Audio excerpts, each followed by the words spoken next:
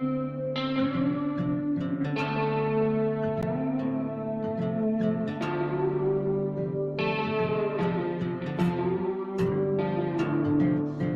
days my guns stay loaded, my family's a little more close. Sometimes we're barely floating, so please don't rock this boat. But if we tip on over, we won't wash to the shore. We'll sink down to the bottom, 'cause we've been here before and we can breathe underwater. Been down at the bottom so long we can breathe underwater.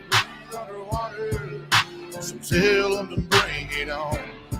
Now he's a big timer, but he's lost on the river. Never went without, never had them cold shivers. Had a silver spoon, always warm in the winter. Drive a fancy car, never had to kill a standard. No bloody hands, never really had a backbone. Never been too deep down the back road. Never showed no respect to a flagpole. Come on, city boy, just another punk asshole. Me and mine, we gon' make it through them dark days. So take your ass on back down to Park Place before you end up in the deep end where them hungry ass sharks stay. We go hard all day. Been here, done that, that's a given. Out back, guns out, country living. If you doubt that, find out, come and get it. We ain't going nowhere, but I'm about to go swimming. These days my guns stay loaded, my family's a little more close. Sometimes we're barely floating, so please don't rock this boat. But if we tip on over, we won't wash to the shore. We'll sink down to the bottom, 'cause we've been here before and we can breathe underwater. Been down at the bottom so long we can breathe underwater. So tell them to bring it on. Won't you take me back to the old days? Just horses in a wagon, shotgun shells and wishing wells. And you could hear them pistols blasting. Better give them hell, but live to tell. Let's write another chapter. We just want our country back and we gon' get what we after. In them pastures, in them fields, we the ones that keep it real. You come stupid around here, that'll probably get you killed. Cold steel under cold skies. A rebel soul from the old times like Jesse James and those guys. I'm watching you with both eyes. I ain't telling no lies. If you wanna come and get it, backwoods country living, shotguns and ammunition, whiskey drinking, steady sipping, saying to hell with the system. I've been living at the bottom, so I'm about to go swimming. Y'all can hate it or you can love it, but I promise we ain't budging. If them boys looking scared, someone probably told them we coming, so y'all better get to running, but don't head for them hills. That's where the hell we living. Round here we keep it real, boy. These days my guns stay loaded, my family's a little more close. Sometimes we're barely floating, so please don't rock this boat. But if we tip on over, we won't wash to the shore. We'll sink down to the bottom, 'cause we've been here before and we can breathe underwater. Been down at the bottom so long we can breathe underwater. So tell them to bring it on. We can breathe underwater. Been down at the bottom so long we can breathe underwater. So tell them to bring it on. Good morning, good day, good evening, wherever that falls for you. I'm going to play one more just because I'm trying to pick up speed. So, playing one more.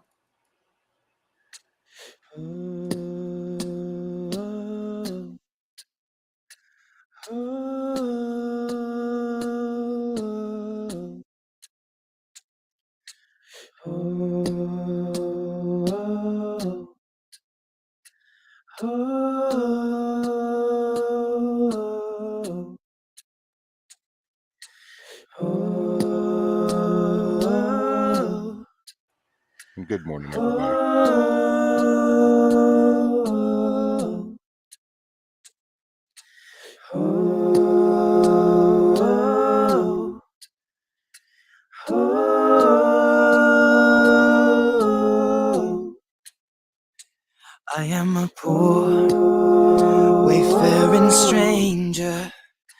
traveling through this world alone. And there's no sickness, toil or danger in that bright line to which I go. And I'm going there to see my mother. And I'm going there no more to roam. And I'm only going over Jordan. And I'm only going over home now.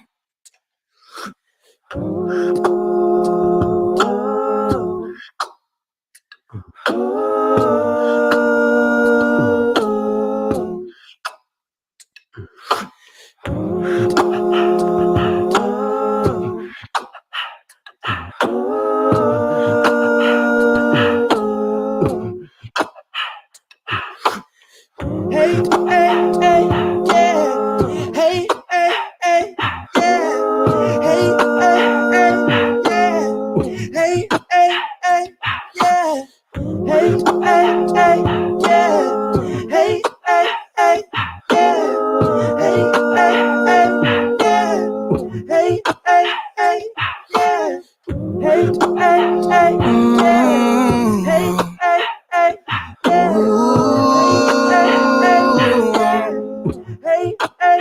And I know dark clouds will gather in me, and I know mountains are up and steep, and the beautiful fields lie just beyond me, and I know mountains are up and steep, and I'm going there to see my mother. And I'm going there no more to roam. And I'm only going over Jordan. And I'm only going over home now. 'Cause I am a poor wayfaring stranger, traveling through this world alone. And there's no sickness, toil or danger in that bright line to which I go. And I'm going there to see my mother. And I'm going there no more to roam. And I'm only going over Jordan. And I'm only going over home now. What's up, people? So hopefully everybody's doing good. What's up, Steve? Aloha, brother. What's up, Benjamin? Auntie? Brian? T-Girl. What's up, ma'am? Anna Marie? Benjamin? Scat Pat? Brian? Jennifer? Josh? What's up, everybody? Sorry if I missed you. And all I gotta say, Brian, is as long as you outnumber the psychiatrist's voice, majority rules. So you can always go with that.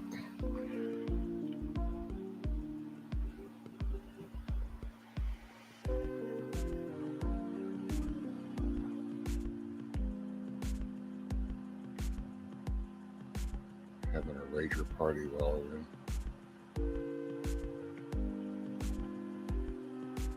Reese's cup of, oh Lord.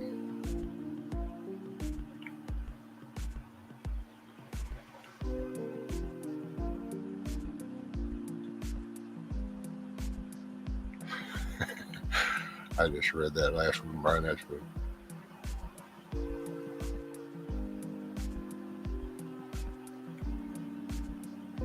What's up, Christina? Hey, I'm going to throw you a link. You want to come up? Hadn't talked to you in forever, man. I'll put you a link in. Shoot 5 minutes. Just like to catch up for a minute if you just want, if you don't mind. I mean, you ain't like, no pressure. I just ain't heard from you in a while, man. I just see you in chat.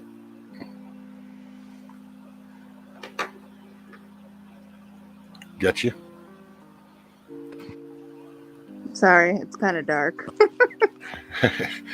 In the dungeon. Oh, yeah, right? Yeah, I haven't talked to you in a while. How have you been? I've been good, just working and, trying to get some shit together. Well, that's a never-ending job, isn't it? Yeah. I'm trying to actually find a daycare where I live. It's almost impossible, so that way I can work full time. Oh, wow. Is that But kind without like, lack of workers, they can't have so many kids, Yep. So that's been my struggle, is trying to fight that battle. Well, that's why I say, man, I feel for y'all that are bringing up kiddos during all this. That's Yeah. unbelievable. I mean, hell, they were a chore back then when we weren't going through all this with mine. So I was like, holy crap, I can do that right now. Yeah. I feel for you. Yeah, it's a lot. And not just that, but you got to remember too, it's like a mortgage payment at daycare. Oh. Because even if I get, my daughter and the one I want to put her to, it's almost $1,000 a month. See, that's like a 2-parent system. One actually has to work just for the daycare almost, because of the cost of all that. It's so crazy. Oh yeah. We'll see. I mean, on my end, I do it singly, so That's just double trouble. exactly. So yeah, that's why I'm saying I'm trying to work full time, because this part-time shit is just barely making it. Hey, what's up, Ray? Hey, morning, Virginia. Oh, hey, Ray. Morning, Rescue. What's up, Christina? What's up, Ray? Well, I just wanted to share with Rescue. So I went online today, just a few moments ago, to the Superior Court website and pulled up my case to see if the judge entered any minutes into it. However, he hasn't entered any minutes. However, on my motion to compel, they set up an evidentiary hearing for June 17th. So I'm thinking that my preliminary injunction, he's going to cite in my favor. And because they want us out by May 31st. So it would make no sense to set up a motion to compel evidentiary hearing on June 17th if I wasn't going to be here. Yeah, this is true. So, that's awesome. So I mean, that's a good hint. Yeah, I'll know for sure tomorrow. The judge said he would let us know by the end of the day Friday. So, on my preliminary injunction, I don't care. I'm still leaving. I'm out of here by Monday. So.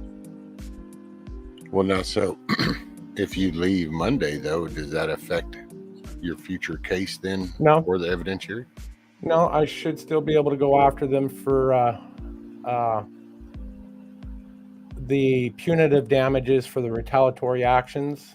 What's on already just that taken place. And then because he's already found that they've operated in retaliation, so I should still be able to get that. And I still have the case for the diminished value. That hasn't changed. We haven't argued that, but that's kind of point blank right there, easy to tell. Sorry, Christina, to bore you. No, I was catching up. I talked her into coming up. That's the first she stopped in to say, hey, just wanted to say hi, and she was going to bed. And I was like, well, can you come up for just a few? I ain't heard from you in like forever. It's actually kind of ironic because we used to talk a lot, and then we both kind of have, I don't know, we overlap, but we don't get to talk anymore. So. Yeah. And I think I said morning, Virginia, and I see Michelle. Okay, well, catch me in the morning, Christina. Because I got to say, I was fixing to say that it was kind of weird because I wasn't even going to start this. I was actually going to cancel this like 2 hours ago, and I went to do it, and I thought, no. See, there's that. You got to stick with what you say, and that's where I do in my head. See, those are some of the battles. Well, it was just kind of ironic because I was sitting here, and that's why I even played a second song. I'm like, man, I'm just not really...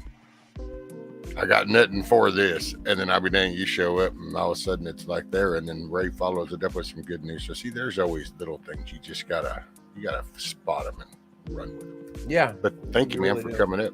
Holler at me in the morning for sure. Yeah, I'm not gonna stick around long. I'm gonna actually go back to bed. I already took a 4-hour nap, and I'm just waking up. So I'm fueling up on fluids, and then I'm gonna go back to sleep. Gotta hydrate. Right? Well, I don't know if drinking Pepsi Zero Sugar is hydrating, but This is true. it does help me. What's up, Steve? Aloha, brother. That's one man I'm very jealous of. Living out there in Hawaii. Picturesque scenery all the time. Oh, I know, man. Them sunsets that's the shiznit. Yeah, they kind of make up for the price of milk. Dude, damn, what was it yesterday? My wife told me it's like 460 something, 470 something, or some shit like that. And I was just like, Crazy. Holy shit, dude.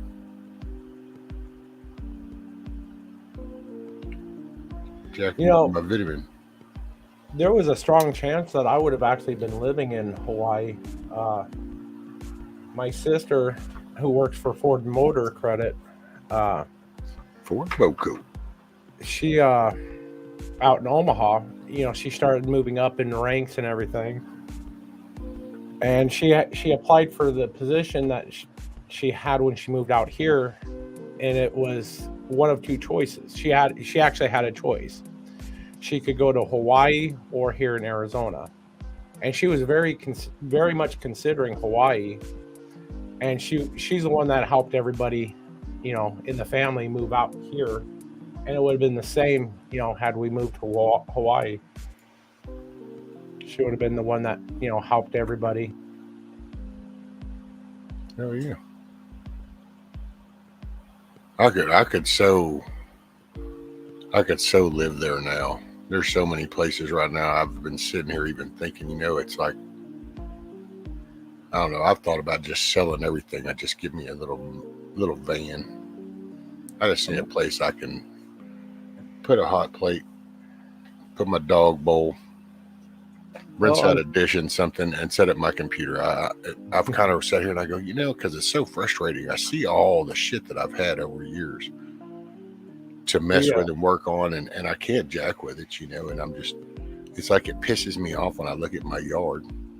I've even bought a DeWalt cordless weed eater thinking, okay, I can try to do this, and I kind of can. I just can't really weed eat everything. So right. Well, see, that's why I'm out this weekend.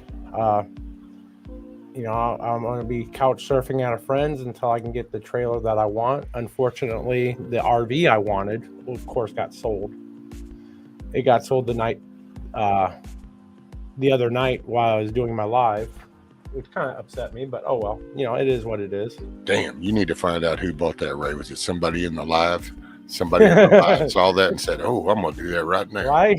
Probably could have been. More than Tina. But, I already have another one that's a little 1970 high-low, if you've ever seen one of those. That sounds so familiar here. It's a camper that it raises up and down. So okay. Yeah, got the extended roof. Yeah, it basically goes all the way down so that it's basically at car level. The roof is at the same level or a little bit below the roof line of your car. And then when you get to wherever you want, you just lift it up and there it is. Dude, I grew up in a Toyota Chinook. And those were badass. I thought that was the coolest shit. I was a teenager. My mom got one. We used to go camping. And dude, you can cook, you can eat, you can do everything on the road because it had one of those little walk-through type from that little Toyota. It's a little Toyota truck cab is all it was with the camper shell on it. So it was like a deformed ladybug.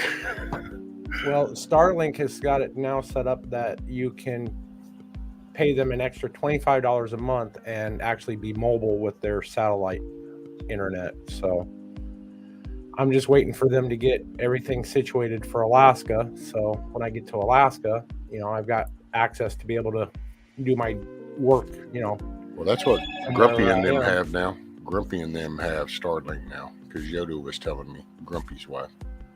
They've Yeah, heard about I those. gotta have high speed internet, and Starlink is about the highest speed I'm going to be able to get.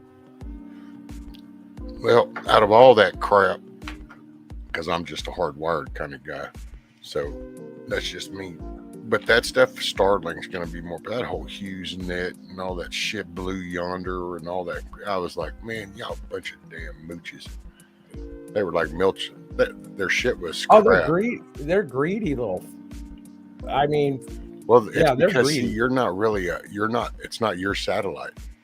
It's almost like a community satellite, and you're going to charge people to bounce off that satellite to go play. It's like, well, that's kind of chicken shit, but yet you charge prices like it's all yours. Where that's the one thing with Starlink. Oh no, that's all his shit. So then, yeah, that ought to work better than anything. So I'm kind of I'm looking forward to things. But when I saw that today, like I said, I just happened to I check my case every day. Now, can I twice a day. just not trying to be the bubble buster, although hell, I get called an asshole all the time, so it doesn't realize. That's okay. In my book, you're not an asshole. You're the full ass, so don't worry. There you go, buddy. Like 200 plus worth, but I'll never make you a part of something. I will make you the full thing. I wonder, so just food for thought, being the other side, throwing it out there, just prepare. But is it possible that the date got set because of the way categorizations and filing and schedulings goes, that they just threw that in and it kind of got attached to a date, but yet there's a small possibility of that. However, I'm thinking they would have set that date when if it was something like what you're saying, they would have set the date at the time that I filed all my paperwork and all that. That's true. That's what I was thinking whenever you were talking. I thought, well, most of them, because they'll open that book and it's like, okay, well then I want to hear, and then his little court clerk, his little assistant kind of goes, Thursday, May 23rd, and it's like, yep, Thursday, May 23rd. They never know what they're doing. Somebody has to tell it's very much possible that it was. And I was just throwing that out there. I ain't trying to shoot bubble. No, I mean, but I got to look at it as a positive. I mean, even I think like you I got said, facts on your side, so I think the facts are just so obvious for you that you just. The only thing the judge is questioning is if their notice legally constitutes an action. And as far as I could read and tell, doing my research, that a notice is an action. A notice to vacate is you are taking an action against them. You're telling them to leave. And that is an action, so. There you go. I think you got. Oh, I'm pretty certain I got them balls to walls. Definitely in the prayers. But like I said, even if, it doesn't go my way, okay, fine. They don't grant me the preliminary injunction. I still got them for diminished value. I mean, there's no way you're going to get away from the diminished value of the rental.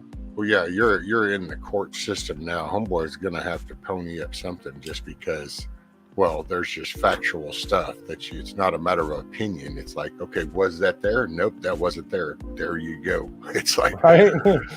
Have you done, and like the judge told him, when he said, I definitely see you guys have retaliated against him, because once he filed his complaint, he filed the complaint with you guys first, and then he filed the complaint with the city. Once he filed the complaint with the city, the only thing you have done as a company was to get a permit renewed or extended for a longer period of time. You haven't even made an attempt to do anything in regards to the actual issue, other than to renew extend a permit. He's like, you guys could have put in an electric range, and the whole issue would have been resolved right then and there. Well, because see, that's what I say. There's so many facts on your side. It's kind of like, wait a minute. So the gas wasn't on. No. And he told you about it. Yeah. And you didn't go do anything about it. Well, we filed for a permit. What I'm saying? It's just at some point it becomes like, Okay, that is either sitting there or it's not. It's not a matter of, well, no, there's no, Yeah, the only thing they could say is, well, we filed for a permit to work on it. That's all. Did it ever That's get all approved? you did? Did the permit ever get approved? Oh, the permit's always, the permits See? are So it's usually kind of always like there. It's approved. like, well, wait a minute. I mean- So when did you file for the permit? Well, we did it then. So was it approved? Well, yeah. Well, when was it approved? Well, kind of the next day. And you did what? Right?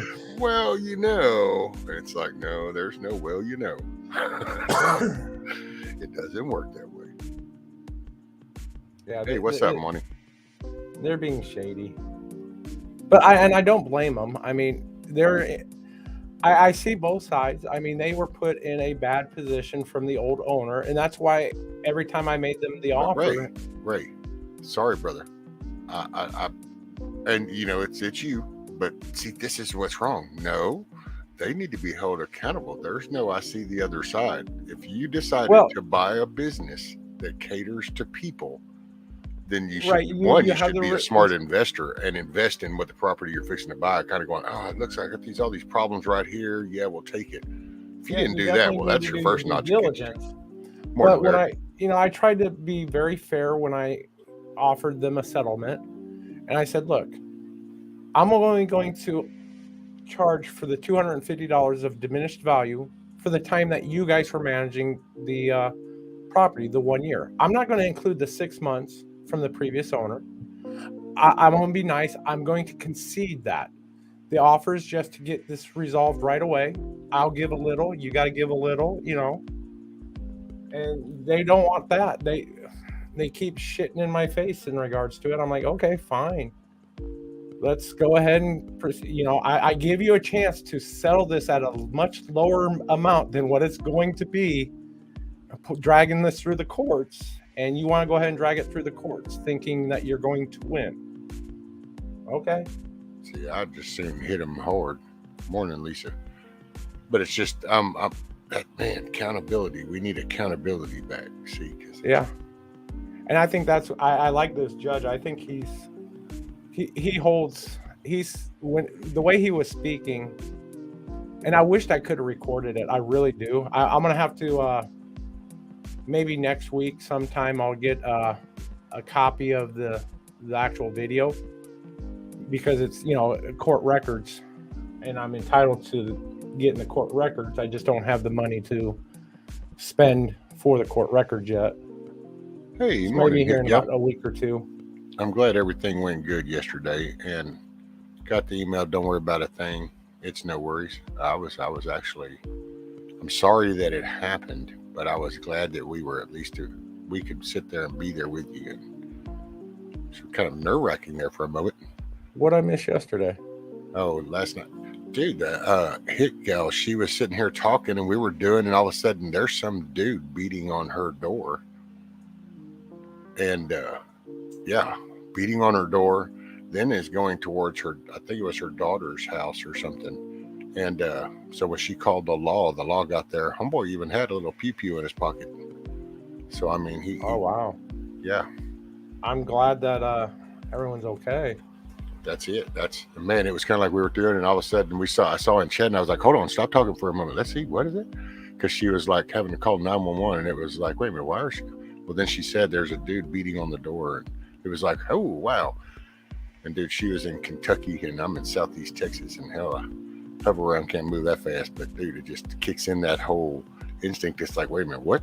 Something? No, man. Right. I'm just glad everything's good. Hey, what's up, remote viewer? Connie. Morning, guys. Morning, everybody. Morning, good day, good evening, wherever that's working.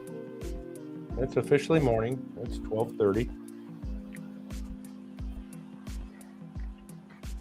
You're more than welcome, Hit Gal. I'm just glad everything turned out okay.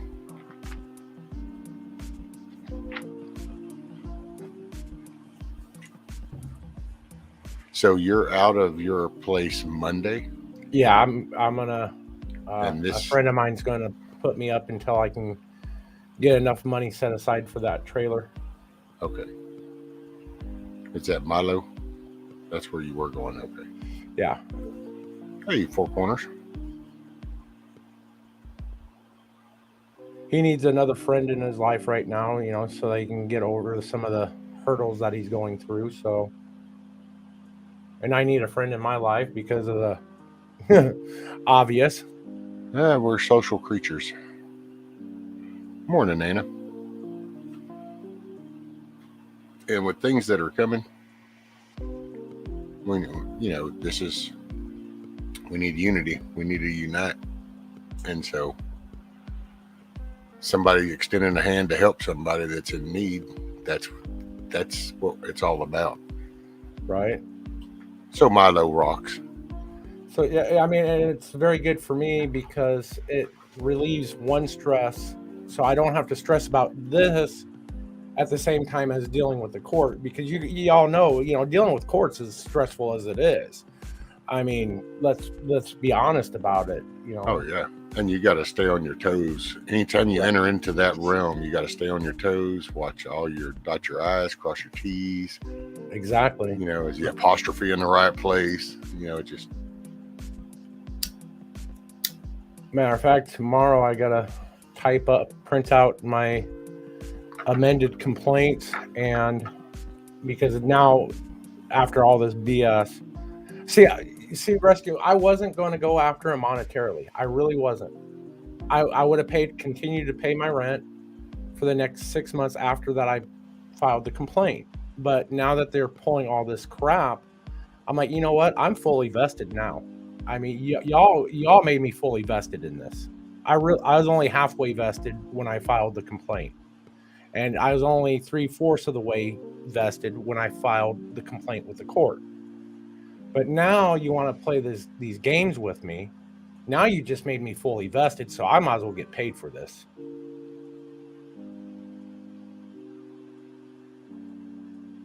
And just think, all I wanted was to be able to cook on my stove. Right. That's all I wanted. See, that's what gets me, dude. So is it the whole, by the way, just out of curiosity, really, so is it the whole building, or is it just your apartment? No, it's the whole building. And so the whole complex has just been out of gas. Yeah, I'll pull up a picture of the unit. See, I don't know, man. How? Well, this is what had happened. The previous owner was a slumlord, and there was a leak from one of the other building. So he just had his maintenance crew run another gas line from the one gas line in this building to the other building to supplement the pressure. And when he did that, they did such a piss poor job that the gas was leaking underground. Then we had a murder out here. One of the residents got murdered, and the police had came out and they smelled gas. So they called in the city. The city called in the gas company. The gas company said, okay, there's gas leaking. This is dangerous. We're going to go ahead and turn off the gas until they get it repaired. The gas company gave the owner a certain amount of time to get the repairs done. He didn't do it. And they came out, removed the meters. They removed the gas line all the way to the gas main. They had to tear up part of the street to and remove the actual gas line that was running from the main to the property. See, that blows my mind, because I guess I'm listening to you, but I'm also reminding myself that this is a year and a half ago. And it's kind of like, so, but in that building, there's no gas, and I'm assuming people went and raised a ruckus somehow. I mean, I would think you ought to, because you live in the city. I mean, that's that's just it. They prey on people that won't really report much of anything. They're just happy to have a place to, call home. And they let it go to it's kind of the slum thing until it reaches a point to where it's a self-sustaining thing. So both sides now are kind of mutual agreement. Yeah. Oh, I'll let you So- tear shit up. Yeah, you don't call the law in, so we do what we do, and there you go. Yeah, basically, that's the way it is with him and even this new company. And I didn't really want to say anything because, I knew what was going to happen. I knew it was going to be a fight because I fought many apartment complex before, which caused me to get several evictions because I did the wrong things. So I learned from my mistakes, and I applied that to this place, and I'm doing good. So, but let me share this, and I'll show you. Well, I'm glad you how got. things are. At least you got stuff moving forward. Yeah, I really probably wouldn't have filed a complaint with the city, except for the fact that when I did, I knew I had a backup plan in place with Milo. So I'll share this. This is the overview. So so that you see my mouse. This is the one building which has 3 units, and this is the other building that has 5 units in it. 3 of which are like studio apartments. I mean, very small, barely 250 square feet. So this unit here, this guy got shot that lived here. He was shot and murdered. That's when the city came in, or the cops came in and smelt everything. So they took out all the gas for both buildings because they made an illegal line basically from 1 meter to the meter over here. And they took all that out. They had to cut right here, right about here where I'm circling, in order to remove the gas line that ran to the property. So there's not even a gas line that runs to the building. Not anymore. No, they cut it out. See, completely. you know what? No, you know what's happening, or what? My opinion, my 2 cents. I'll just throw it in there. It's like a grain of salt, but it's like, see, the city. There's this little game going, and they really want to collapse that property. That's why they're totally cool with cutting the gas to it. It's like, yep, cool. That's one more step to where we're going because we'd like to level that place to begin with. Technically, yeah, the city is very upset with this property because of all the owners that have had this last owner. He had, oh my God, if I pull up the complaint list, he's got nothing but just, matter of fact, let me go ahead and do that. I got that on saved here. Virginia, his gas with the apartments, that was their stoves. Their stoves all ran on the gas. Yeah, and the only thing the landlord was worried about is if the hot water was still working. So this is just my case detail. Let me.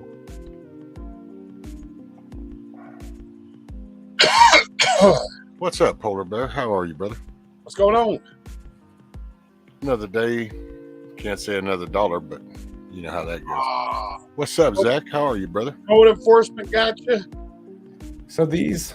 He's on the process of moving out because his landlord, and he's got a. Oh, his landlord's breaking code enforcement. Oh, yeah. Oh, yeah. These are all the code enforcement cases. These are not all the individual code compliance issues. This is just how many cases. So the very bottom was the original owner. The very top is the new owner. And 1, 2, 3, 4, 5, 6, 7 cases. I mean, are all the old owner. I'm a little late to the game, but some, depending on where you live, some of them code rules and whatever are bullshit. Like, oh no, this is totally the landlord that's a shithead. Yeah, I agree with what he's saying. Some of them were bullshit, just trash and whatnot. Well, yeah, like that.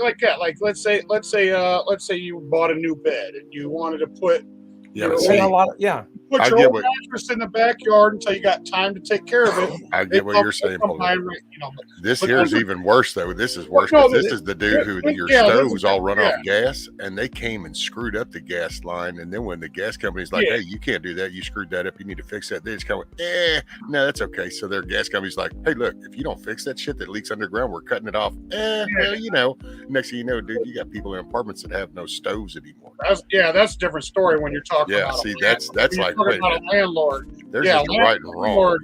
Yeah, that a landlord needs to. I mean, I don't know about where you live, Fat Man Prepper, but where I live is like you can't, like, let's say you're having a property and you're going to rent it out, you're going to sell it or whatever. Before you can do any of that, they come in and they fucking check everything. And if you're not 100% up to code, you can't rent, you can't you can't do nothing. Yeah. See, they only do that if you have violations with the city and those violations have gone unchecked. Oh no. Then the code enforcement will actually. Night remote viewer, brother. Get you some rest. Much love and thoughts and prayers. Wake up with a smile. And Zach, I love you, buddy. You take care. You need to get you a Jimmy. Yeah, Zach went a long pushed a long one, tonight. I think, the other night, last night or something too. So you got to take care of yourself, brother. Don't you go wear yourself down. I love you, buddy. But no, Fat Man, what I was saying is say you went and bought a property and there's a house, you want to rent it out. You can't rent that shit out until code enforcement comes in and they check. And if you miss anything, you're not renting. Yeah, they don't do that here. You can rent out at any time unless like in my case, now that I filed the complaint and they haven't fixed it within the time frame allotted, now code enforcement will actually start fining them and they cannot rent any more units until they get a certificate from code enforcement. They shouldn't even be allowed to rent it to you until it's ready to go. See, out here, like in Texas, where I live, it's if you want your house, if people that have rental property make a decision in Texas, you either want to just have some rental property that you want to just throw out there so you can, and you can just charge what you want. It can be in whatever shape. If somebody wants to do it, it's cool. Then there's the other side that if you want on the gravy train side to where you're getting the HUD housing, because see, that's that tie into that government thing. Now all of a sudden you have to meet all this checklist. These houses have to meet all of these particular, because once again you're stepping into that federal ballpark. The minute you stop stepping over into that federal swimming pool, we'll realize that we won't be swimming in so much shit. But here's the thing. Like if you're a renter and you get your shit up to code and it's HUD housing approved, Section 8, whatever you want to call it, you ain't got to worry about rent not getting paid. You're going to get that check from the government like clockwork. Right. Oh, yeah, but you're just perpetuating the problem. Instead, we need to encourage people to own their property and own their house and have their property. I understand, but I mean, but that was the pitch they did a couple hundred years ago with the cities. It was going, hey, that's tough out there in that wilderness. If you'll stay right here, and then all of a sudden you get fed all these promises. And but I mean, there's a lot of isolated events. You have how many conservative metropolitan cities are there? I'm just saying. I'm not trying to make. I'm just saying though. It feeds because that's in that. The government wants to be bigger. Well, the way you get bigger is to try to convince people that they really need you. That I'm from the government and I'm here to help, and people believe that. But, to me, that makes me go click. I know, but I mean, obviously, you have to understand that there's people out there with no higher education, where I live, very very minimal skill set, and they're only ever gonna be able to make X amount of dollars a year, and that is never gonna. Where I live, the annual income in my area is like the good money is $25,000 to $35,000 a year. So see, where I live, I'm in a rural area, so it's very rural. Matter of fact, the high schools here, they teach it. They actually teach more on trade. It's all about the FFA, the welding. It's actually trade school. I'm not trying to be funny, and I'm not trying to laugh at nobody, and I'm not trying to disrespect anybody. But if my annual salary was $25,000 a year, I would cry. That's because of where you live. That doesn't represent much. But here, you can own your house. I mean, there's people right down the road that the house is only worth like $35,000, and dude only makes like probably $22,000, $24,000 a year at the job he's at, but he owns that place. Well, no, but what I'm saying. So he's got his house. But it's the life around here. The gas wasn't as high. The medium income here, I think, in the particular small, like I live in a metro, but the city that I live in, The suburb. whatever. That's what we call them down here. We have like you have Houston, and then you have towns that are connected to Houston, but we call them suburbs. Yeah, but so the section of the larger metro that I live in, the median income is probably anywhere from 22 to 28, which is low. Like, and I make substantially more than that. But like, I mean. Oh, well, there's people here that make more because they'll travel out. Just like when we lived here and with raising my kids, I made more, but I also drove almost an hour and 10 minutes every morning and at the end of every day. So, I drove down towards where the money was because the money was down around the ports. I make more because I'm in a large metro. There's like almost 3.5 million people in our metro. So yeah, see, I can do an hour and a half, hour and 45 minutes south and go into Houston and then have that. Yeah, that way. And that's what a lot of people do. Now you're in there. So number one, there's a lot more job opportunities. Number two,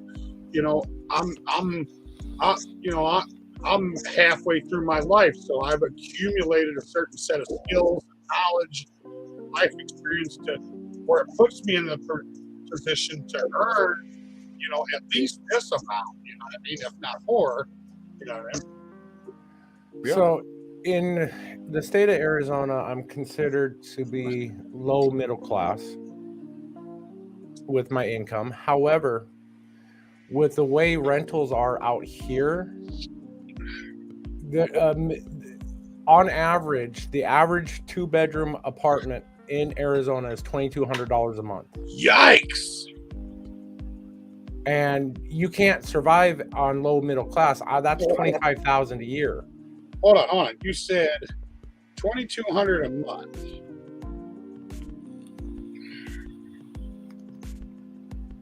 So,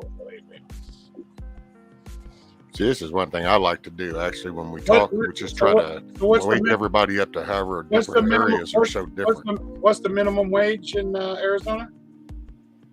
Oh, I don't know what the minimum is. I mean, you had to guess. I think it's like 16 or no, it could be 17, I think. Let me look up. Wage for Arizona? Let me look it up. I'll say we just Google real quick and say minimum wage Arizona. Yeah. Minimum wage in Arizona is only $12.80.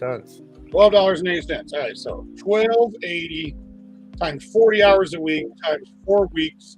You're only looking at $2,048 pre-tax. Yeah. How could one person even afford to live? And look, I know what people are going to say. Well, go to college. Go get a trade. Blah, blah, blah. Well, guess what? Not everybody can do that. Yeah. Not everybody is intelligent enough, has the mindset, the drive, the willpower to go to college or learn a trade, stuff like that. And here's the other thing. Wait a minute. What? Hold on. Back up a minute, Polar Bear, because I guess because they don't have that ability, but they should still qualify for more minimum wage, even. No. That's not what I'm getting at. Oh, okay. I was kind of like, wait a minute. No, that's not what I'm getting at. What I'm getting at is, what I'm trying to say is it takes all types. It's easy for somebody to sit back and say, go to college, get a degree, go to trade school. Guess what? Well, then who's gonna be working at the gas stations? Who's going to be making the burger? But that's where you work while you go to the trade school. See, that's where. But look, and that's also where the slumlords come and take advantage. There's a lot of people that don't have. Well, that's the system.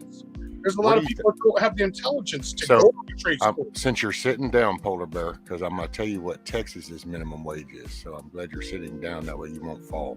So see here, because you were shocked by his. So just let me go ahead and, we got to defib your ass on this one. So in Texas, it's $7.25 an hour. Wow. I think that's probably what the federal minimum too. Well, that's the federal minimum wage, and that's what we go off in Texas because then you're based off of. That way you're judged off of what you bring to the table, not a mandatory. It's not that way you need it. You're encouraged around. But look, here's the thing. Okay, so let's say go be better at your job. Let's say we encourage everybody to go to trade school, everybody to go to college. Everybody's got these great jobs. Who's working at the gas stations? Who's working the in the people factory? going to the schools, Polar Bear. So that's like, okay, whenever I was growing up, what you would do, like your typical, I don't know, I'm not trying to insult nobody, but the typical kid growing up, because I grew up on a farm, so it was a little different. So typical kids going into school, in high school, when they started high school, it was to go to the gas station to get the job. It was to go to the Brookshire Brothers and get the job. It was to go to the theater and get the job. But that wasn't supposed to stay there. That was a stepping stone to learn how to introduce yourself into the work environment. Then, if fast food, food sales, that type of stuff, or theater, entertainment was your thing, you would work up into management and work your way up. And that's what you were encouraged to do. No, and see, nowadays, people don't even want to freaking work. It's just that, hey, my grandparents gave me this money, and now I don't have to do shit. And I get what you're saying, but the problem and I don't want to use the word problem, but let's loosely use the word problem. And what did I do, Virginia? I see rescue dang, so I said so. What's going on with that is yes, and I agree with you. Back in the day, the people that worked the grill at a McDonald's, they worked at the gas station, or they ran the projector at the movie theater, whatever, took the tickets. This was typically a teenage job. You'd work it while you're a teenager, and then you graduate. Go on. Guess what? Right now, the federal government take over too much shit. No. Encourage people not to go to work. No, listen.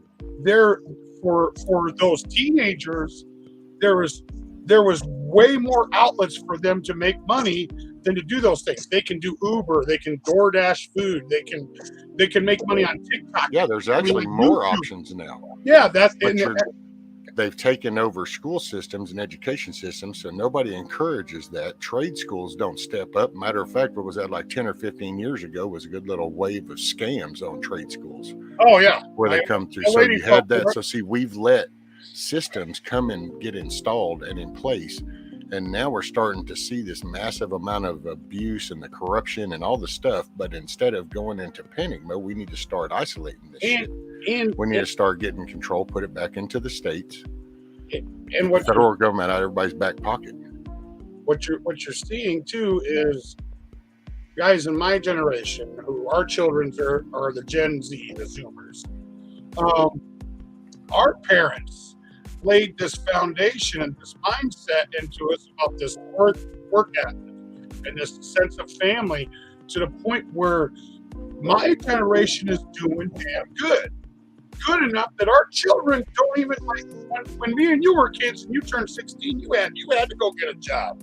You know what I mean? Like that was you were encouraged. It was part, I mean, as far as down around where I live, because see, we've talked about that before. It's the whole social fabric. That was what the thing. Hell, when you started your first day of high school, your badge of honor was to also walk in there talking about that over the summer, I got me a job and I'm going to be working here. And that's what you do. Now, when they start high school, they're like, screw this shit, man. Who needs this? So you're not encouraged to even work. I'm a Gen Xer. I started working when I was. Now, which versions that you have to explain this? Okay, Gen X, Gen Z. You were born between 97 and 2012. Millennials. No. Yeah, that's Gen Z. 92. 97 through 2012. And by the way, millennials were born 81 to 96. What? Okay, yeah. I see what you said. Yeah. Gen X, which I'm a Gen X. You got to watch the direction. Gen X is 1965 to 1980, and Boomers 2 is 55 to 64. Yeah, Boomers is my parents. Boomers 1 would be 46 to 54. Post-war generation is 28 to 45. And the World War II generation was 1922 to 1927. Which one are you if you're born in 60? So which version is this? You're a boomer. You're a boomer. Oh, a boomer. Okay. But depending on when in 60, a boomer, you probably own your own home. You probably own your own car. You probably got a boomer. You're either a boomer two, depending upon the year of, what part of 1960. If you're born before 1964, so they you're even have the shit two. broke down into months. Well, up to 1964, Yeah, you're considered a boomer two. If you're born after 64, so if you're born in 65, then you're a Gen X. This is the problem. Back in my day growing up, you picked up a hammer and they said, this is the handle. Now, this little metal piece is called the nail head. You swing hammer to nail head. All of a sudden in this generation, it's like, well, I don't know. We need to really study on what's the weight of that coming down? What velocity? Should I even be applying this pressure? Maybe we just need to put this off for now. I was 8 or 9 when I first started hustling. I was mowing lawns during the summer, in spring and fall, and raking leaves in the fall.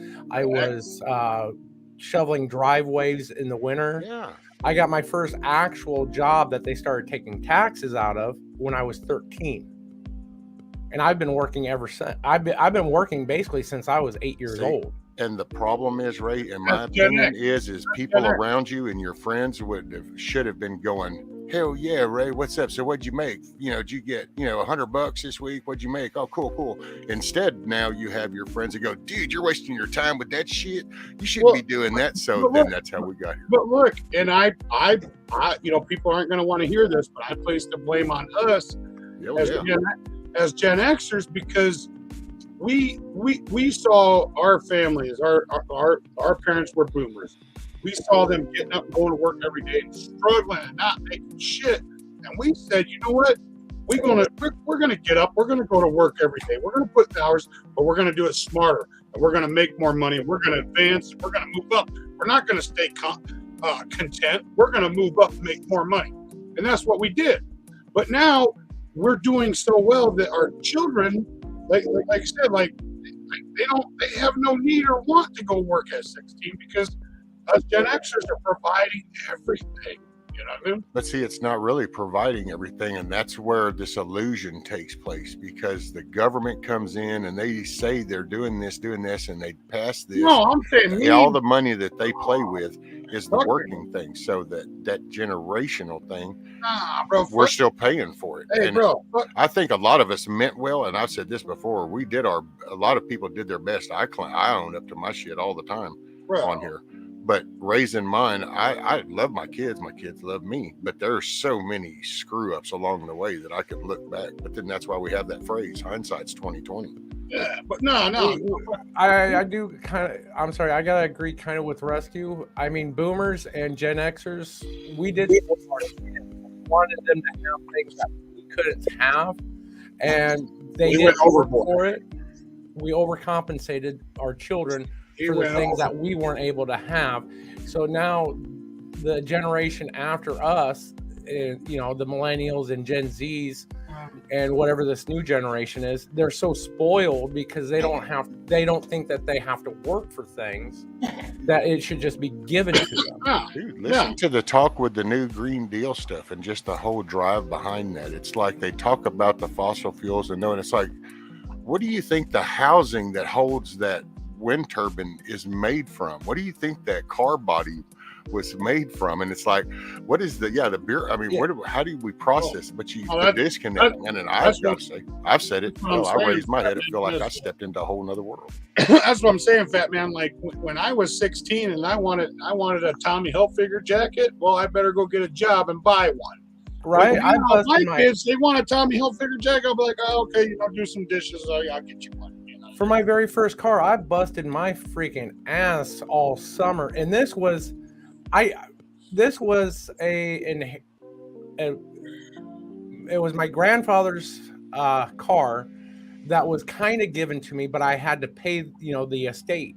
So yeah, it could have been just given to me, but they wanted me to work for it, so I worked my ass off and I gave them the money for it. And you take pride in actually working for something, because now how much time that you invested in just this one thing. It's our fault, man, and I'll take the blame. It's my fault for being too soft on my children, giving them everything that I never had. And I'm not dissing my parents. I never went hungry. I never went without the lights on. I never went without. Well, that's obvious by your video. You didn't go hungry. You're just like me, brother. I don't know. It looks like you might be a little hungry. You know, did I have all the extra bells and whistles? No, but I had everything that I needed. You know what I mean? But with me, I think he still got his YouTube open. No. But with me, I give my kids all the bells and whistles that I can. You know. And me and my ex got into a big conversation about raising kids. I'm like, look, I don't mind buying things for them, but they're going to learn that they're going to work in order to use them. And if they don't work, they're not going to use those items, those additional items. You know, raising kids, you know, like parents beat themselves up too much. Like, you know, like I feel like if your kids, if the lights are on, there's hot water, there's food in their belly, there's clothes on their back, like you're doing good as a parent. You know, they're healthy. That's the basics, Polar Bear. I see people now. That's the require. I mean, that's what they should be doing. Well, exactly, but there's people out that are not doing that. Right. That's why though, is because we have generations that had that. Some had that, but some had we'll just let the kid fend for themselves. And when we entered into this whole technology thing, we started handing these as babysitters. I see. That's the whole social thing. I think I did it. I know raising mine. Hell, dude, I just worked and paid bills. I thought I was paying attention because I kind of would monitor some of what they would watch and listen to. So I was doing what I thought was actually hard parenting shit. Only now what I see now is, okay, that wasn't hard. I wasn't paying attention to some little details. Well, you know, you fight battles, but you lose the war. Hey, brother, parenting is very different today because I see these families with these kids, you know, 6, 7, 8 years old. They're spending 2 months of worth of rent on a birthday party for a kid that's 6, 7, or 8 years old. I'm like, really? Our idea was of a birthday party. It was a bunch of friends together, cake, ice cream, and that was about it. It's part of keeping up with the Joneses, brother, and especially with this digital age and with the whole TikTok and YouTube, and now it can be all put up for viral hits. Man, you got to be big so you get the hits. Yeah. I mean, these people are renting 2 or 3 bouncy houses, and all this thing nowadays. You know what we do?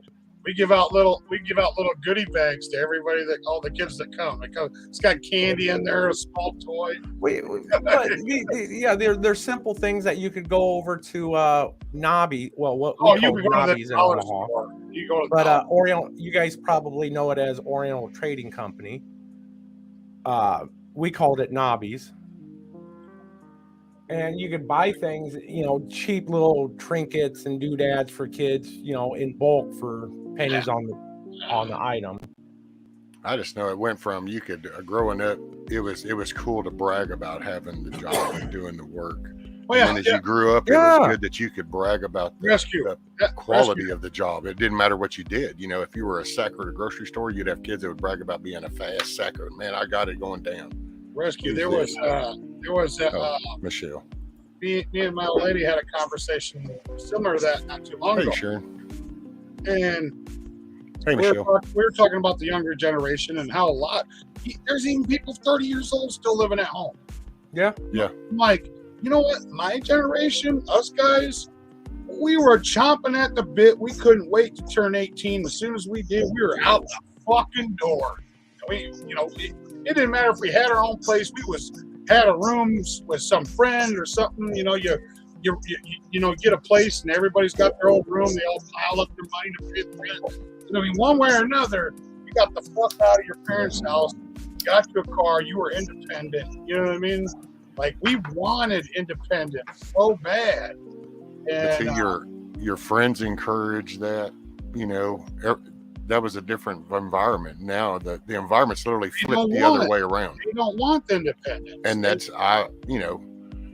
there's no single source to the problem. It's an overall. Well, no. I mean, it's not something you're going to fix overnight. It's not something you're going to fix in a few years. It's going to take a long time. Oh, that's a whole generation or two worth of shifting. It's actually trying to, now you just got to get people to focus on trying to just build that social fabric back. Because it's so fractured on this side, it's unbelievable. What I'm saying is, I will accept my blame and playing a part in that role, because yes, I did those same things for my children and done, raised them a certain way that built them to be like that. You know what I mean? Well, yeah, but see, now you got an influence with your grandkids and, your kids, you talk to them. I mean, that's what I do with mine. I just talk to mine, and then I sit here and kind of hope the best with my granddaughter, and I participate when I can.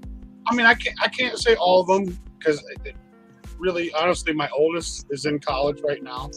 My middle child, I got him a job when he was 16. He was kind of reluctant, but I got him. But once them checks started coming in, he was able to buy a new monitor, a new Xbox, not with his money. You spend it how you want. It's your money, bro. Like he got that taste of money. He a vampire. He wants the blood.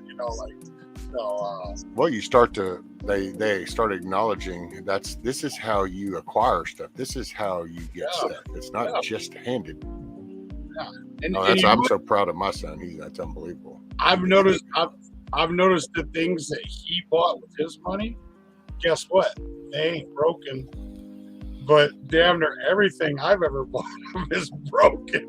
God. That's it. The lights finally came on. It's like, yeah, when you put a little skin in the game, then it means a little more. I won't rage quit and throw this controller at the wall, because I got to work 4 hours to pay for another one. Yeah, Garrett, where did you pick that up from? Garrett, it says that Klaus Schwab and Antonio Guerrero signed agreement to accelerate the agenda for 2030. I don't even know who all that is. More vaccinations? No, those are the bigger CEO board global type thing. The Illuminati. Yes, I guess there's some of that goes there. I mean, they're basically they're rich people that their families have been rich for a long time, and they got a lot of power. You know what's funny, Rescue? Our country, or whatever our republic is, the United States of America, we were built on the fact that our government, the King of England, whatever, had too much control and wanted too much. We came over here and we said, no, we want freedoms. You ain't fucking taking our guns, this, that thing. Why is it every time you turn around, you see the Democratic Party wanting to try to make more gun laws, more guns? Every time why do they want to take the guns away from you? Because you take the guns away, then there's no way for us to defend ourselves. We don't need to defend ourselves versus China. Well, what do you mean? So, listen, we got an army for that. The key words of the Second Amendment is tyrannical government, and those two words ought to explain why every anti-gun law wants to come out, and it always comes out from that pool of people that it actually words.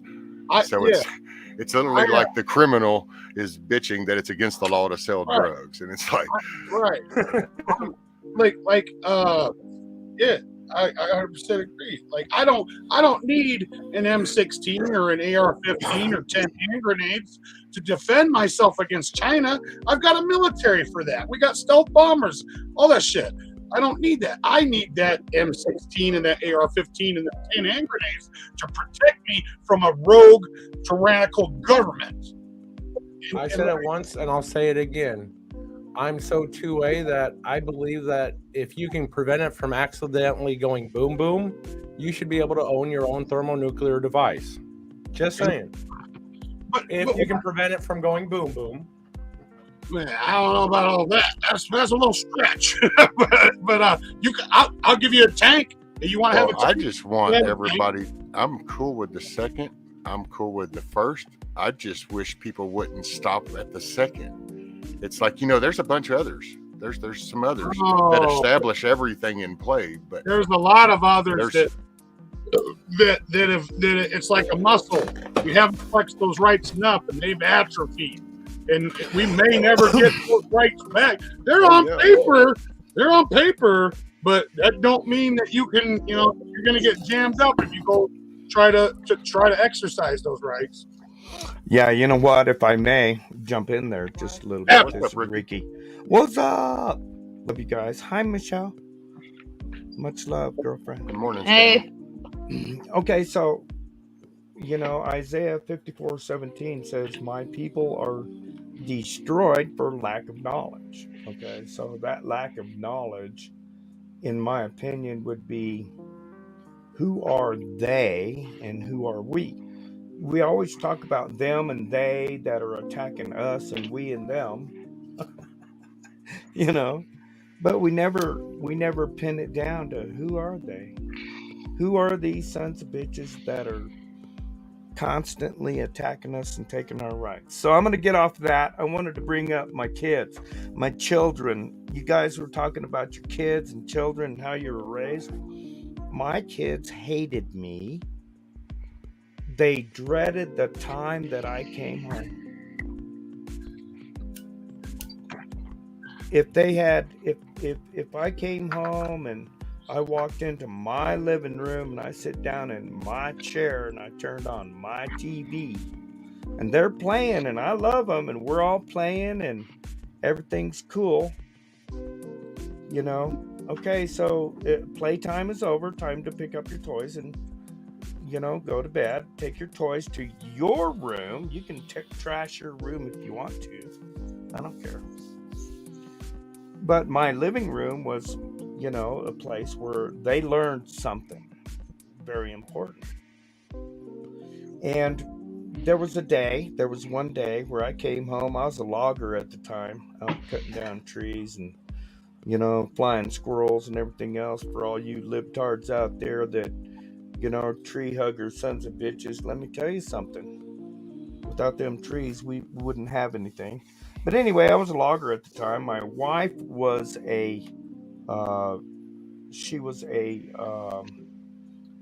Greenpeace person. Oh God. What a great relationship. It was awesome. I should write a book. Anyway, I'm sitting in my living room. We're going back to my kids, and I'll make this short. As short as possible. Kids. Damn it. Today, nothing. They're fucking brain dead zombies. Anyway, I told my kids, pick up your toys and put them in your room. And I'm sitting there watching TV. I was probably having a beer, relaxing. And I said, guys, pick up your toys, put them in your room. And it came down to the point where I said, guys, if you don't pick up your toys, I will. And they ignored me. And I went and got a garbage bag and went around the whole living room, picked up all their toys. And there were a lot of expensive fucking toys. I mean, I paid for them. Really nice toys. Picked them all up, put them in a garbage bag, and took them outside and put them in the burn barrel. And they saw this happen. And they were devastated. But what lesson did they learn? I bet. They were devastated. What lesson Did you set them on fire? Oh yeah, they were gone, man. They were gone. Oh, they were gone. They were not getting them back. Damn. And that's kind of shit I did to my kids. I'd hate you too, Dad. Mm-hmm. They hated me. I mean, I'm not judging your parental skills, but I mean, you could have got the same point across by. I think you kind of are when you go, you're a dick. But no, I'm saying. No, I'm just picking. That is a joke. I'm hoping everybody up here was cool with that. So you could have put them in the burn barrel and act like you were going to light them up. No, I think your point would have got across. No, it has to do with integrity. It has to do with look, kids. But at the same time, hey, I'm with guys, you. You're you won all those toys. Those toys were yours. Okay, so I'll tell you another story. It has to do with integrity. Your integrity, And I'll tell you another story. There was a day that my kids and my wife were sitting in a camper. It was a fifth wheel camper. and it was who was it? Lindsay. It was Lindsay's turn to do the dishes. No, it was Kelsey's turn to do the dishes, and she didn't do the dishes. So everybody got a plate at the table except Kelsey. It was spaghetti night, and we put Kelsey's food on the table with no silverware, no plate. Wow. Harsh, sounds harsh. But you know what? Every time it was her turn to do the dishes from then on, she did it. She got it. She understood. And then there was another time Kelsey. Just curious out of the age when that happened. 5 or 6. Young, very young. All right, ladies and gentlemen, I'm going to jump down. I'm going to go to sleep. Rescue, I hope to see you when I wake up. He's always on when we wake up, right? Later, Ray. Hey, you guys are basically on the East Coast. Yeah. Especially you, Michelle. I know. Rescue's only a few hours difference from me, but still. I don't know how I don't know how I survive on the little sleep I do, but I do. I'm in the central time zone, the only time zone that really matters. No. I live in Arizona. That's the only time zone that matters because it's the only one that doesn't change. The only thing that changes are the 3 letters after the time. I'm not changing my time. I'm 3 letters. Yeah. We go from Pacific Standard Time to Mountain Standard Time. That's it.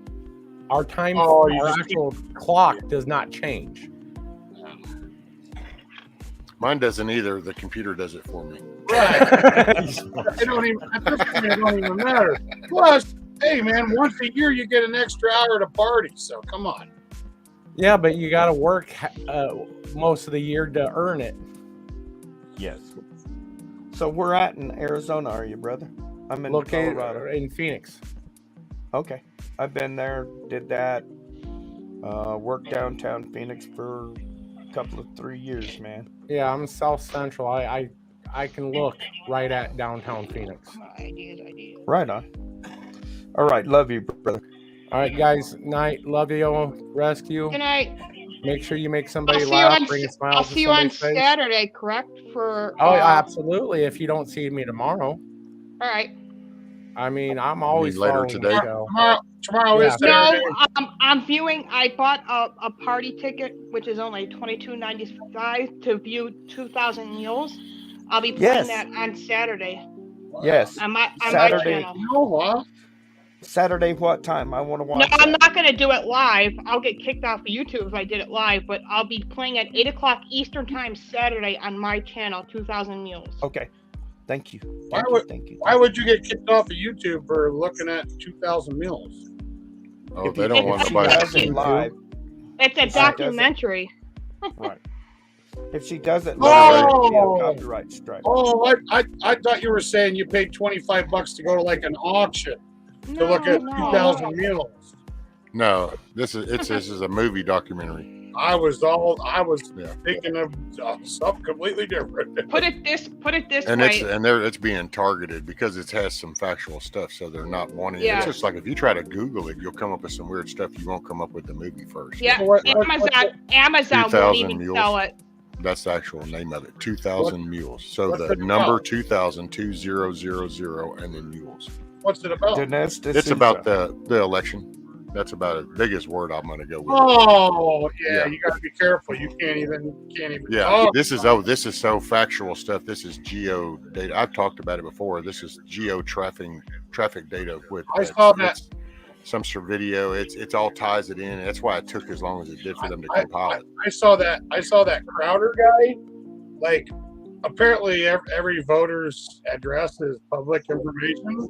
Oh yeah. And like. The Crowder guy, he went and found some, you were watching the ones where they were going out and just looking at addresses and empty lots. Yeah, and I was like, and he had little Dave do it coming down from coming from Michigan or something. He was coming down from up there, and he said, "Hey, well, since you're coming down, while you're coming down, I'm gonna send you some addresses, and you want to just swing off." And he did, and sure, they were all bogus. Rescue, let me tell you something. At first when I saw that, I was like, nah, no way, this is bullshit. But then a little bit after that, I got a job as a pizza delivery driver for Domino's. And I've literally been to neighborhoods where, okay, one side of the street, let's say the address is 236 and then 238. What is the next house? Be 2310, right? Because you got even on one side, on the other. No, it would go 236, 238, and then 2312. There was no 10. 10 didn't even exist. 8 was right next to freaking 12. There was no 10. Didn't even exist. So I'm thinking, you know what? You could use that as an address, and because nobody's going to dispute it because there is no 2310. So, well, see, now sometimes I'll say, or at least around here, that'll happen if a business comes in and buys that whole block. Yeah. You know, that it would technically be those two addresses, but their front main door is on that end, then the 10 doesn't exist now. It'll just be a 12. Or it could go the other way. If they put their main door down here, it'd be 10. Well, then 12 wouldn't exist. All of a sudden it jumped to 14 and you'd be like, what the hell? But no, his shit, dude, that was funny because it's like, well, there's the phone. And I love the newspaper just to show the date and time. But here's the newspaper and there it is. Empty dirt lot. There was one guy they found they were like, he voted. He was in jail. Right. He was in fucking jail. Well, see, and so it's just like you saw, okay, this is 10 times more than that. Yeah. So this actually is cell phone data, the tracking. So that's where the name 2000 bills come from. Here's the thing. We could all be pretty certain that blankety blank blank was stolen, blankety blank blank. You know what I mean? Something was stolen, right? We all know it was stolen. But nice, Sherry. What can we do about it? There's nothing we can do about it. See, that's what, I beg to differ, but we're getting there. It's all a learning curve. That's the way I see it. That's my own take on it because where things are coming up, it's like with this coming out, this is factual data that comes out. Well, once this comes out, it can be used as evidence. I say for stuff. Wisconsin's on the verge of possibly flipping and nobody knows. Everybody hypothesizes about what's going to happen after, but we've never been here before. So there's really no precedent. This is all new discovery as we do it. The minute you don't have law and order, you have chaos. That's what I know. That's just the way opposites. Speaking of chaos, everyone just keeps talking about Pocahontas' meltdown, and I'm like, I tried telling people she did it for cameras because she knows damn well Elizabeth I don't even know Warren. what you're talking about. Well, she did a meltdown in front of the Capitol, Elizabeth Warren. Oh. That Roe versus Wade leak. Oh yeah, I don't even.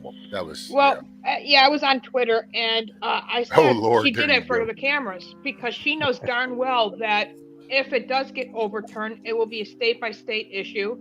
And secondly, she knows darn well her state will continue killing babies, so she has nothing to worry about. Oh, I don't even think there was that much thought into all that. It was just they're working on the shift. Did you hear what California? They're hiding. Oh yeah, they're hiding I talked something. about it. About what California is trying to do? Yeah, they're trying to kill babies after 9 months, up to 12 days after birth. No, they said up to 28 days after birth. They changed it to 12. Last I know, I'll have to read the bill, but it's sick either way. It is. How about this? How about this? Thank you, brother. How about you? You don't want a baby. You don't nut up in a fucking girl. You don't want it to. You pull it out. Well, it's real easy. That's what I've said that many a times on mine. It's like that's why we need accountability back. You need parents back. They need to teach a moral compass. You need to keep it closed or tucked in. We don't have to go with just removing. It's go one step farther back because I'm a solution type person. So I don't just stop with the first Band-Aid. So a solution is like, okay, if we're having these problems, just because you can terminate something doesn't mean you should. Let's see, why are we having this problem? Oh, we have parenting. that's falling off the board. We need to bring that back into play. Oh, well, why is the parenting falling off? Well, because the morals have gone to shit, because we have shit being shown on TV. Well, then maybe we ought to do something about that. Well, oh, wow, how did that get to be? Well, that's these power things that are all got this money going. Well, maybe you ought to do something. See, it just keeps, I don't. And it's easy to kind of get hung up on the, it's kind of like going mudding. Every now and then you hit them holes and you just sit and spin, your axle gets high centered and you zzz, and it's like, yeah. Listen, Rescue, I'm What's up, William? I'm anti-abortion, but well, that's a label. See, I don't even do the label. Hold on. Well, I'm just, I'll let you go. I was gonna say, I do feel like if a woman is raped and then becomes pregnant, she should be allowed to abort that baby. She didn't choose to have that sex. She didn't choose to have that baby. You know what I mean? Well, that's why I don't usually engage too much in those, because that's what happens. That's one of those key words that are attached to thousands of variables. And yet this becomes the isolation word. Is we'll say this. Well, why can't I do this? I should be able to do this. But it's that word is wait a minute. Tens of thousands of millions of variables of reasons of why, how, age, everything falls into place. So to just say that word, and that's why I just don't usually engage, because you're never going to find a consensus. It comes down to consent. If a person if a female there's all kinds of reasons. There's molestation, there's rape, there's medical issues with normal sex, then there's the bad marriage, there's the bad dating, there's nope, bad marriage doesn't count.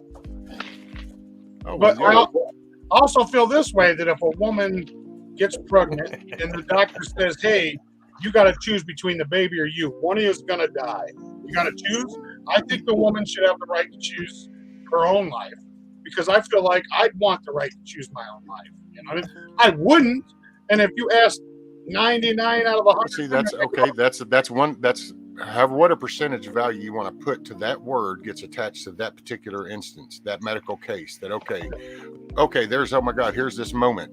Okay, there's that. Well, what about all the other tens of thousands of reasons that people do that? Nope. No, thank you. Not happening.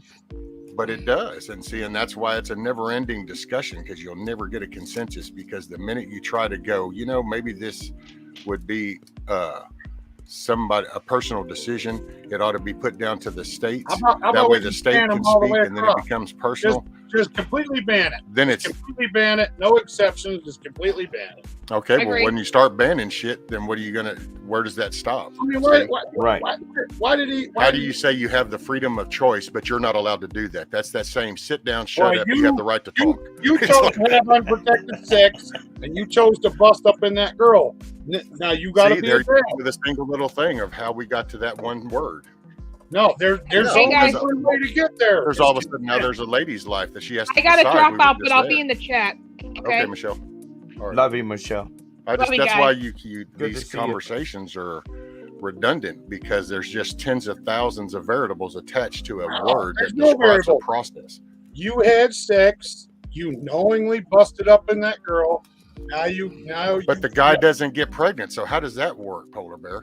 I'm saying. So you busted a nut, and so how does that work? That's the dude. But what does that matter? That's what I'm saying. You, as a man, chose to bust up in there. You don't get to say, "Hey, you got to get an abortion." You don't get to say that. You don't get to say that. But when does that happen? See, I'm not around nobody that's ever happened where some man's come up and made a woman go do it. I mean, maybe in your areas, once again, there's one of those variables attached to a big word. Variables. Let's look to the other side. It is a variable, dude. We were just talking about the woman that had to decide between her life or the babies, and then you went over to the other one, and now we're to the guy busting the nut, forcing a woman to do it. So see all these variables that dance under that word? No, that's what I'm. No, that's not a variable. What I'm saying is you don't get it. No, you're like, maybe I said it wrong. If you get raped, that's different. So that's why if you say ban it all, well, okay, now you're giving control over to banning. So there goes that idea of freedom of rights. Then when you say, there's two variants. Number one, come on up, Tom. There's two variants. Number one, the woman was raped. Truth with the and that falls into molestation, all that shit. It's all rape. Or two, the woman's got to choose between her life and her child's life. Those are the only two exceptions. There's no more variants than that. But how do you have exceptions if you're banning them at all? No. Well, I was saying that because you were talking about multiple variants, but there isn't multiple variants. Because you were like, well, if I can do this, why not that? No, sorry, we're not talking about that. We're talking about these two exceptions. And that's it. Yeah, but who? My thing is who makes those decisions? All right. So the Supreme Court is making rules. All right. So rules. So why do we have to listen to other people making rules for our lives? I mean, oh my God. Goes on and on and on. And I believe, let me finish. Shut the fuck up for a second. Sorry. You know, I agree with overturning Roe versus Wade. That was just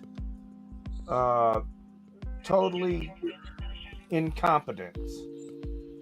But we have to be very careful about who's making rules over our lives.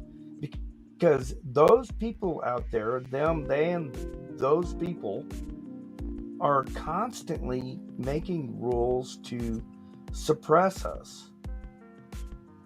Okay, so I'm going to change the subject. What is going on with our food supply? What is going on with that? People, wake up. What is going on with that? All of a sudden, all these food producers are burning and there's no fertilizer. What's going on? Are they going to try and kill us, guys? Are you ready for that? Starvation. It's an employee shortage across the board. Every industry needs employees. Everybody. Well, okay. All right. I agree with that. I agree every industry needs employees.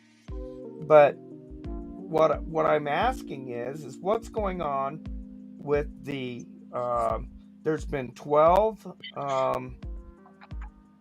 food producers that have burned up, planes crashed into them. Up to 38 is the last I heard yesterday. Are you serious? Yeah. 38. Which I did a little list. I got the list. I forgot. Well, how normal is that? I think in 21, when the little list that I compiled, when I just started kind of skating over, looking at them, I think I found 8 that happened in 21 all year. Wow. In 22, we're already up to, I think it was 16 or 17. Well, that was just me skating around. Then yesterday, I was actually listening to somebody that I follow, and they're up to 38 is what he had. We have to ask that. What well, are they doing? Let me ask a question. You think that's insurance? Like, these motherfuckers like, fuck it. Like, oh, no. Get the insurance no, dude. Some of this is even targeted shit. Dude, one of these places was a new warehouse, a Walmart distribution center that was a little over a year old. Little over a year old, and it got torched to the ground. Correct. But then there's another one that burnt down that was just a few years old, and it was because across the street they were starting to erect a new one. See, and so that is a place, but it's a shortage. It down. Yeah. Well, that's what I'm saying. Was it faulty? Was it faulty production of the building and all that? I don't know. Some of them are a plane missed a runway by a mile and landed in and he crashed into it. It was one. Another one, a plane just flat out. Crashed into a Walmart? Yeah. No, into what was? Let me go pull that up. Oh, I thought you said a plane. You were talking about it was a distribution center. It was a food producer. The plane crashed into the distribution center. Okay, food producer. Okay, so back to my. I don't know. That sounds scary to me. Well, you think? Yeah, that sounds really scary. I think so too. Just a wee bit. What are they doing? You know. Well, I mean, I like 38 times. Love your family. I'm telling you guys, I don't know what's going on, but that doesn't sound like an accident. Get close. Can I jump in there and recognize everybody in chat? Truth with Tom, Cindy, Skate Pack, Garrett, Finding Keno, Virginia. Finding Keno's awesome mod, brother.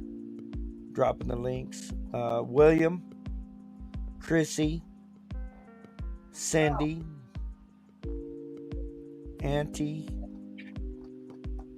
Brian. Love you guys. Thought I'd throw that little list right there on the screen that's just from 2021, and that was just like a haze over of searching. I didn't dig for shit. Okay, Wow. so that was there right off the top. So that's just in 2021.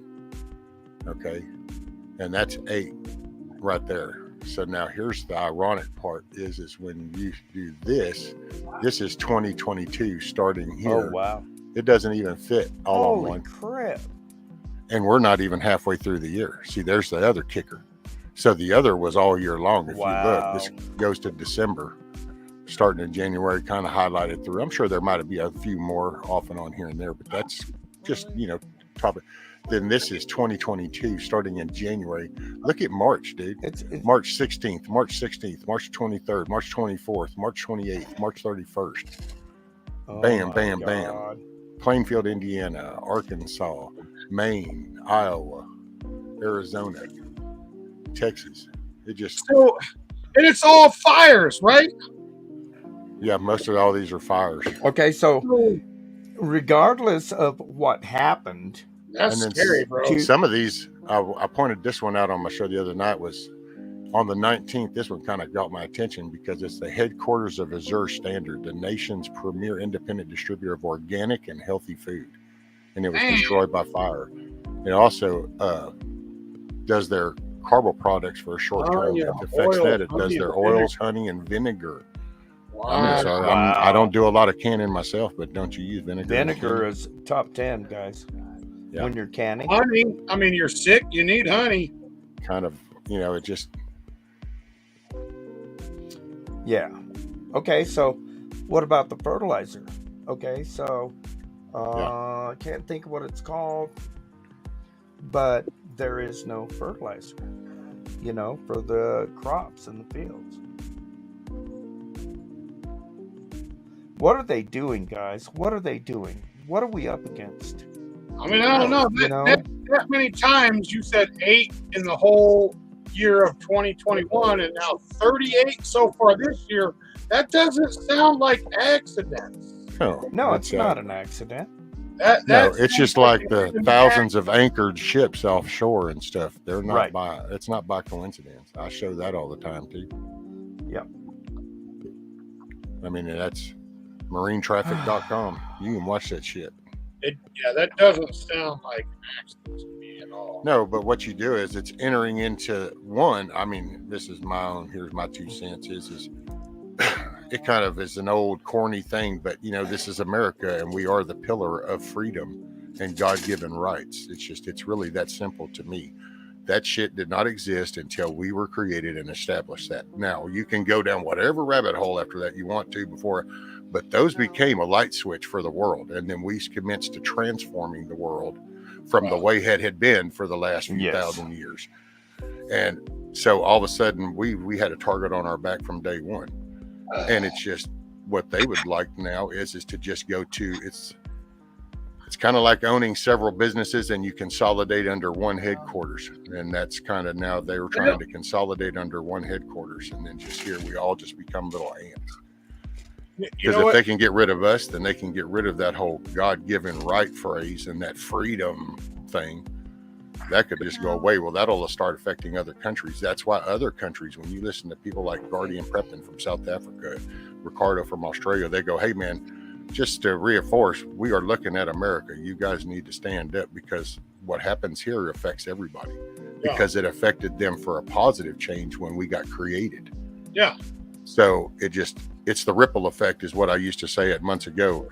When we got established, freedom pebble got dropped into this pool and those ripples, it hit, it splashed, we got created, and the ripple started going out and affecting all the other regions and areas with this freedom and God-given right stuff.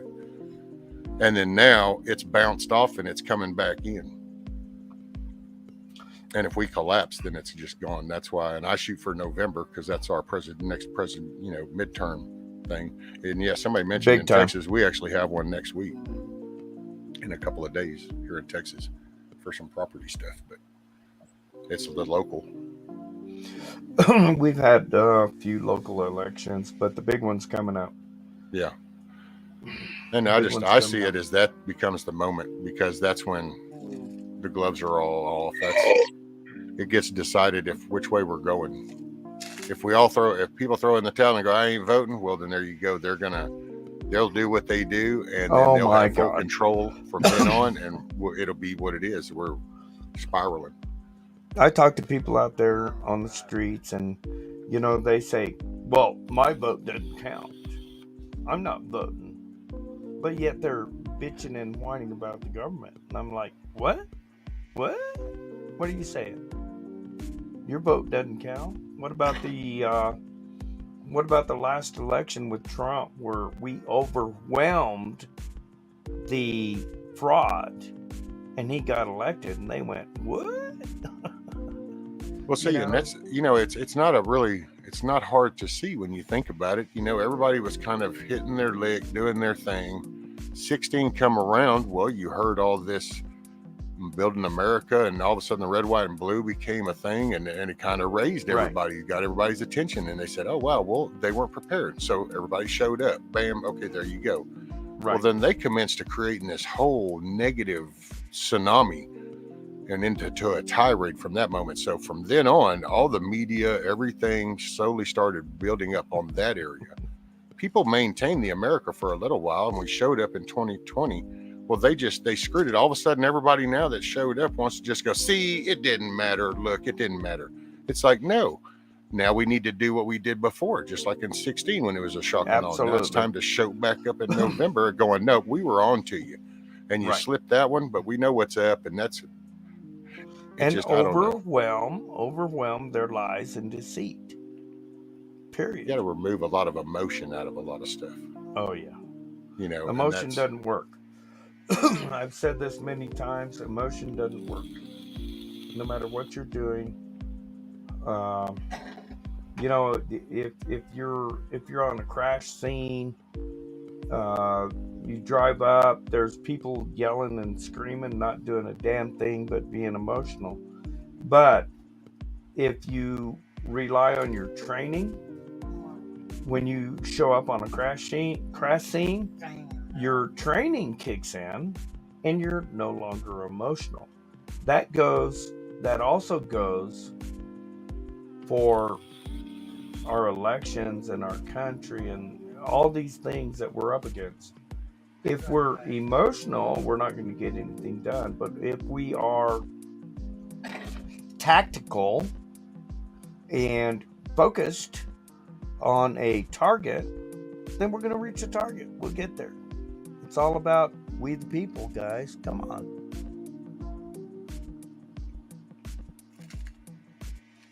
That's it. We gotta. That's why I say that's the one thing that there's that whole they and them thing, and it's only evil, good, however you want to break that down. Democrat, Republican, it don't matter. Good versus evil, whatever. But there is a them, because there's people making decisions that are totally screwing us. So, but yes, it's just there are not as many of them as there are of the people that just want things normal. You know what I'm saying? Or back to America, or however you want to view us. But the problem is their topic is real narrow and specific. So they're kind of all under that one banner because it's just hate. It's negative. It's just bad. It's demonic. Yeah. It's demonic. Where on this side of things, everything is so fractured because one, we have so many personality clashes. Everybody kind of wants the general consensus, but everybody's got to be right. It's got to be this. Some people dig deeper than others, and it's, this is the underlying. So we lose focus on that main target, where the other side is pretty much focused on what they're going for. It's just like, be prepared. Some talk on some other places about some of the potential of rioting. Well, when that fires off this time, because of who's in the power seats, there'll probably be federal deployment of stuff in those cities then, where when it happened before, because of who was in the power seat, all the little mayors and all the little people were like, oh, no, don't you dare do that here. Well, this time around, it'll be the opposite. So a lot of shit that they do has become so obvious, you can almost see it coming, because they're just, man, they've gone batshit crazy. Good example is our Roe v. Wade. and the early release of the information and all the freaking drama and propaganda through the news media, etc., etc. Same thing happens all the time. It happens all the time.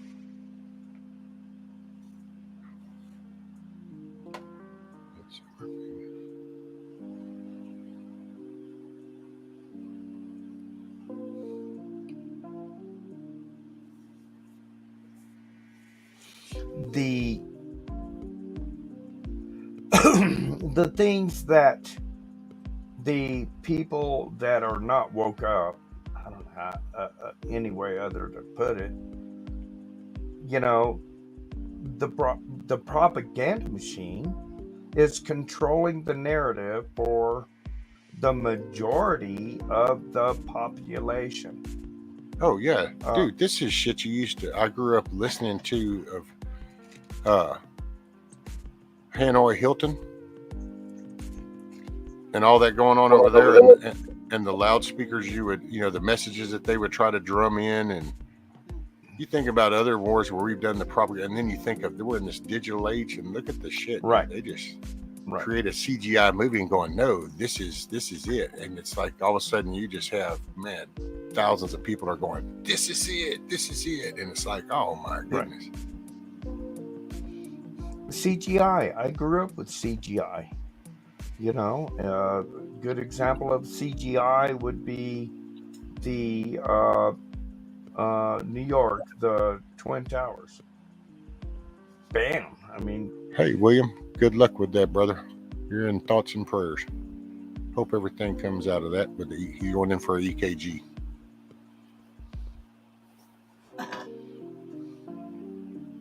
I'll be right back. I love you, brother. You got it, man.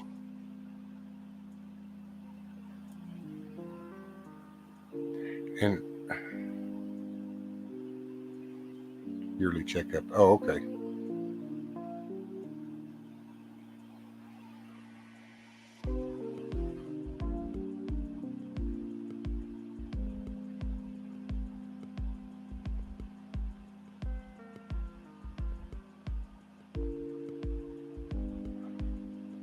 What's up? I was reading chat, and sometimes it's easier to do in chat if it's like a single topic, because then you can just kind of go down. But when the topic changes, you have to go back up. It's like, wait a minute, what was that? Oh, wait. I will say, you can't really, having faith-based belief in God. It's faith-based, so. About the only proof I can offer of God's existence is we're here. Look around. That's about the only other way to 100% know for certain. Nobody ever comes back to verify. So, yeah. But like I've said before, I don't know.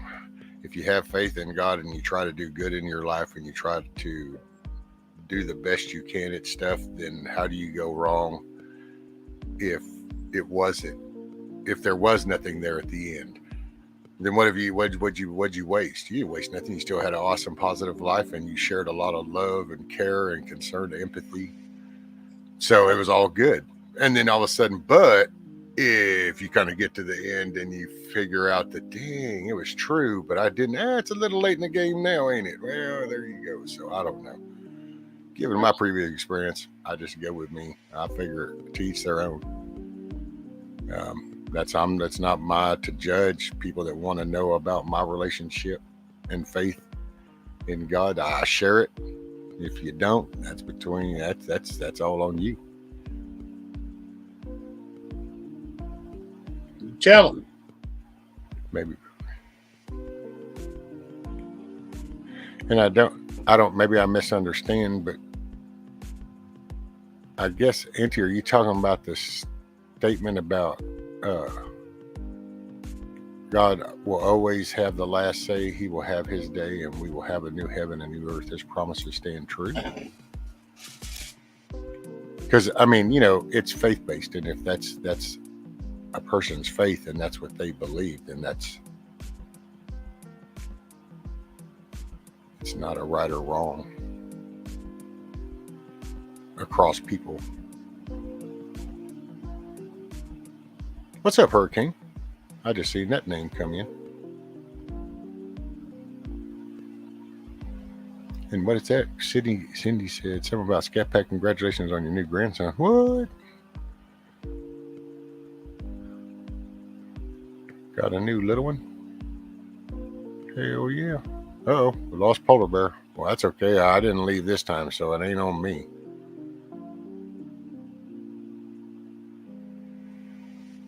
Hey, Milkmaid. Morning, man.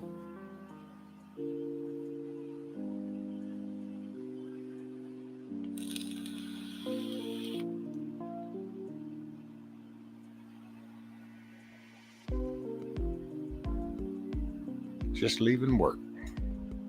Right on. Damn dog unplugged the power cord. Oh, I love it. Roger, brother. I'll still be here.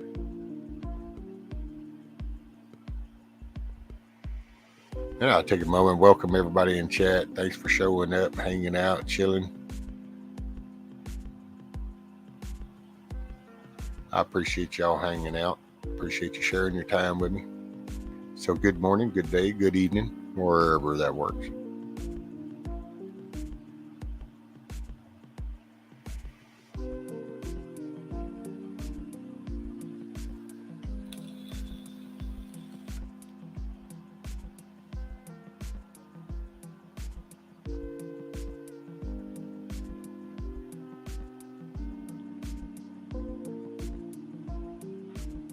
I get you.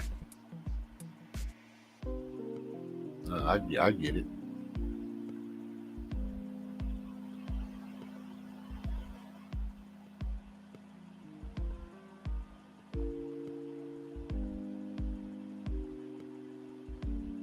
Milkmaid, you're always in and out.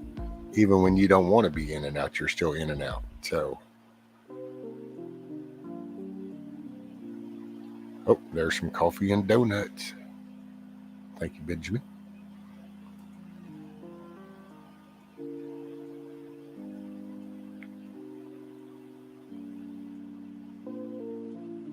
Oh, right, Cindy. Yeah, 1 to 3.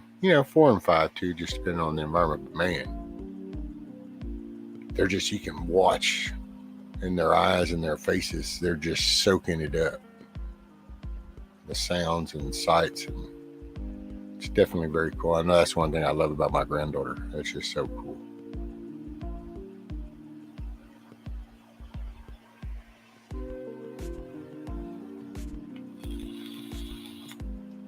Hurricane, why you could score a backstrap.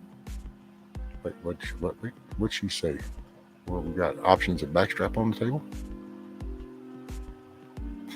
Oh yeah, there you go. Be home soon. Be listening. Have to drive safe. Deer everywhere. Well, you have to drive safe even when the deer aren't everywhere, because there's still humans and vehicles out on the road. So that means you need to drive safe. But man, little backstrap. Oh yeah.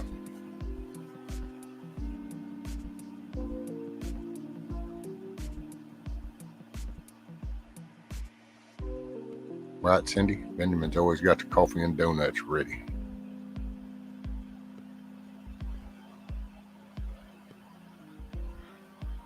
Damn, that jumped a lot. Hell, I was mid-stride of reading that one.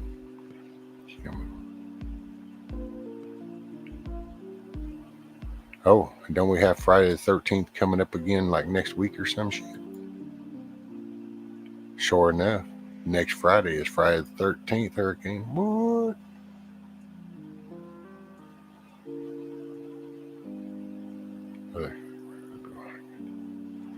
That is so cool, Skip Pack.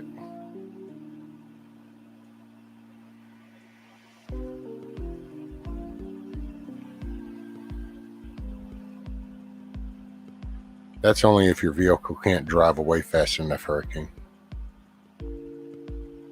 I'm just saying.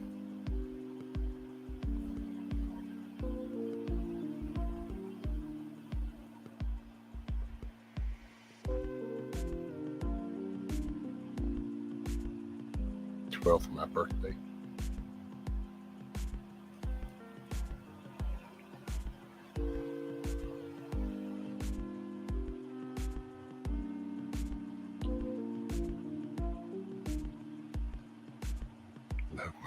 Yeah, AC is kind of a good thing.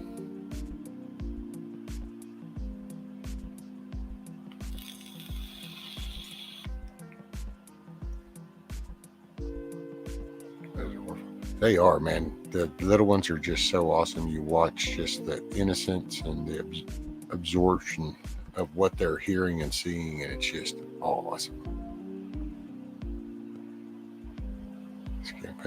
Water burster stellar. Oh Lord, I don't know about all that. Rescue got turned around and it was still flopping.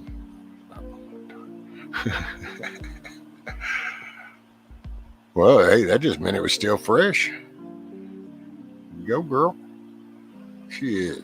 Do a little calf roping on them hooves. Throw that bad boy in the back. You can deal with it once you get back home up in the woods.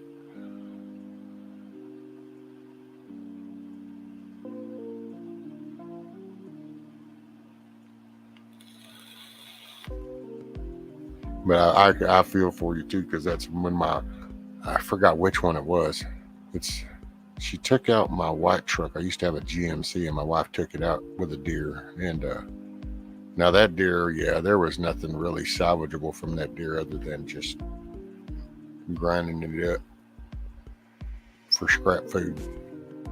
Tough stuff because of the bone was shattered all in it. She tagged that bad boy, shattered damn near every bone in that deer's body. And when that happens, it bursts through all the muscle tissue, so you get little slivers and shit. And plus, the meat's usually not so good when all them blood vessels bust inside the meat fiber like that.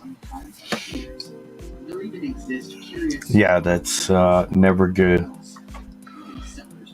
I had a deer one time, and screwed up my truck, knocked him off the side of the highway. He was still alive. I was about 2 blocks from my house. Went to my house, grabbed a knife, came back to take care of business. Take care of business. Throw him back in the truck, take him home, and that little shit was gone. I was so mad. He got up and walked away. Cost me about $300, $400 in body work. It's all good. 5'5", 135 pounds. Had a drink or two. I just wanted to get home pissed. But yeah, I hear you. See, those are those little incidences that get us. That Yes. Then, yeah. Yeah. When you least expect it. Missed it by that much. That much.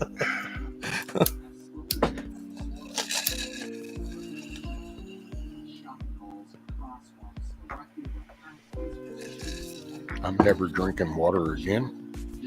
Well, okay, Brian, but I think your body's going to kind of want some hydration. But right. I'm just saying, that's not going to go well. You're going to dry up, buddy. Just kind of remember this when you're laying there or you're sitting there and all of a sudden that foot cramps all up or that arm or shoulder muscle knots all up. It'll be because it's lacking some hydration. So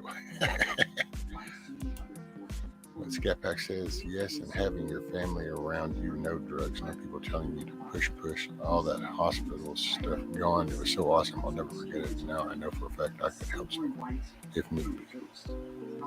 Yes. Hey man, y'all are talking about your stuff, so that's beats me. I'm there supporting going in, and I'm there supporting coming out. But that whole in between process, all I can do is I can be positive reinforcement back there. I'll tell you a story. Happened Friday. You're a firefighter. You understand this shit. You get this. Okay, so there was a call came out on my pager. Where's my pager? Oh, it's on. That's funny, T-girl. So anyway, a call came out, and it was an outbuilding that was these people's solar system, and they had batteries inside, and it was on fire. Okay, so us firefighters, we go out there and throw the wet stuff on the red stuff.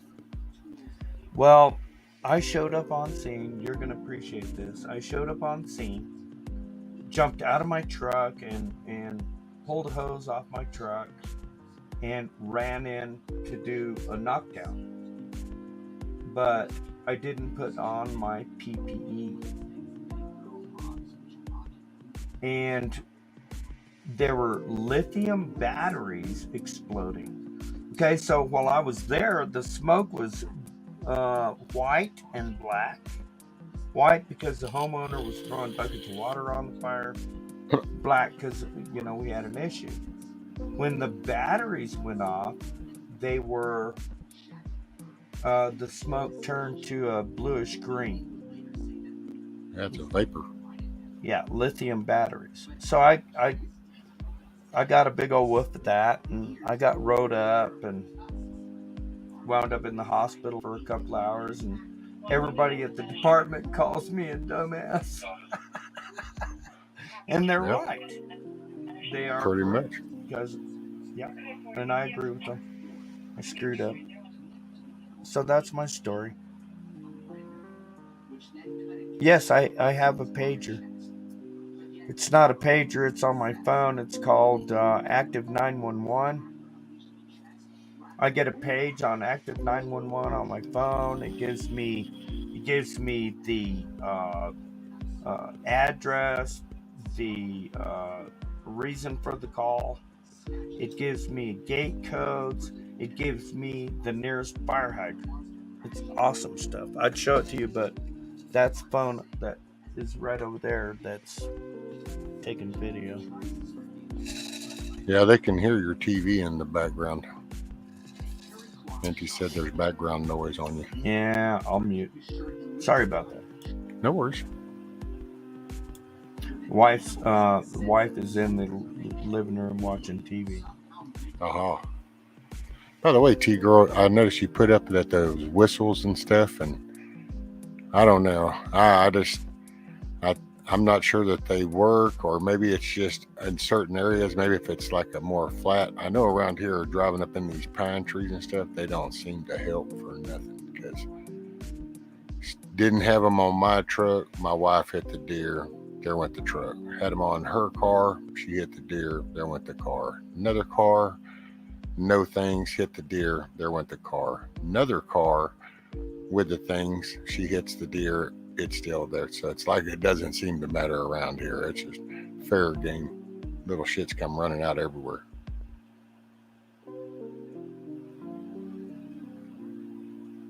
Oh, I thought you were sporting an old-fashioned pager. No, it's a cell phone. Active 911. Y'all look it up. Really good tool. Right away, I get a map where I gotta go. What's happening, etc. Sorry about the background. I was gonna say something, I forgot.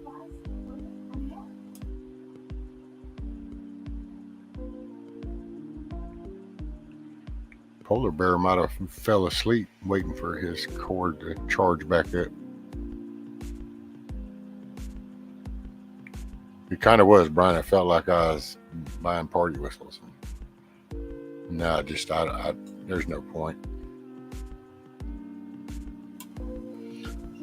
Here in Colorado, you can get on a list, and if there's a deer or an elk that has been hit on the highway, it's a rotation thing, and your number comes up and they call you and say, hey, go to mile marker 136 and pick up your deer. The only thing cool. is you have to, it is actually, you have to skin the deer right there. You have to gut the deer and then throw it in the truck and come home. And it's a cool deal. Yeah, that's pretty cool. See, around here, the way we do it is like something happens. DPS, local law shows up, and they usually notify the game warden. And the game warden, well, we got a couple of food pantries, and so what they'll do is they'll take and whoever's next on, it's kind of the same thing, only it's a rotation with food pantries instead of individuals. But it's churches and some food pantries, and then they'll process it up and they make sure it gets out, what's salvageable and stuff. Do the same thing with the fisher and stuff. Like the game wardens, if they bust you illegally fishing and stuff and confiscate your fish, that's what they do. They'll take it over to the food pantry and let them. People get all pissed. Why can't I keep my fish? And it's like, cause you broke the law getting them. But we're not going to let them go to waste. We're going to go feed some people that really need some food. So it's kind of works out. It's pretty good. That's the way it should be. If we would eliminate 90% of government, that's the way it would be. We'd be taking care of each other. Yeah. Well, it's learning compassion and empathy. Yeah. Oh, and you're right, T-Girl. I put them on her card just because of the insurance. The insurance people say, oh, no, they work. So we put them on there because it does give a little break or something. But I'm just not convinced around here they work. Georgia has seen its share of fighting. Milkmaid is the deer magnet. Yeah, but I got to say, William, see, you got to watch Milkmaid because she's a bully, so she can be really mean sometimes. But see, you got to read the wording. Milkmaid, you got to read in between the words. See, when she phrased that, she said, if I come up in a few, I've got funny deer stories. That's the if. There's always an if. I think she should jump all up in here. Oh, yeah, she just never knows if her shitter net's going to cooperate. That's it. That's what she refers to it as, is the shitter net. We've now identified Milkmaid's shitter net.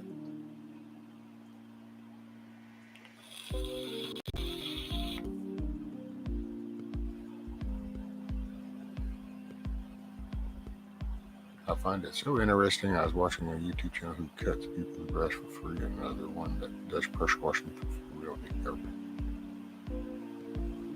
Well, it's not even so much the government part. We just need to start acknowledging people and that, we can actually help out somebody without charging them $35 an hour kind of thing. Sometimes it's kind of nice to just help somebody, especially the elderly people, and that's the one that I wish there was something besides what's wrong with me was wrong. But because, man, you got some of these old people and that they can't get out, they can't move around and do stuff, and you go and help them.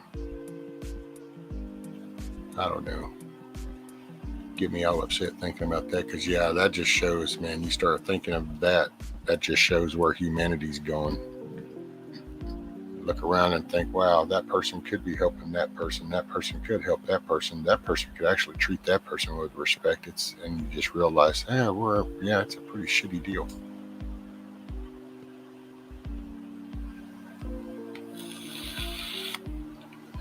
Just look at the negative and hateness that comes out of people. There you go, Brian. Dung Beetle Nation, brother. Thank you. Needed a good reminder of that. Fist bump. Boom.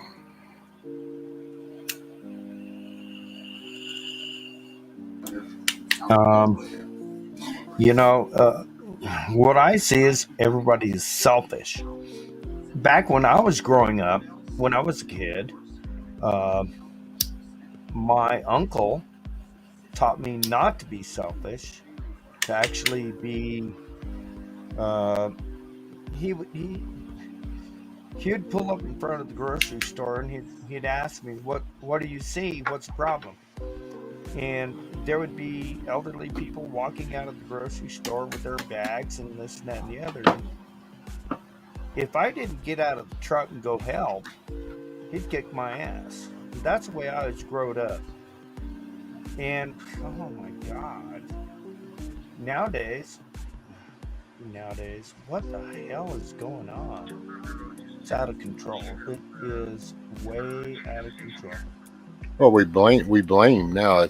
We went from any self accountability and responsibility to just the blame game thing, and everybody gets a trophy. So now it's all equal. It's all in one for all.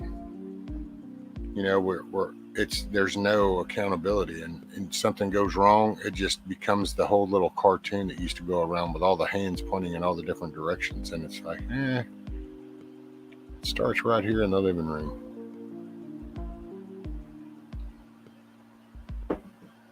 Because it's like that. Matter of fact, Wingnut Anarchy brings it up, with the guys that do that. See, that's compassion, and that's kind of wanting to get out and contribute, be part of society, a positive part of society. So instead of going over here and burning this building down, they go over and help pressure wash this one. And instead of tearing and rutting up this yard and torching this house, they go and help mow the grass. Yeah, it's amazing how that works. And if we get more people back to doing that, that's the kind of shit that used to happen when I grew up. Kids came and mowed up and down the street, man. You could get your front yard mowed. And a lot of people even did it, even if the kid didn't do that good of a job, because the kid was trying to learn the principle of making money, a living, and going to go earn something. And it's just that moral compass, man. And I can go one further. Okay. So, always in my life, I cared about people. I don't care what they were going through or whatever. I cared about people. And that's really why I got into the sheriff's department and the fire department and whatever, because I care about people. I care about you. I don't know who you are. You may be a dumbass. You may be ignorant. You may be the worst person on the planet. But you know what? If you're in trouble, I care about you and I'm coming to help. And that's why I go through all the training I go through on a daily basis. I'm always in training because I love you people. And if more of us, we the people, if we could all get that understanding that, I know you're a dumbass and I know you say stupid things, but I'm going to forgive you and I'm going to love you and I'm going to be there when you're in trouble. I may not hang out with you. I may not want to go to your freaking birthday party or whatever. But you know what? If you're in trouble, I'll be there because I love you. Makes sense? Oh, yeah. Well, I try to. What gets me is I'm trying to work on my gray area. That's actually what this does. So for months I've been working on what I call my gray area. Because I can give you 110 or I will give you 0. I can literally just walk away. I become so callous, and I noticed that over the years that so it's like once I walked away, well, this kind of helps me kind of get back into a different verbiage, different train of thought. I find a gray area because man, things have just gone so much to shit, and it's so simple to just give a shit. You can still do what you want to do. I can still go fishing, and there's nothing I can't really do. It's just that they're starting to make it harder. Now you listen to people that live in the cities and stuff, and that's when the biggest eye opener with this is you just start listening to how different life is across the country. Not mentioned in the world, but just the country. The different aspect, the different viewpoint, the different environments,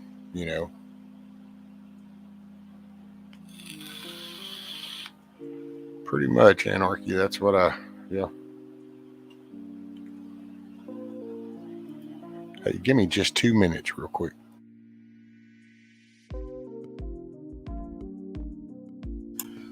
Oh my God, 2 minutes? Are you kidding me? Almost 2 hours to the west. Sounds like my last date.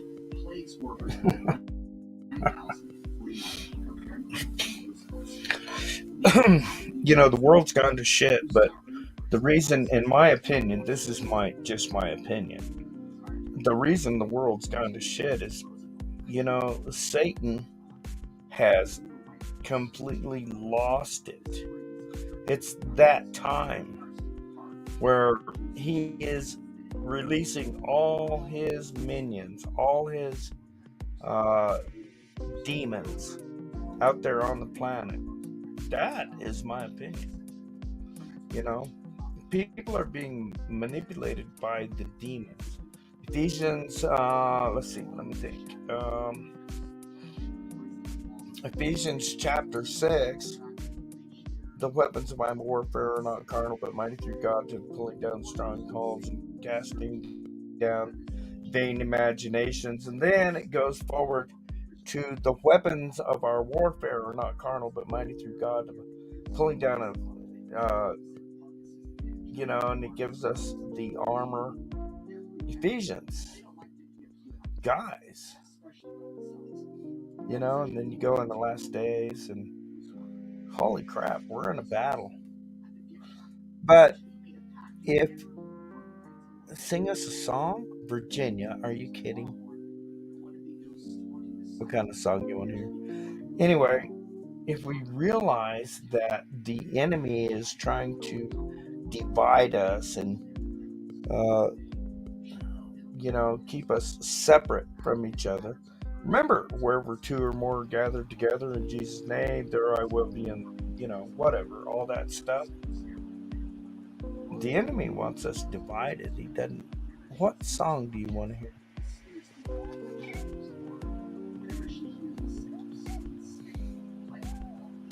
I was catching up on chat. Thanks. Yeah. Quick minute. We got to realize that the enemy wants us divided.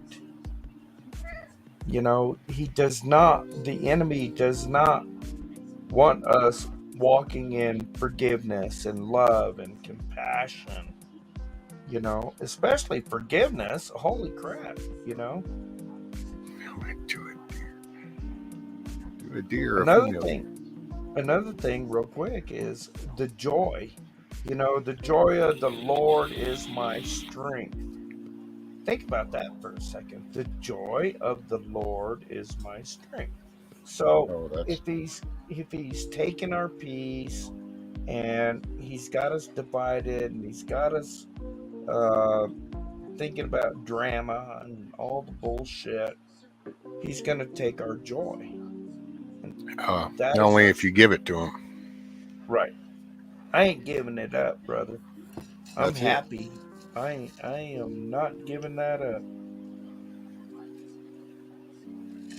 For a long And the trust. Oh my God, the trust. Trust in the Lord with all your heart. Lean not on your own understanding. What does that mean? What the heck? What did he say? Oh, well, you got to get people to even care again. So that's still skipping a few chapters ahead. Right. Trust in the Lord. The media's done polluted that. You even bringing those words up cause automatic a thing, because it's like, oh well, everything's in question. That's why all I tell anybody is I know where I've been, I know where I'm at, I know kind of how I got here, and it's faith-based in God. And if you wanted to hear about it, I'll tell you. If you don't, well, that's on you. I'm not here to judge nobody. I'm just here to, I'm trying to get my own stuff. I guess whenever I feel like I'm really walking as close as I possibly can and I'm not having too many flaws at all, well, then I might. Other than that, man, sad part is so much of that is just catchphrase stuff is what we polluted it down to, because it's character. It's a moral character, having a moral compass. That's it.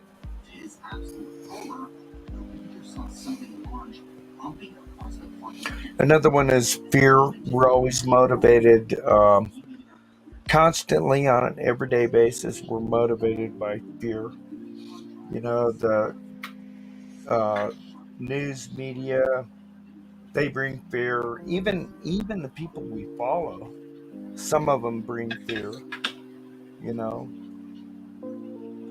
But fear is false information. It's not real. And once I realized that fear isn't real, I woke up and I went, wow, damn, I don't have to be afraid anymore. Because most of that shit isn't real. Like the fear of nuclear war between Russia and all the propaganda and the bullshit they're pushing. Or you could go one further and say the fear of walking outside of your house. People have these phobias and these fears, but it isn't real. Well, yeah, it's real. I mean, it's real. You can't say it's not real. I mean, because it affects people mentally, and it's. I mean, if on the faith-based version, on the vision from that side perspective, it's fears from the devil's side, right? And it's the counter to the faith. Right. And you have fear when you don't have faith. When you have faith, you cancel out fear. So there's an opposite to everything. There's a counter to everything. So every happy, sad, angry, glad, fear, faith. And that's, you lose fear as you pick up faith. But it's real, and people are now, it's the whole distracted with, man, this is because this digital world just opened up Pandora's box with Pandora's box.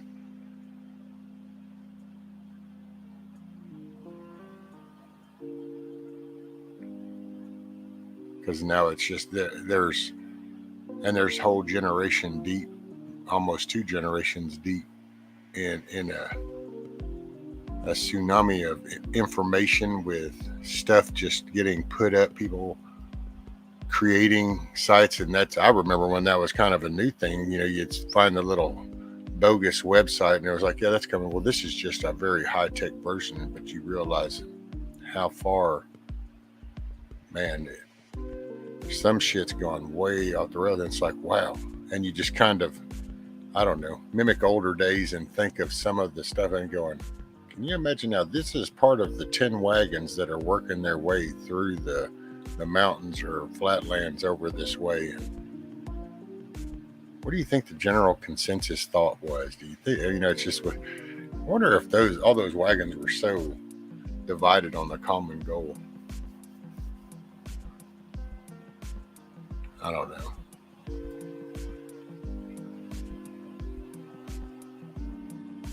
That's why I try to just find some positive, man, because it's so easy to find the negative. It's all around. It's everything. It's 13 short years after the battle of Chickamauga. I remember that catchphrase for years. That Scat Pack, the false evidence appearing real. Right. That's a word. We've created a little acronym for the word fear, but it's just a matter of, if you don't have faith, then you're going to have fear. But correct. And that it's just like, I'm not afraid. Yeah, that's 100% correct. Faith. Faith is the substance of those things. What is it? Come on, help me out. Faith is the substance of those things. Faith is cool. Faith is awesome. Just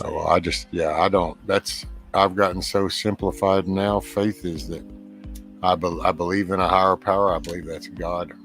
I believe in Jesus Christ, and I believe I can, through saved, that, and if I can try to walk the best I can in that direction, and then I have faith in where I'll end up. That's, you know what? People want to dissect shit so much, and it's like, man, can you carry 24 hours without doing any flaw whatsoever? I mean, there we go. Can we just, but nobody ever looks at that personal little time. It's easy to just shoot out, and especially if it's faith-based, because hell, I can just attack your faith in a heartbeat. There we go.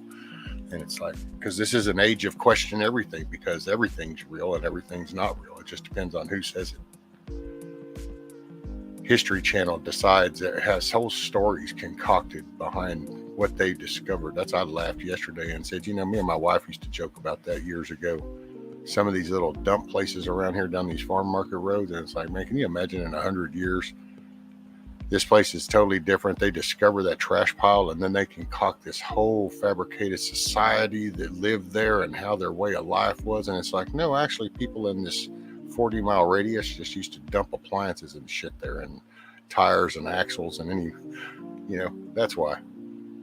But you just, I don't know, man. It's just so easy to change the narrative. The simplicity is gone. Anyway, I don't know where chat all went. LOL, exclaimer, we have got a ton of people, a lot of tips and love questions. You can touch your elbows together on video and upload it. But can your rabbit do it, Brian? See, can your rabbit touch its elbows together on video? Now there.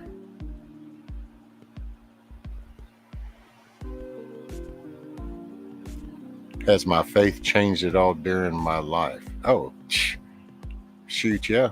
I started out with not really even knowing what faith was, just what I used to call a normal life, never one way or another. And then I've been through the whole sobriety version of it, from recovery and this.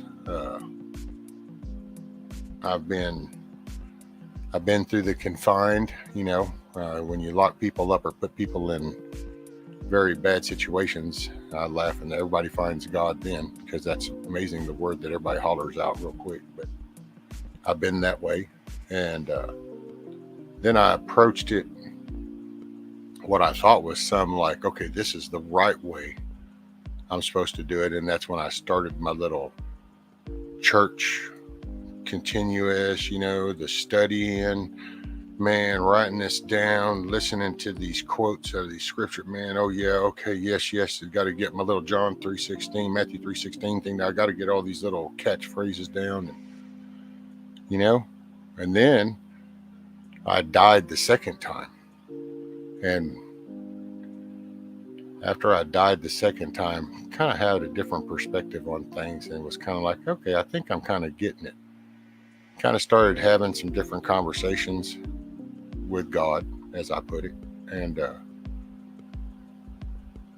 don't know, man. Then I just the physical, that's why I say how then I got humbled. So then I went through that transition. I kind of was aware, and I was trying to do some subtle changes, but I wasn't quite getting it. I still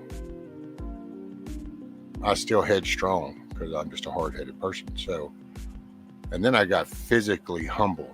And for me, that's what it took. It took a physical humbling.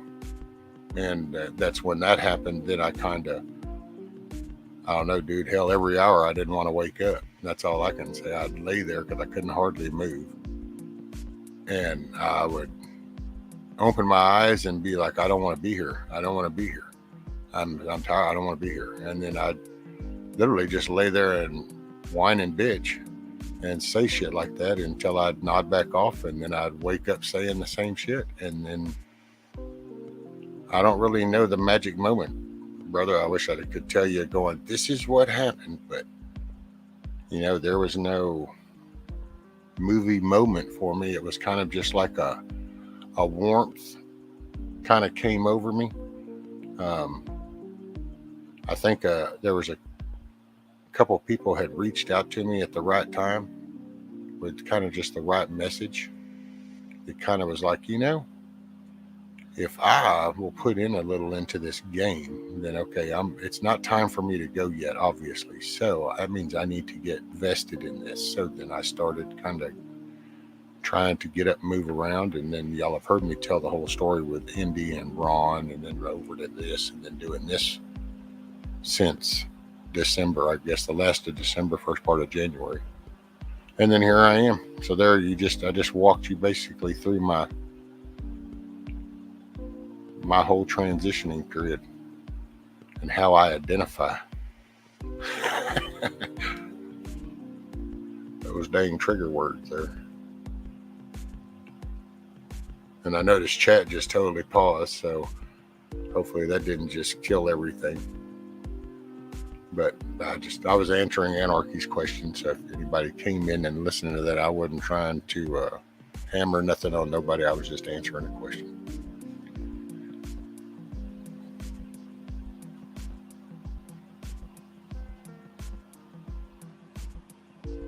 I'm the little fish at the bottom of the ocean going the other way from the big fish, but they all grouped together and then the net came into sight.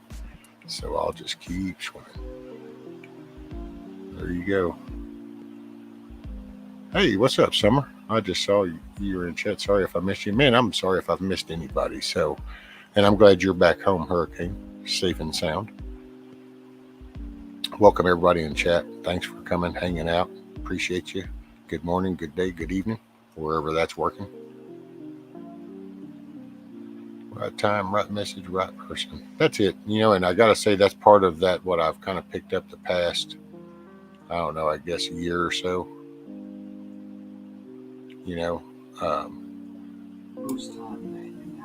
yeah, and I actually, believe it or not, anarchy back in the day, I used to really, I mean, I took a studying type, man.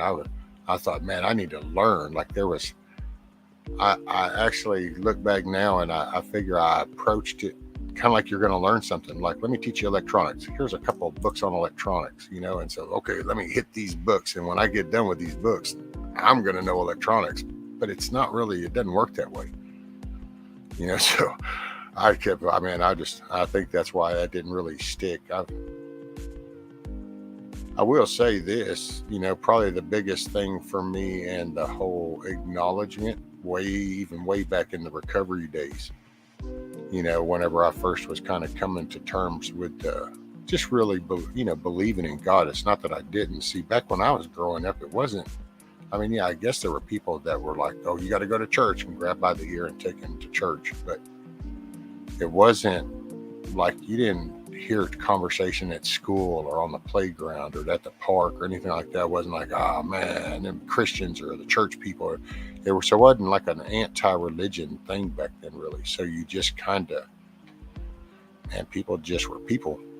So some people might go, oh man, I can't go fishing Sunday because I got to go to church. Oh, okay, that's cool. And then, you know, it was just a different vibe. So I never really established a mental belief or disbelief, but recovery kind of brought me into understanding that you kind of,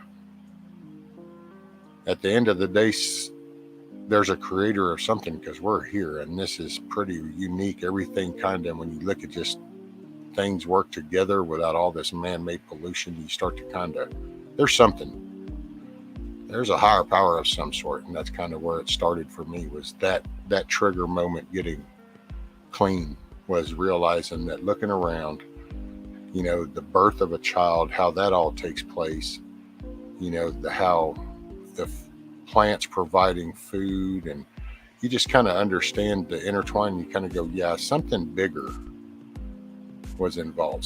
There's a higher power than me. And that's, to me, that's where it all started, really, was acknowledging that whole train of thought. Nowadays, I'm not sure how that would work, dude. I would not want to be a young person in today's age. So my heart goes out to everybody about, I guess 35 under, 40 and under.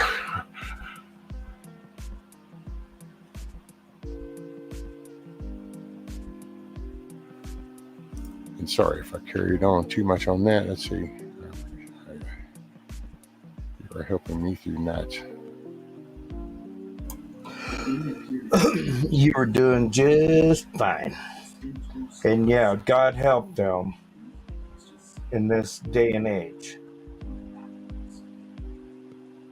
I just can't imagine what the kids are thinking. What are they thinking? Holy crap. You know? I went through a bunch of that. I mean, I have a Who do we testimony. got here? Oh, we got the milkmaid with the shitter net. All righty. Hey, ma'am, how are you? Good morning. Good morning. So I noticed that the sun hadn't come up there. It was still dark. Mm-hmm. Yep. Is the weather okay, or you got storm stuff coming in?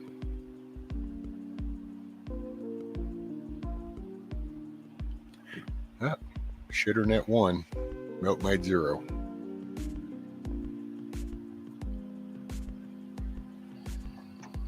Already? There we come. All right, she's back. There we go. That's crazy.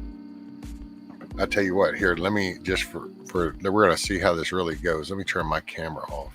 And I'm wondering if it's the data thing.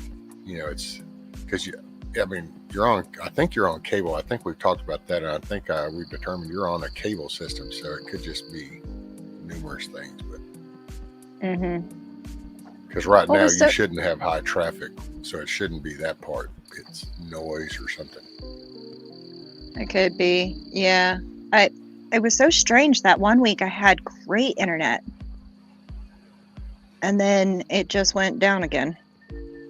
I've been to some people's houses to where they had they had water in their drop going from the main line over to the house. They had a little bit of water in it, and but when no wind would blow, it would be settled down.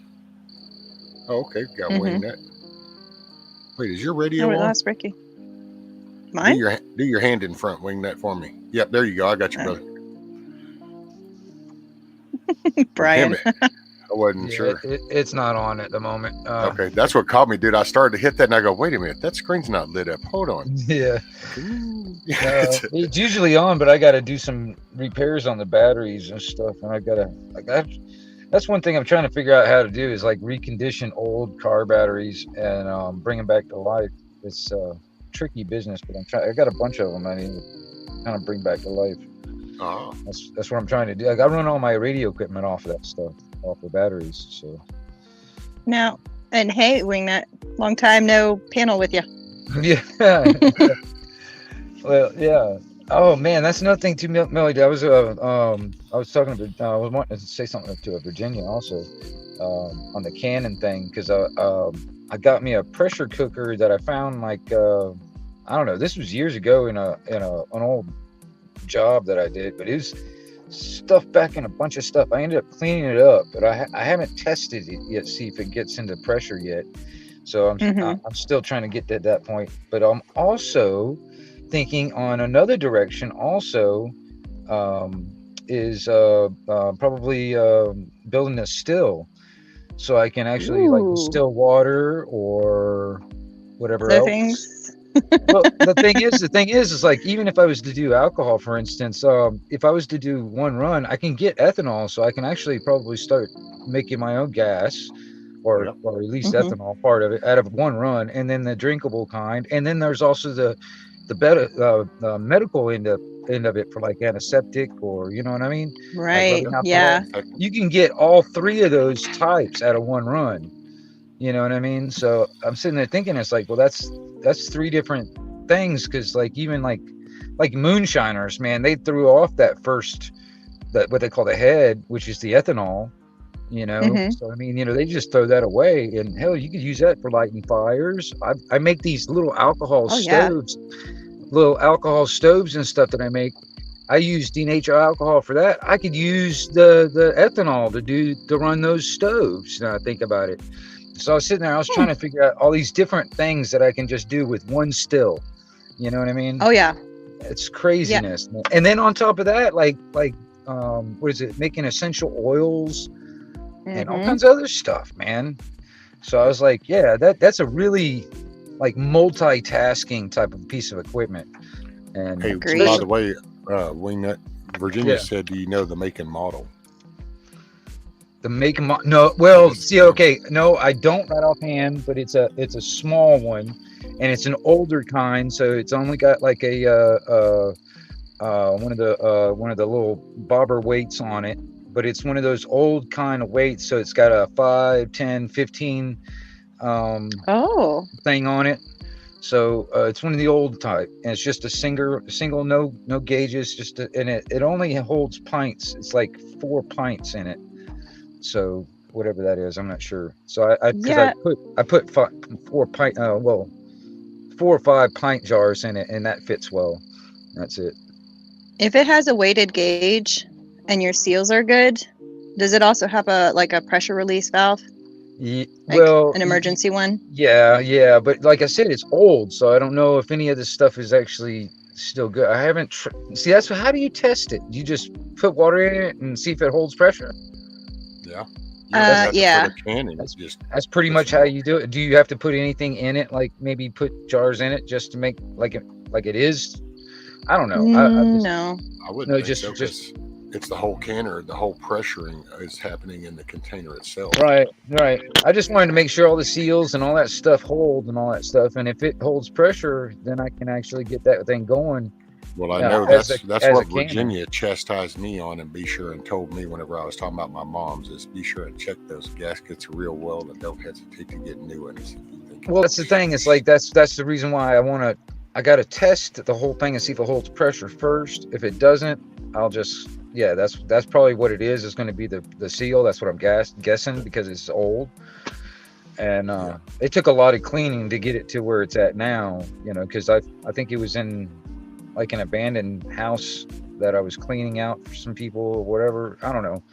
I can't remember. I had it stuffed in a bunch of stuff that I've got underneath a pole barn, and I was like, I pulled it out, and I didn't realize it at the time, but when I opened it up, the weight was still in the pot. So I was like, oh shit, there's the weight right there. So maybe if this thing still cleans up all nice, maybe I can use it. You know what I mean? And yeah, if you do like a test run with it now. If it has a weighted gauge, then you should be good. And I would check the top.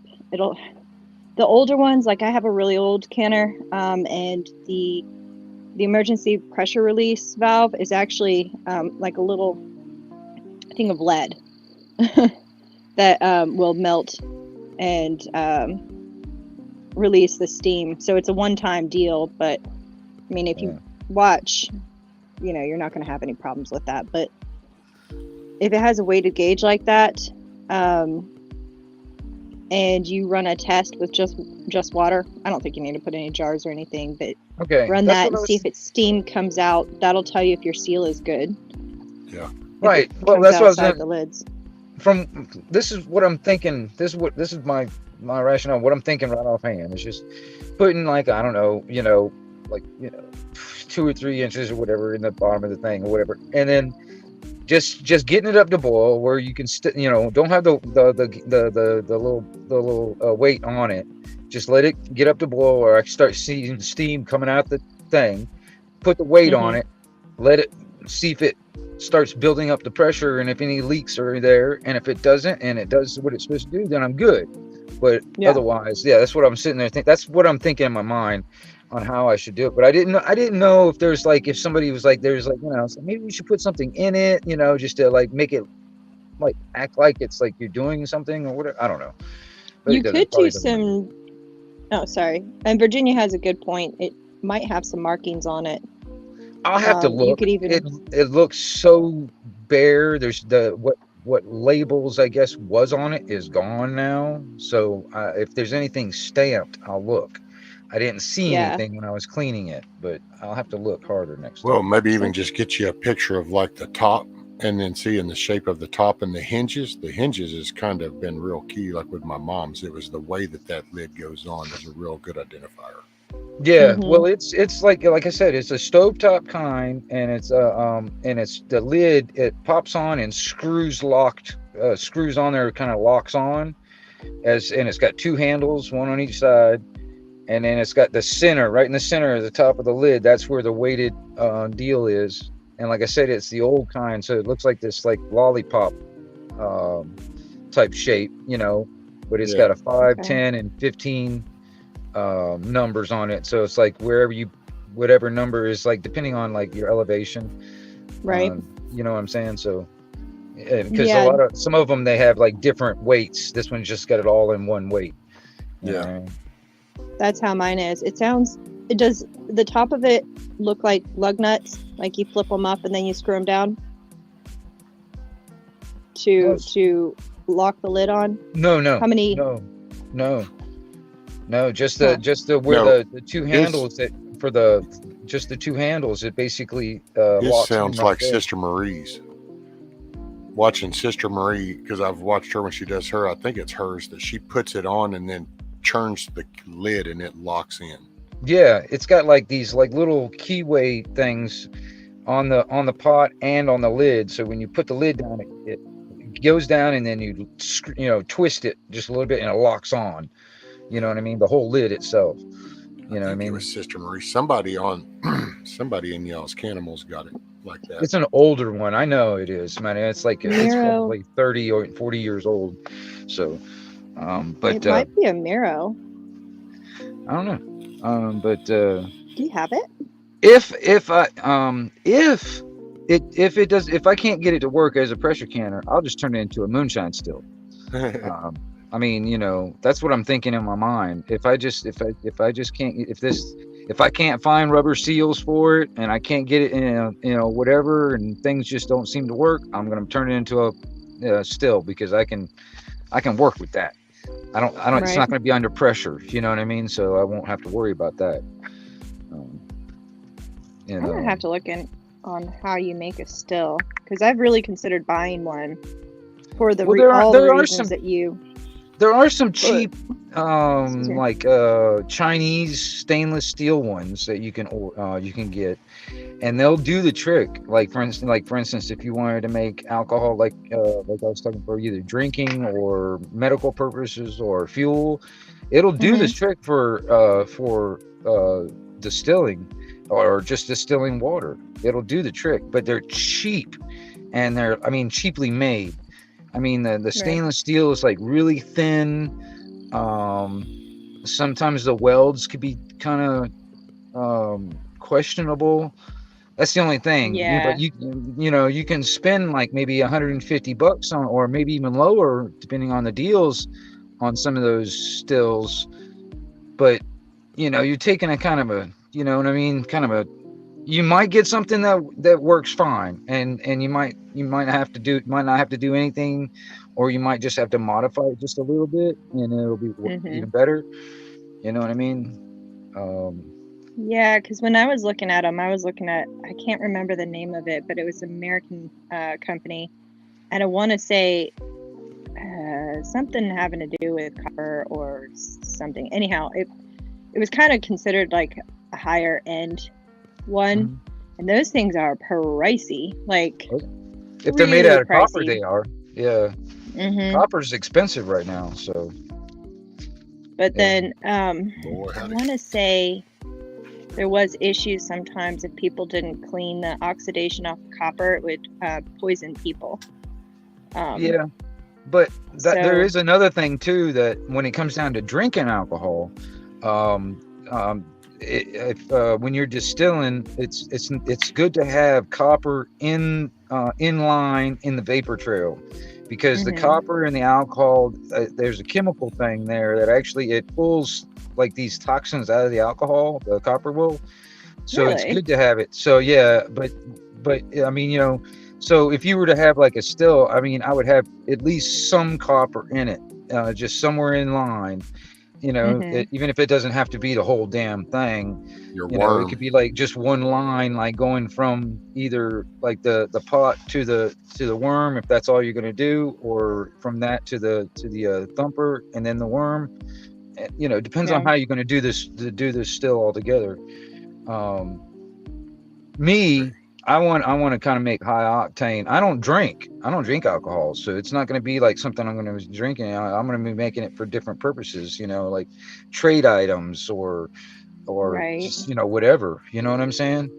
Well, not only that, but like if you are into making tinctures, that's one of the reasons I want to. Because, like you said, it's a multi-purpose tool. It's not just for making whatever moonshine or whatever. You can make tinctures. You have your antiseptic. You have your potential fuel uses. Yep. And then the other things that you were talking about, like essential oils. Although, man, I mean, homesteading, like rubbing alcohol just to clean things. You know what I mean? I mean, for real. I mean, disease is like one of the number one things that's going to hit everybody when the crap hits the fan. I can tell you. Oh, yes. Hey, Milkmaid, Auntie wanted to know, do you know if y'all are canning Saturday? I'm sure people are. I don't know if I am. This sounds so weird to me still, but my son-in-law is coming up to visit, and he's supposed to go to the range with my husband. I think on Saturday, but I don't know when he's leaving. They were going to come up together, but my daughter ended up having to work this weekend, so because she got a special pass so she could get off post and travel up here, and then that fell through. So I haven't seen them since they've been married. It's just so weird to say that, but yeah. Yes. That's why I can't stay too terribly long, because I don't know when he's coming up, and I kind of want to make sure the house is really nice before he gets here, because Oh yeah, because I'm sure it's totally trashed. Oh, I don't show you some of the parts of my house. Like, my kitchen is like the jar apocalypse, like everywhere. Well, yeah, so but I've been that's just working on works that. in progress, so it's not a mess. My mudroom, you know how you have catch-all places? Oh yes. And I have not kept up on that, so that definitely needs to get cleaned up. I don't know. I figure he just needs to take us as we are for the most part. Like, I love going to somebody's house and it's not clean. I love it, because I'm like, thank God somebody else doesn't have a magazine-worthy house. Right. I think they were doing Saturday, because I think Indy I think was going to do some canning last night, some chicken, but then there were so many people who kind of went on, so she was like, "Oh, I'm just going to wait and I'll do it with the cannibals." So I'm assuming that must have been something maybe said, or hopefully if somebody's going to be canning Saturday, just because it's Saturday run. and that's canning time. So yeah, my problem too is on Saturdays the traffic must be so bad that my internet has just, I mean, we talk about shitternet, that's like so bad that I can try to load YouTube on the lowest resolution, it still buffers, and then if I try to chat, sometimes it'll come out double or triple because it won't go through right away, and then it doubles it up. Yeah. So what kind it's of pretty cell frustrating. service? Do you get decent cell service, like for the phone itself?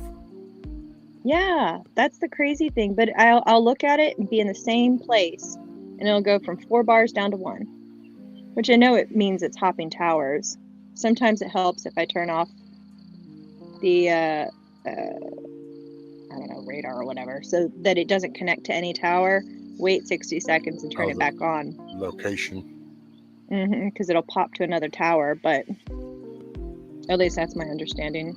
Well, and I was just wondering, maybe it'd be beneficial to get just like a home booster for your cell, and then just go off of, I did. Oh. It didn't do jack. Oh wow. Who do you have? What provider? Verizon. Oh wow. See, that's me and my wife were talking about that the other day, because it's just we hear, because like around us, Verizon is actually the primary. I mean, that's the one you really want around here because the signal. But that's the only one that works out here too. Like, we'll have people with different coverages, and they come out here and they get zip. So my hands are a little tied, honestly. I could get satellite, but the people in this area that get satellite, especially if there's cloud cover or any kind of storm, it drops, and they limit the data, and it costs an arm and a leg, Well, yeah, the Starlink thing would be the only way I would go if you had to go satellite, just because, I don't know, that satellite has always been shit, and it's always been some bullshit scam thing. Well, because none of those people put their satellites up. Now with Elon, well, that's Starlink, so yeah, he puts his satellites, so you're gonna his shit, his network, his stuff. There you go. Now that has a chance. Bunch of them fell down. Bunch of them already fell back to earth. Well, but I mean, it's at least his. Where the other ones, they're just bouncing off of already satellites that are up there to do TV, media, communications of some sort. So they're just mooching satellite space, and then yet they tell you how this is going to be great. You'll have blazing fast speeds. Like, no, you won't. Well, with any luck, they should be running fiber optic down here through the summer. We'll see how much that freaking costs, but that's where 5G and 6th Street come into play. You get fiber optic. Yeah. Damn, I'd have never thought that that's how you get Guardian prepping to show up, is to say Elon. But you say Elon, and here comes Guardian. His ears perk up, and he's like, what? Oh, and I'm sorry, Anti, for not seeing that earlier. I wasn't looking at chat. Yeah, I don't trust Elon. There's something there that gives me a check, you know? I don't know. Sometimes with certain people, I get this internal alarm. But at the same time, he confuses me. I saw this crazy movie called Upgrade, and in the I guess you call it, I guess the bad guy in the movie, I guess that's what you call it. Totally fucking reminds me of Elon Musk. And it was totally like his whole persona was Elon Musk. Right on. What movie? Do you remember? I think it was called Upgrade. Yeah, I think that's if I remember correctly. And it's basically, you know, he invents like this chip that you can put in your head, and it makes you like smart and stuff, you know. So, you know, did you ever watch Doctor Who? I'm such a nerd. Oh yeah. The newer ones where they had, what was it, Cyberman, or you know what I'm talking about?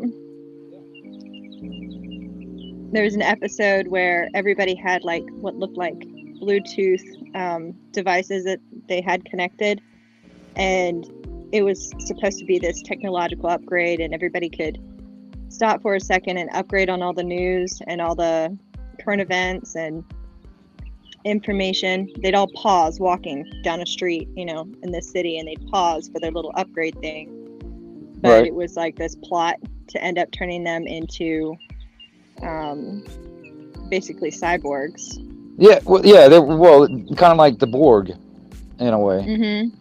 Yeah, I mean, it's basically the kind of the same thing. The Cybermen was basically the Borg. They ended up assimilating everybody because all the Cybermen were just robots with people that were inside it. So I mean, but yeah, it's weird too, because even like with his Neuralink that he's got going on, I mean, he's pretty close to the AI industry. So I mean, I don't know. Honestly, man, when people talk about like his thing with Twitter, I actually really don't care. Personally, I find it more alarming with Bill Gates owning all the farmland, you know? Yeah. Hey, oh, you mean Gil Bates or whatever? What's up, buddy? Yeah, I got you. He creeps me out. Yeah. I got you, Guardian. Oh, sorry. Hey, Guardian. Oh, is he coming? Oh, he's going to tell us how great Elon is.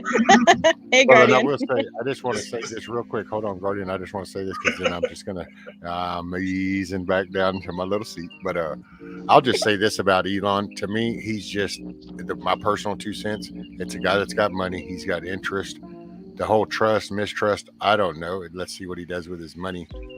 Kind of thing, because you kind of got the Mike Lindell version over here that's kind of like, hey, I got some money and let me look into this. So Mike Lindell, you've got people throwing money at different things, but we have these categories we just keep shoving people into. So for me, I don't know. We'll see what he does. It's like he bought Twitter. Well, so who cares? Somebody owned it before him, so he got it. Now we'll see what he does with it. But anyway, so there I'm now. I'm sitting back down. Come away. Go right ahead, Guardian. It's all yours, sir. Hey everybody in the panel and in the chat. I literally have a little bit more over a minute, and then I'll instantly disconnect because my local power is going to be out. We've got load shedding, which is something in South Africa where we for about 15 years we've experienced this. So I literally only have a minute to explain myself and explain the situation.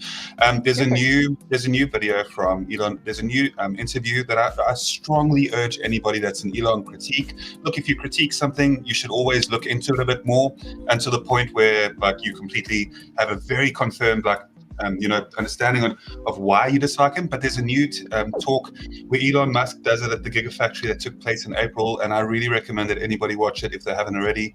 But I know that Elon's not some, like angel in any way or anything. Like, I'm just saying that please, like, try and understand that the only reason why I ever defend him is because at the moment, South Africa, like that's the guy that's doing really big things out there in the world and kind of making people be like, oh, look, he's from South Africa and he's doing all of this cool stuff. You know what I mean? Like, we don't really have anybody else. So like, just understand it from that point of view, that's the only like person. My power is just about to go off. I literally will be cut off by my own power right now. I'm just saying that I love everybody here. I'm just trying to say that sometimes just be a little bit more understanding when it does come to Elon Musk. And I shouldn't have to be defending a billionaire philanthropist, right? Like, that's not what I should have to be doing. Like, why do I feel like I'm having to defend Tony Stark? You know what I mean? Exactly. Somebody else said a different counter thing to say it was bad, so all of a sudden it just took that life. There's nothing on the table. I keep an open mind. Why can't we get Elon to figure out how to stop these rolling blackouts out there where you're at, Guardian?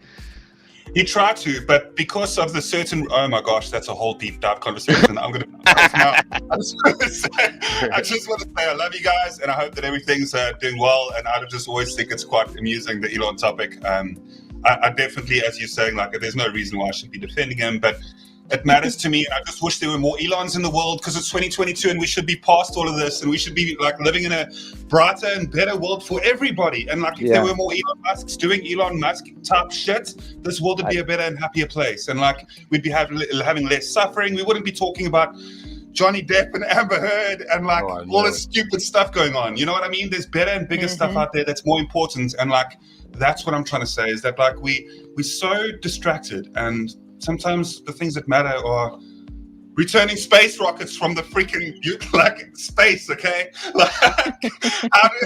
Like he's basically making it so people can like.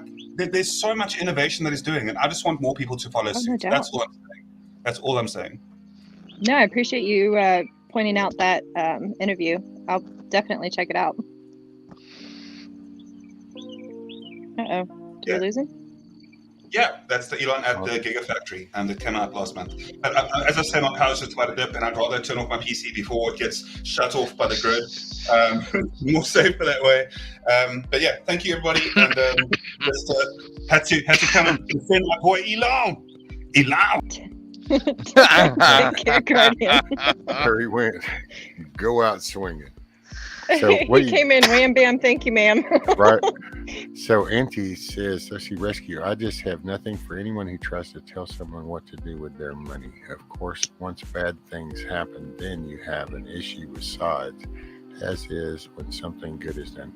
Well, so I see. I don't know. That just shows you my ignorance with the whole Elon. I don't know. I don't view people that way, so I'm a little lost. So did he do some little tirade about how people should spend their money or something, or I don't know where that came from.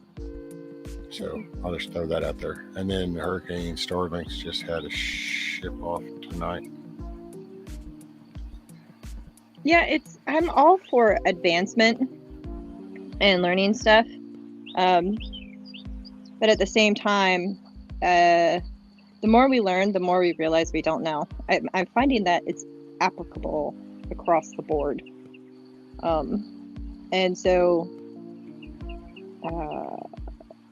I always watch and wait and keep an open mind. But at the same time, like if I have a gut instinct, it never has really led me wrong. I'm not going to lie.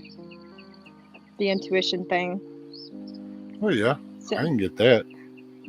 I guess I don't know. It just kind of cracks me up in a way just because I see some weird, just raw things that just kind of make things kind of look funny to me. But it's like, Amazon. Mm-hmm. Amazon owns the largest server farm for all the data that's the internet is being used for, so it's like, well, how come nobody ever threw up flags and all the Jeff Bezos and, oh my God, he's going for all this. When this dude just built the server farm, slowly took over the data side of the internet, while Google took care of the traffic side. You have, but yet Elon, because there's an individual's name attached to this, then the Tesla becomes a topic, or like these rockets.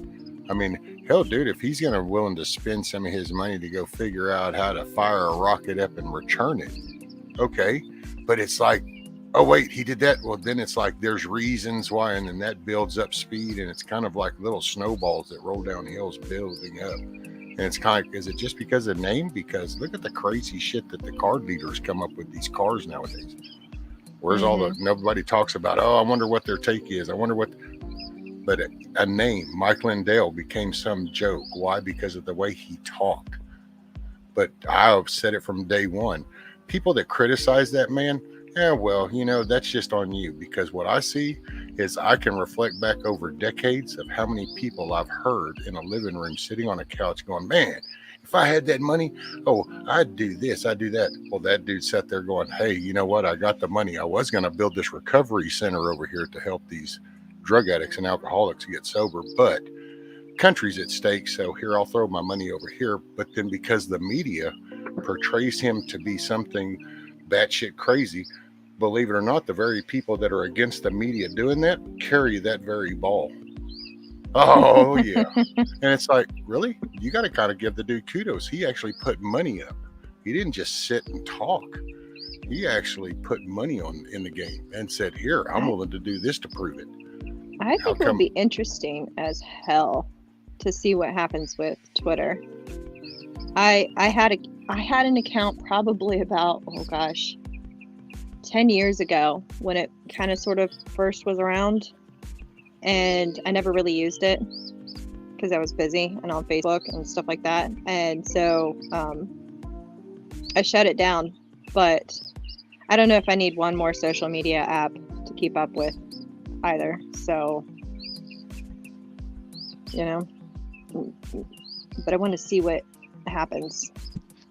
You know what I've been finding funny? I've been seeing this stuff floating around. It's all these people like freaking out. Oh my God, Twitter's gonna be free speech! Ah! They're freaking out because there's a possibility of free speech going on Twitter. You know. And well, look at this. It's like the changes that are coming to Twitter. The changes. I wonder what he's going to do with Twitter. I don't know. Dude, he might just turn off what was done, and it might just going back to being Twitter.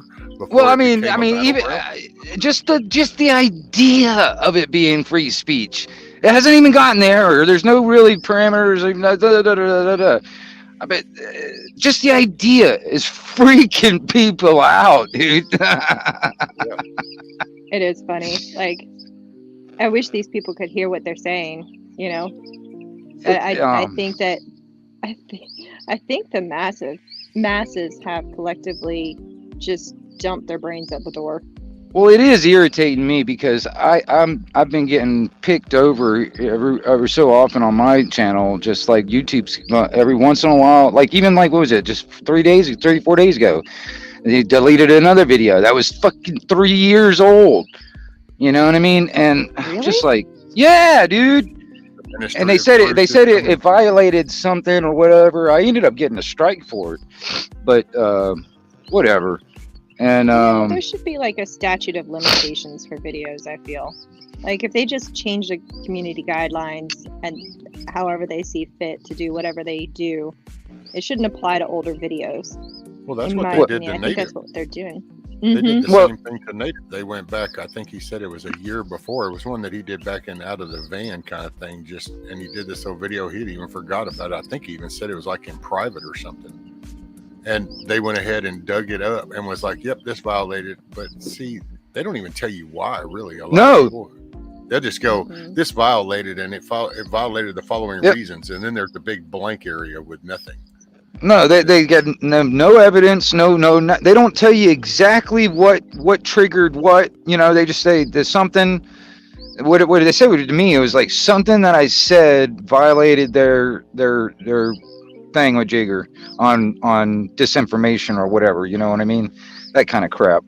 But I can't even remember exactly what the video is about, but like I said, it's like I tend to talk about things like, you know, and a lot of times I'm years ahead of what people really understand what's going on, and I don't know.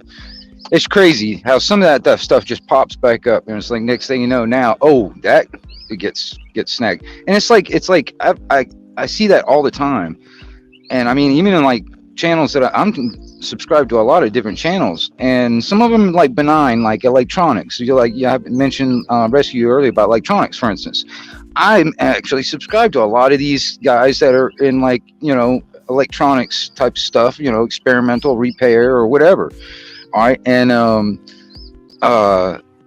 there's some of these guys that are like fooling around with like some new stuff, just kind of like, you know, documenting their discoveries, I guess you want to call it, or whatever, their observations.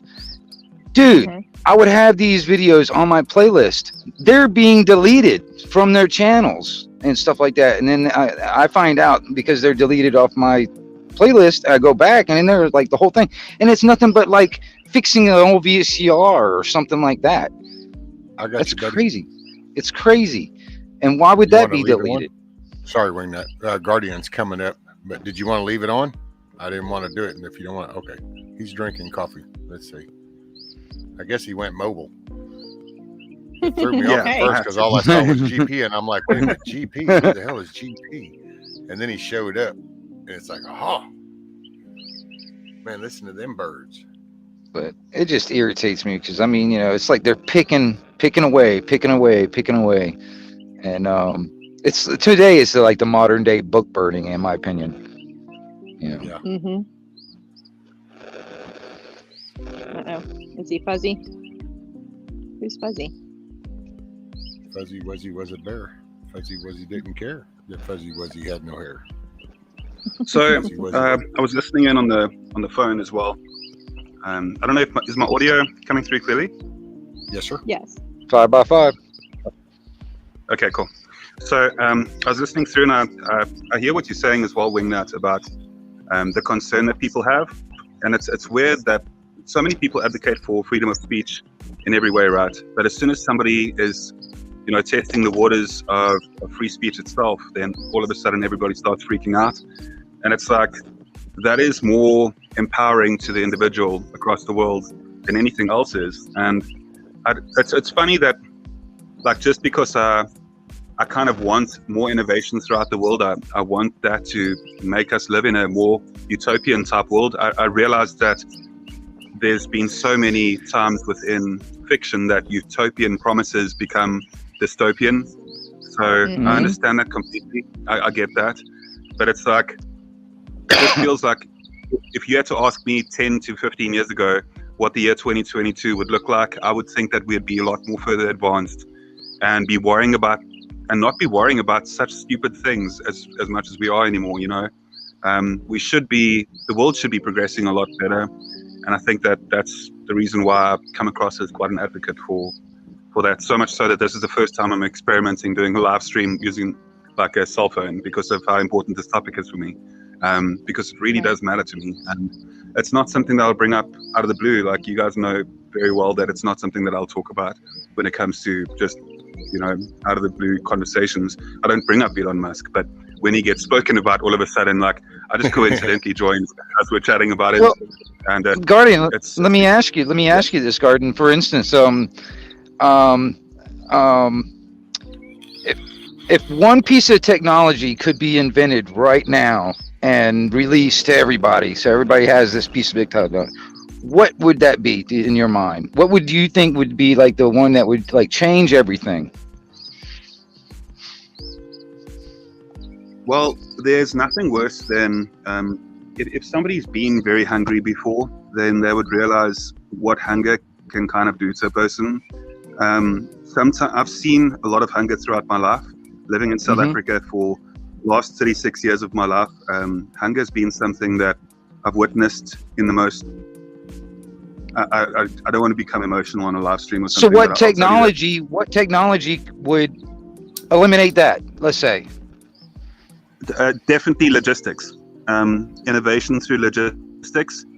If we can resolve logistics at the moment, because we produce enough food, and this is facts, we produce enough food globally to feed everybody on the planet right now. Agreed. We do.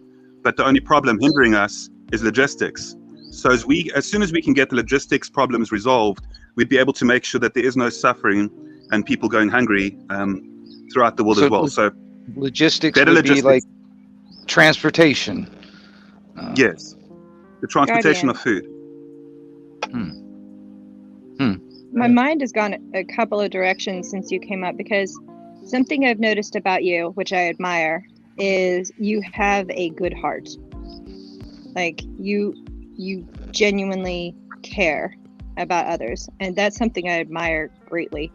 And I think the big challenge that I see is every technological advance that we've had, and technology is not just electronics. You know, a technological advance could be a plow, right? Yeah. But one of the things that I keep seeing that if I kind of pull out is that with certain technological advances, you get further and further from nature. And I know you also enjoy nature, right? But I feel like we remove ourselves more and more from the reality of nature than we realize. And I think that's why in a lot of places, like if you pull people out of their natural environment, which in my opinion is growing your own food, being a part of the world that's around you instead of just people and technology, the more disconnected we get from reality. Like the whole thing with death. Death is a very real and natural part of life, but the further we pull away, the more that we advance, so to speak, the harder time we have with actual real life, if that makes sense. And that is some of my concern, and it also it narrows the power center for things like for example, and I'm sorry I'm rambling here, but hear me out, hopefully. No, you're good. Yeah. Like you're saying, the logistics we have, and I agree, we definitely have enough food on the planet to share with nature. And I'm not trying to get hippie crunchy here, just from a realistic standpoint. Yeah. But what we have done is we've abdicated our own responsibilities in our own local areas, and we rely on cheap labor in other countries without learning how to take care of ourselves. And the logistics of moving everything around the world, yes, we've been able to feed more people. However, it's also easily controlled and crashed. And that's because we've put power in the hands of others for our own responsibility to take care of ourselves, if that makes sense. If we could work on regenerative ag locally across the board, then that would remove the need for that type of thing. Yeah. Does that make International transportation. Yeah. sense? It brings a lot of So I problems too. Yeah, I can give you the okay. So the way that I see that, and the best way to explain my point of view on that, is that because of, if you look at throughout the previous decades, when it came to people working, people had to spend so much time more working. Look at the industrial age, for example. Because of technological innovation, people have more free time already in the year 2022. Because we're able to, if it was back previously, I might have been, instead of working for an at-home company the way that I do now, where I'm able to interact with you guys and able to spread more ideas and spend more time being a human, I was previously having to be potentially, my father before me would have been working in a steel mill, for example, or something, where he would have been just staying at the factory line the whole day, and he wouldn't have had and because of this generation, and because of where I'm at, and because of remote type work through technology, I'm able to have interactions with you guys, and we're able to speak about things like this, and we're able to spend more time just being human. I do absolutely agree that, there's a famous quotation in a poem by, I'll tell you now, give me a second. It's really important. It's called The World's Greatest Speech by Charlie Chaplin, okay? Charlie Chaplin does a thing called The World's Greatest Speech. If you haven't heard it already, I really recommend you listen to that. And because he touches on something there where he says that, because of technology, our lives, ease of access has become easier, but we've become more separated. And that's what you were saying there as well. But the thing about that, and the counterpoint to that is that because of that technology, we're able to, if technology is taking care of our fundamental needs, we have more time to build other technologies or to increase our communities, to assist people that are suffering, to make the world a better and brighter place via technology. It can be taken, it can go out of, it can almost, the problem with it is that it can kind of definitely go awry, and that's what the main problem is. I completely understand that. And also,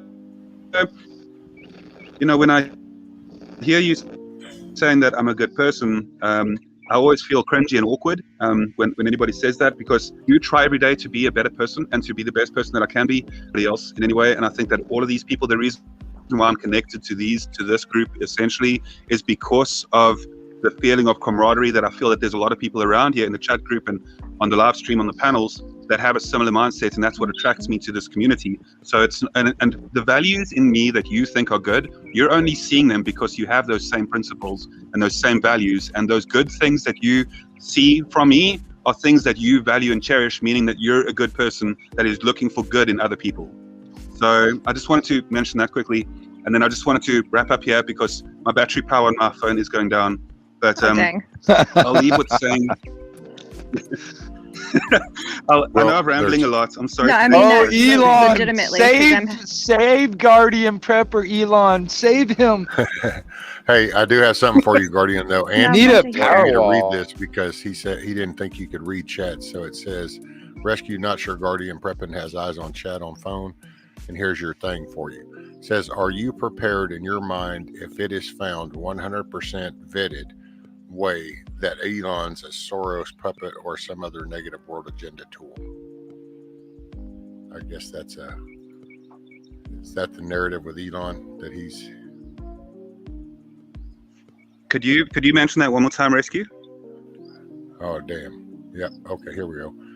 Are you prepared in your mind if it is found in 100% vetted way that Elon's a Soros puppet or some other negative world agenda tool? That's anti-at-chat asking. So that's why, and my phone's on 8%, and it's dwindling because of the StreamYard. And I see we lost. I see we also lost. So that's a decent question. The best way for me to answer that, and in a respectful way as well, would be that is always a concern. There are definitely societies out there that can't really understand what their intentions are. I think any human being on the face of this planet is a concern in a way. People are concerning. I do think there's a lot of people that are out there against Elon that'll come up with a lot of different reasons as to why they don't like Elon. Look, like everybody that's tried to make the world a better place throughout the history of the world has always had their haters. They've always had, no matter who you are, no matter how good you're doing in the world, you'll find an entire bunch of people, if you're looking for them, that despise you. And that's no matter what you do, no matter if you're trying to make the world a better place by allowing free speech, by buying Twitter, which is that's why he did it. Like, in my honest belief, that's truly why he did it. I know that there's a lot of other reasons as well why he could have done so, but I definitely think that if that was to come out, I wouldn't be advocating for him anymore in any way whatsoever. And that's the honest truth, is that I'm concerned about Elon as well. I'm not saying that he's absolutely an innocent angel. It seems that way because I always defend him, but I know that power corrupts absolutely. Power corrupts, and absolute power corrupts absolutely. I completely understand that. It's a good thing to be concerned. Never trust in somebody that's got all the reason in the world to be lying to you. But I think that for once in the modern world, we have one of us that's out there trying to advocate for the truth and for freedom of speech and trying to make the world a better place. And I think that people are very harsh on that person. And I fear that that's the problem with modern society, is that we do we look for reasons to quell somebody that's trying to do great things in the universe, But you could be right. He could be somebody that's out to get us all at the end of the day, and then we all trust in him and we do the Tesla bot thing, and then all of a sudden he's the person that's allowed to have this army of AI bots that's going to come for us. So I don't know. Show I'm up not for going to say more. anything, but I'm going to say it is quite concerning, and I do understand. Yeah. My battery's just about to go, so I'm going to say I love you guys, and I'll chat soon. I just had to end this quickly. Take care, brother. Oh.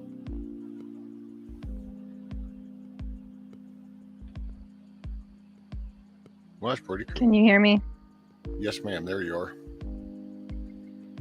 I totally missed half of what he had to say, and I hate that because I really did want to hear what he had to say. The shitternet. Welcome to the shitternet.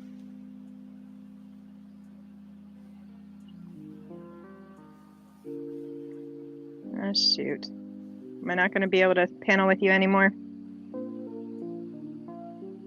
Fine. Well, hold on. Let me try going out and coming back in and see if that helps. Okay. If that's all right with you.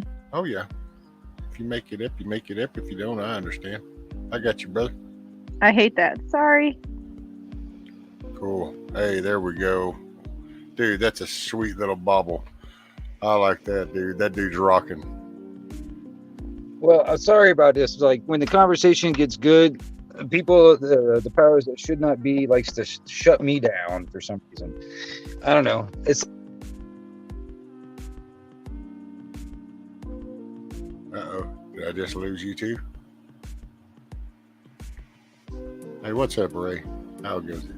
No pooping in the sandbox. That's it. Never shit in your own backyard.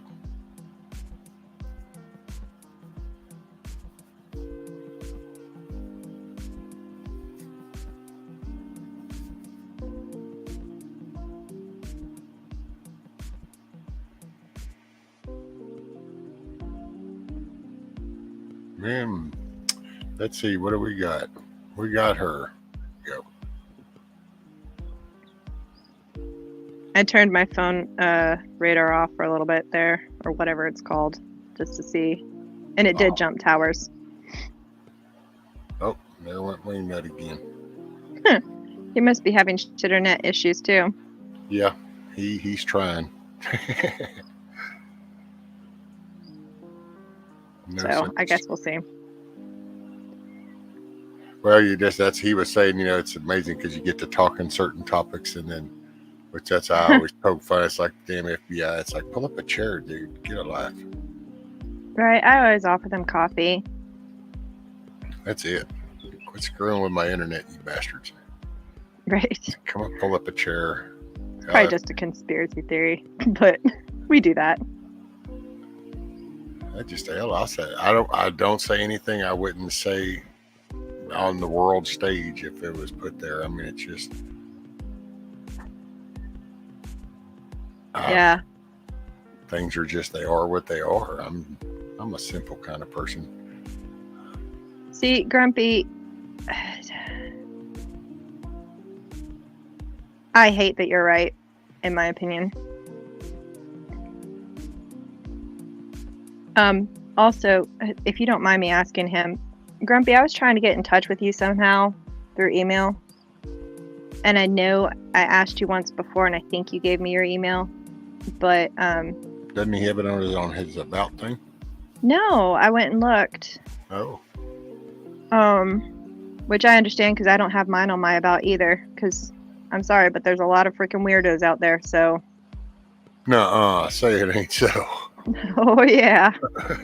I have definitely dealt with my fair share. Man, I had a rapist follow me home one time. Or try to. So, yeah. I'm very careful. Or as careful as I can be. Thank you, Grumpy. I'll screenshot it. If you want to delete it. The real Grumpy Acres. Oh, there's Ray. Yeah, speaking of weirdos, here I am. Oh, hey, weirdo. I will say, though, Grumpy, but I understand what you're saying, because, yeah, kumbaya stuff is nice, but it's not going to fix anything, because that's it, man. It's like, it's so hard to address that 3-letter word of fix, because the man, it's like you keep pointing at the tin can on the ground, but everybody keeps chasing every little squirrel that hops a limb, and it's like, but no, wait, it's this simple though. Can we start just right here? And no. It is on his about page. See, and look, it's on our about page. I thought I'd seen it there. I thought I saw it there too at some point, and I just need to send you a freaking email. So then we've got connection. Well, now you got. Because I had a question for him, but And it ought to be easy to remember too, because it's kind of like the real Grumpy Acres. So you know unless you were intentionally going to send one to the fake Grumpy Acres, then it ought to be obvious the real Grumpy Acres. I'm just. Right. You know, when I think about the world problems and I think about issues and, you know, wanting utopia and worried about it becoming dystopia, what I keep coming back to is the nature of people. And I think there's two diametrically opposed viewpoints in that, you know, whether people are inherently good or people are inherently bad. And that tends to be the basis of the thought processes of people when they start to discuss those things, if that makes sense. It's like if you believe people are inherently good and they can go bad, then you can see all of these potential solutions as real things. But I unfortunately believe that people generally are inherently bad. And so therefore, even the best laid plans for a utopian type setting, like say communism, for example, the idea behind it is actually kind of utopian, right? But the problem is inherently bad people will always try to find a way to be in power and to change that entire system to make it work for them. And it's easier because there's more control. I think people are primarily good. I'm kind of like on the opposite of you. I see people as wanting to be good. However, it's so easy to be bad, and a lot of them are very well drawn to it. But like you said, communism, if you actually read who was it that first started it? Karl Marx. I mean, it was completely different than what, we see today. Communism, unfortunately, because of human nature, I don't ever see true communism ever being possible until we die and we go up to heaven and everyone's working together as one, That would be true communism. Right, but basically what you're saying is people are inherently more likely good to be bad, though. That's kind of what you just said. Well, no, inherently we're good. We want to work together. We are communal. We are a communal species. We want to be around others of our species. But are we? See, are we?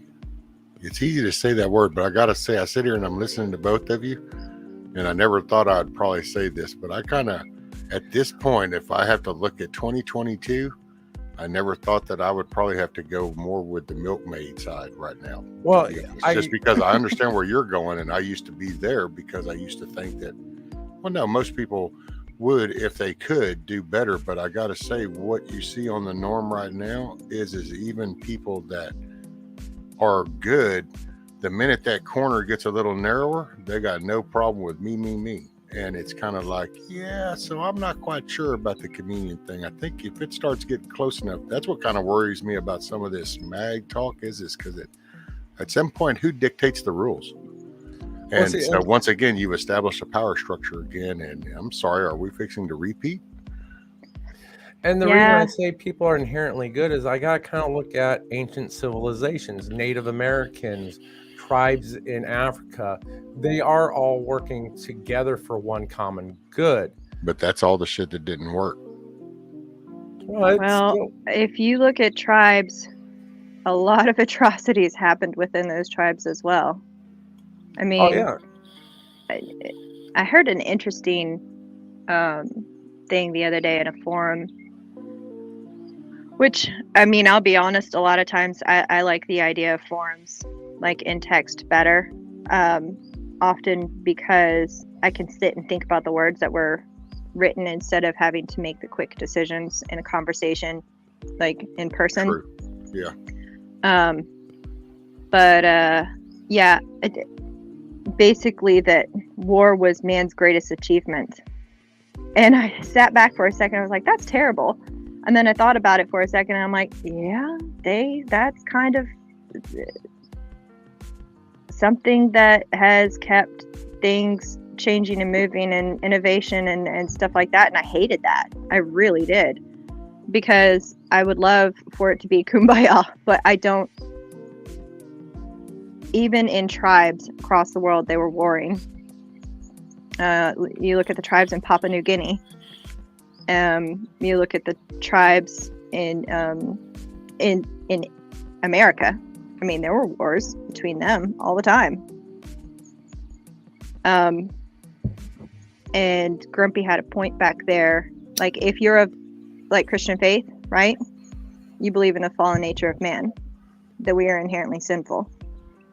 So that right there, if you believe in the Bible and Christianity and the teachings there, which for the most part I do. I've questioned some things in recent times, but the basis of that being, then man is inherently evil, and we have to try and work to be good because we have that seed of selfishness and that kind of thing. We have to work really hard, you know, and we do just have to try harder, but we also have to be realistic too. Well, to me, I would say it's like getting sober or getting clean. At some point, you have to acknowledge the problem, and then you're able to move on. But right now, establishing just the core, that's the hard part. That's what makes it look even harder. I mean, I pray and I hope for the best and prepare for the worst. That's where that phrase comes from. Yeah. Right. I'm like Grumpy. I don't promote violence. I've seen my fair share. Matter of fact, that's my biggest issue with some things, is that some people get more frisky than I think that they realize, because reality just, they haven't experienced it. So it's easy to get a different perspective when you haven't walked it. So. Yes. Once you see it up front, but I don't want to go violent, but that doesn't mean you're not prepared. Well, yeah, and I mean, people who have had the perspective that you've had, like in lockup, right? Or people who have gone to war in third world countries or lived in places where war and famine and hardship really have thrived. They get a different perspective because they watch people go down to that base nature and see what people are capable of. And that, to me, I'd rather hear their points of view because they see what happens when things go really wrong and how people behave in their base nature. And from that point, we can try to move towards a better frame of mind. But if you look at somebody and you say, oh, that's a good person, and then they go through something really bad, and you see the changes that take place. Like I know somebody who, it's a family member of mine, most loving, most wonderful, most kind person, went through something insanely stressful and totally flipped and betrayed people. And that was mind-blowing to me. And this person believed that everybody was inherently good and they were a savior of people and stuff like that. And that just blew my mind. And that was a really key turning point in how I evaluated people. I want to look for depth and quality of character before I can fully trust somebody to be able to withstand stresses that I think are coming. If that makes sense. No, I'm going off on a tangent. Sorry. No, perfectly. Made perfect sense. I'm just too much of a optimist you know, the glass is half full type guy, to think of people as being inherently evil. It just, unfortunately, that's how I have to deal with life. I mean, I was not popular. If I thought of people as being inherently evil, yeah, I don't know. I don't like that. That looks like a dark path to take for me. Well, I don't think of people inherently bad. I do think in 2022 that is becoming the acceptable norm in a way. But I don't think we were created that way, just simply because, well, it does go to my faith belief. And if you just kind of go with the basics of that, you would kind of go, okay, well, this happened, and then supposedly the apple happened. Well, then that means before the apple, everything was fine. That means it was a creation-wise, we were fine. But because we got exposed to this, that then opened up Pandora's box and allowed us to choose to go that way. Right. Well, didn't we have a choice at the very beginning? We did. Yeah. Well, I guess that's once again, you know, given technically the topic, it would be, I guess, your perspective and where you come at that from. And like me, I guess you'd say, I don't know how that gets, what are you, Judeo-Christian or whatever, because I believe in, you know, Adam created and then Eve, and then there was the description of the apple tree, and so then there was the don't eat the apple, the tree of knowledge, and then did, and that's kind of where I go with that. If you think of, I always think about it kind of, and this is completely jokingly, man got screwed by woman. Y'all always say that. Well, she is the one that ate of the apple first. Yes, but was she deceived and Adam knowingly? There's always those arguments and stuff that. But you know, a guy will do anything for the woman, you know, if it's true love. So freaking true. So, you know, and women will take advantage of that, unfortunately. But you know, Ray, like I honestly was such an optimistic person for the first part of my known life. It wasn't until I went through multiple experiences with being happy-go-lucky, optimistic, and then being screwed over time and time again. And I haven't been screwed over as bad as some people have, but it's still been a challenge, and it really did make me start to think differently. Just based on my experiences with people and the interactions, and start to stop and think and watch and listen. And when I did, I realized that, like Guardian had said up there, something about, you know, what did he say? We have to believe in a better tomorrow. There's no point for me. I totally believe in a better tomorrow. I feel like people can rise above. I just feel like most people think that that's going to happen naturally in others, and I don't think that will always be the case. Yeah, I see where you're coming from, and being screwed over many a times myself, even by family, you know, I don't know. I just always have to look on a more positive side with everything, and it's helping me. I used to look at negative and everybody, you know, out to get something from you, and I didn't like that. I mean, now that I look back on how I was, I'm like, yeah, you know, looking positive, thinking people are inherently good. You just got to be careful, and you know, it's helped me a lot, just changing who I am as an individual and helping me grow. Well, I think, when I used the word evil earlier, maybe that was too strong of a word. Maybe self-centered would be a better one. Yeah, probably. I can definitely see the self-centered part. Mm-hmm. We all are, in one way or another. I mean, even through altruism, somebody can be self-centered in the fact that you're getting something out of it. I mean, it's a funny concept if you think about it, but true altruism, true complete selflessness, and in giving of yourself to others, there's always a little bit of something you get back, whether it's the satisfaction of doing it, whether it's accolades, you know, that kind of thing. I think it's important to recognize, because sometimes it hides. Yeah. And if we can recognize that about ourselves, I think that's really important. I gotta address the comment Guardian made, and I don't think he meant it the way it's written, but it goes, we were foolish enough to blindly follow Ray. If you're fool enough to follow me blindly, yeah, you're definitely a fool. I'm gonna tell you that straight out. Don't follow me blindly. So I'm not sure if it's just the way you wrote it that came out wrong, or if you truly mean it's that. It's those comments. It's like, let's eat grandma. You need that comma in there, man. Hey, what's up, Box?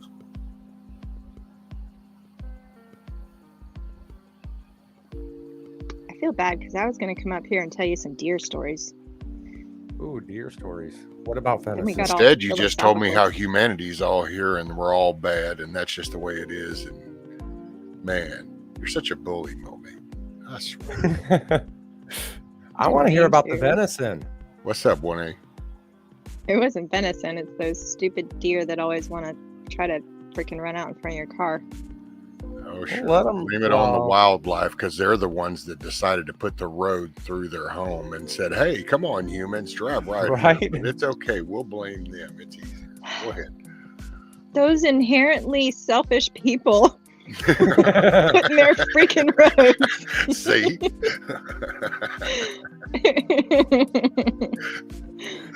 Guardian, I pretty much knew what you meant, but I just had to call that statement out because it was funny. I'm sorry. I'm just saying, if you're foolish enough to follow me blindly, oh good lord, you're like following a lemur, or what are those damn things that jump off the cliff? Those damn animals. You're almost as bad as Canadians. Lemmings, that's what it is. I have shitternet, just so you know. I can't hear a dang thing, so if I'm interrupting, I apologize. I can't hear you. Hey, okay, I'm going to turn my camera off, and I'm going to go 2 minutes, so hold down. Tell the deer story. It's all you, shitternet. Okay, I have so many. The funniest one, and I think I've told this on a live stream before, but we went to go visit a friend when my husband was deployed. The second time, I want to say. I would go with my brother-in-law and sister-in-law over to a friend's house, and basically the kids would all play together, bed down, and then we'd stay up late playing pool in the man room, you know, discussing, you know, the world's issues and having a few drinks and cigars and stuff like that. But my brother-in-law and we'd just spend the night, you know, so nobody drove. But my brother-in-law came with his motorcycle, and it's on this twisty turny wooded road, and as he's going along, you know how you have like your protective gear, so you can have gloves and stuff like that. Well, his gloves had like Kevlar in them, and that kind of thing. And he's a huge dude. He's like 6'5", and not a little 6'5", you know. And he was driving along, and this deer started to run out in front of him, and it freaked him out because he knew if he hit that deer, he was a goner. So he reached out and punched the deer in the face right as he was going by, because it was about to get right there. Like he has really long arms, and was all shook up when he got to the house and told us about it. Well, the next day they went to go get some orange juice for breakfast, and he was like, you're not going to believe this, but that deer's dead on the side of the road. I was like, holy crap. Like, you literally punched a deer in the head and killed it. That's pretty awful. But I'm glad you're alive. But, you know. I've had other ones run into the side of the car while I've been driving, which is freaky.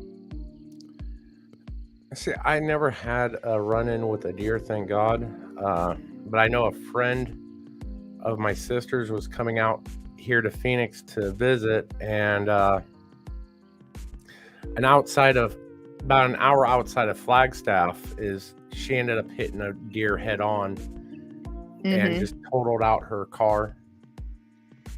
Oh yeah, they'll do that.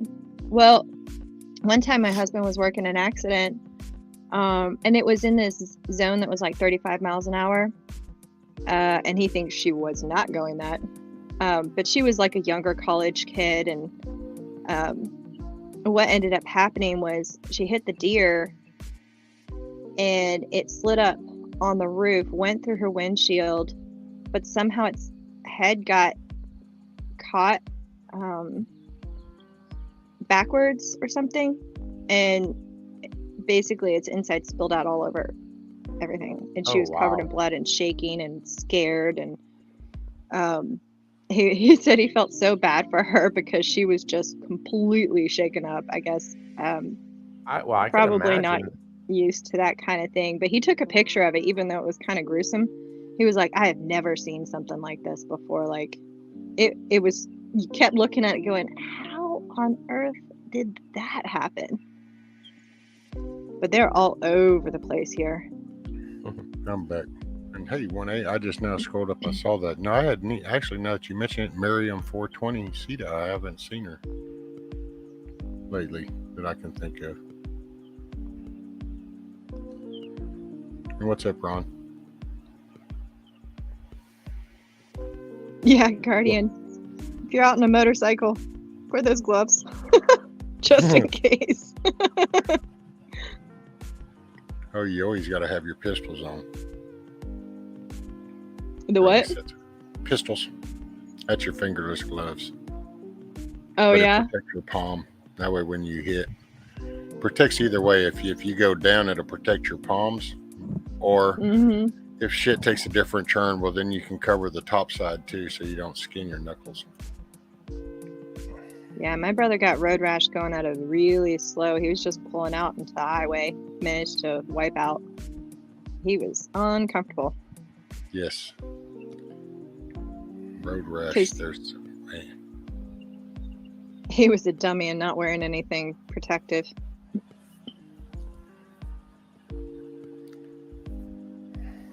Well, I don't wear a helmet. Don't believe in one myself, but then that's my take. It's just a brain bucket after a certain speed. Well, and believe it or not, and I just one of those anomaly things, but for me, it actually helps not wearing one because half my cervical has already been replaced. So, and like my surgeon even told me when I had my wreck and shit, went to go get it checked out, and he told me, he goes, I will never document this, and I won't say this in front of anybody else, but if you had a helmet on, you would probably be paralyzed right now. Because the way the body interprets the shock would have been completely different. The way it happened then is I got rear-ended, threw out like a rag doll, but when I came down and landed, I hit my head first. Well, your body starts absorbing that shock as your body is landing, and it spreads it out. But if I had a helmet on, as soon as it hit, it would have transferred that impact shock directly to my cervical would have been the next spot, and it would have probably broke. Yeah. And it was like, There's lots of studies in that show that helmets and seatbelts really aren't the best thing. Well, I think it should be your choice. I mean, some people, the way they ride or the roads, the area they're in and all that, then boom, yes, they went on a little gravel, they slid in a ditch and their head hit the ground. So the helmet was totally awesome for them. You know, But then there's a person that also had that helmet on that went 80 down that very road, missed that curve, went into that pine tree, and well, the helmet really didn't help anything. Just kept everything more contained and easier to pick up. Yeah. So I hate to be that. It's like seatbelts, same shit in a car. It doesn't protect anybody else outside the road. And it can be beneficial, or it can be me. I will wear one if I drive the car because the strap goes over my left side. But if I'm in the passenger side, I refuse to wear a seatbelt, because then that means that strap's going over my right side, which my collarbone floats around in 9 pieces. So I know that will be lethal for me. Even if it's a fender bender, that's going to hurt me. So that's it ought to be choice. It's them damn choices. We just need to get the government out of everything. Go back to just international shit and leave us alone. You got to see Guardian's comment. I'm heading back home. My power will only be up in about 2 hours. Have an excellent Friday. I'll enjoy the week. Only comes up that Elon does not turn out to be an arch villain. Me too, Guardian. Me too. You have a good day, Guardian. Later, brother. Be safe. Much love to you and the fam.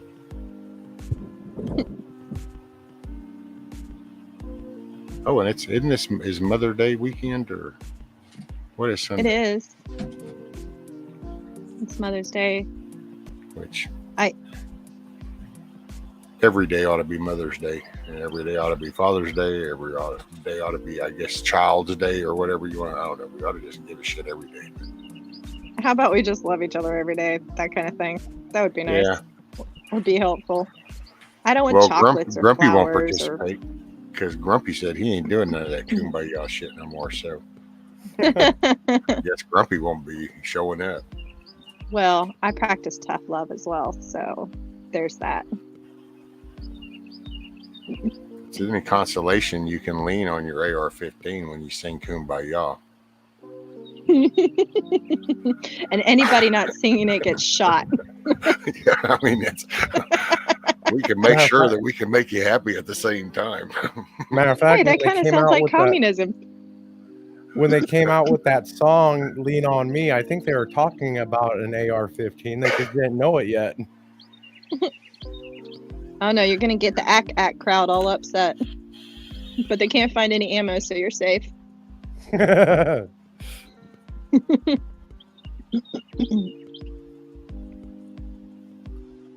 Oh, there you go. One day says he's going to buy his grandmother some more wandering Jews and another rose bush. Oh, cool. Aw, Grumpy. It's just because you're grumpy. Yeah, where's Yoda? Go back to sleep. Wake Yoda up. Dude, I love Grumpy's attitude. It just cracks me up. Grumpy's only grumpy on the outside. On the inside, he's just a big old teddy bear. See, and that's what people don't understand. Like, everybody thinks my husband is a complete flaming asshole. And he can be. But really, like, he's the one who gets all emotional about, baby hurt things and stuff like that. I can flip those emotions off and just take care of the problem. But well, that's why he can be such an asshole, because see, there's always the other side of that coin. People always forget the other side. That's usually the people that are emotional are also emotional the other way too. So see, I've had many friends come up to me and tell me, yeah, in the beginning when we first met, I just thought you were a rude jerk asshole. And then they said, now we know it.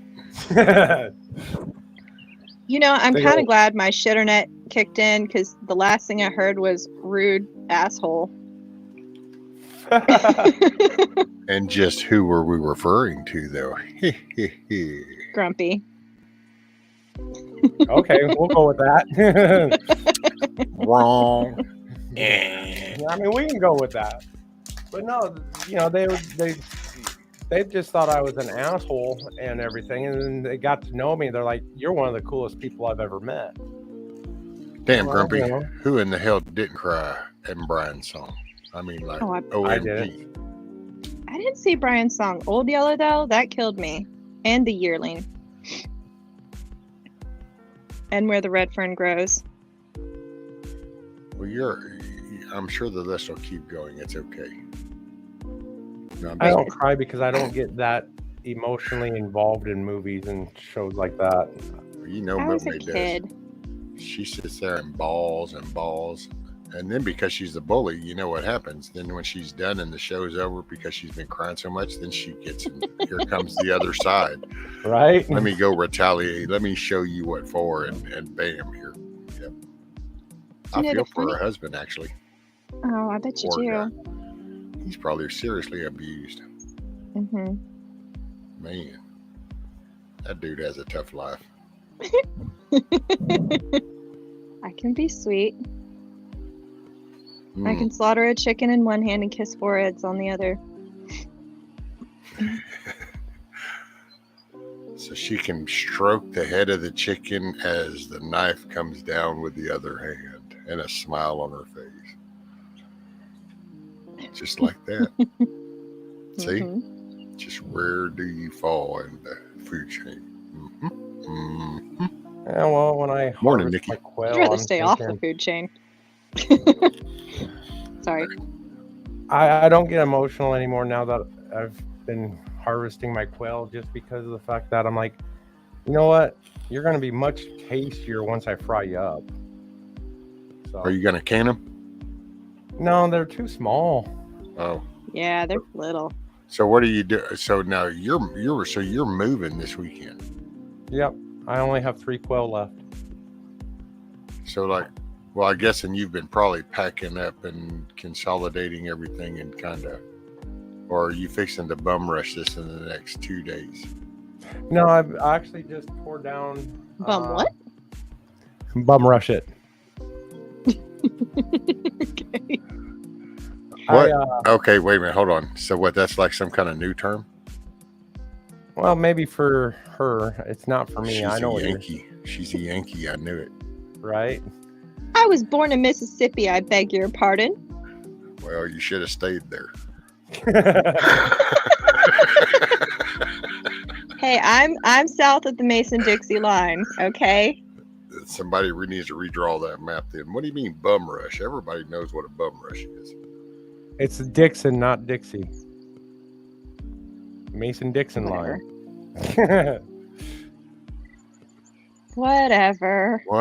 Cindy, no, that would be improper management of that resource. You never set loose animals that were never loose to begin with. This is true. Later, Kush, you have a blessed day. Much love. Appreciate you hanging there. I mean, that's why they have an iguana problem in Florida. Well, maybe she meant set them free from this life. Oh, they're gonna be set. Those other 3 are gonna be set free from this life. And to quote "Fat Bastard," "Get in my belly." Oh, damn, Grumpy, you're right. Yeah, that whole part, man, the graveyard, that ending thing there, and that one, yeah, that one got me too on Saving Private Ryan. That was. Oh wait, here comes the thing. Yeah, well, you know, this crazy shit started somewhere. Sorry, I went out again. In and out, back and forth. Mm-hmm. Yeah, what's up with your internet there, Milk? You were doing so good for so long. I even turned my camera off to help, and it's not helping no more. It does help. I don't know why. That's stupid. It shouldn't help.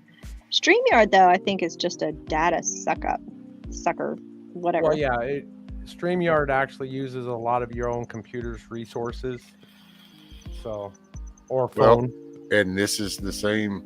Here we go with this one, but these things are hosted on those Amazon server farms, and because of all the other bullshit, there's no telling if these things go through some scrubs blades first, which are blade servers, but it's because they want to monitor and scan everything. Do you remember what was it called, Echelon, back in the day? When the old school Big Brother. Oh. Did you go out again? Did I go out again? There you are. Of course, I don't know when you just said that, but there you are. Well, funny, because I was saying a keyword. So that's about things that catch keywords. So that's kind of interesting. So what did the keyword start with? An E, and it had to do with phone conversations and weird clicks when certain words were said. Back in the, 80s or 90s? When did that start? I can't remember. I mean, it's not a conspiracy theory. It was fact. Like, was that kind of the mid 80s? The Esh starts with Esh. Just say it again. Let's see if it goes through the second time. Let's see if the shitternet kicks on when I say it again. Do you remember the Echelon program? Oh, yeah. Mm-hmm. We used to test it sometimes. Just say certain words and hear if there's a click.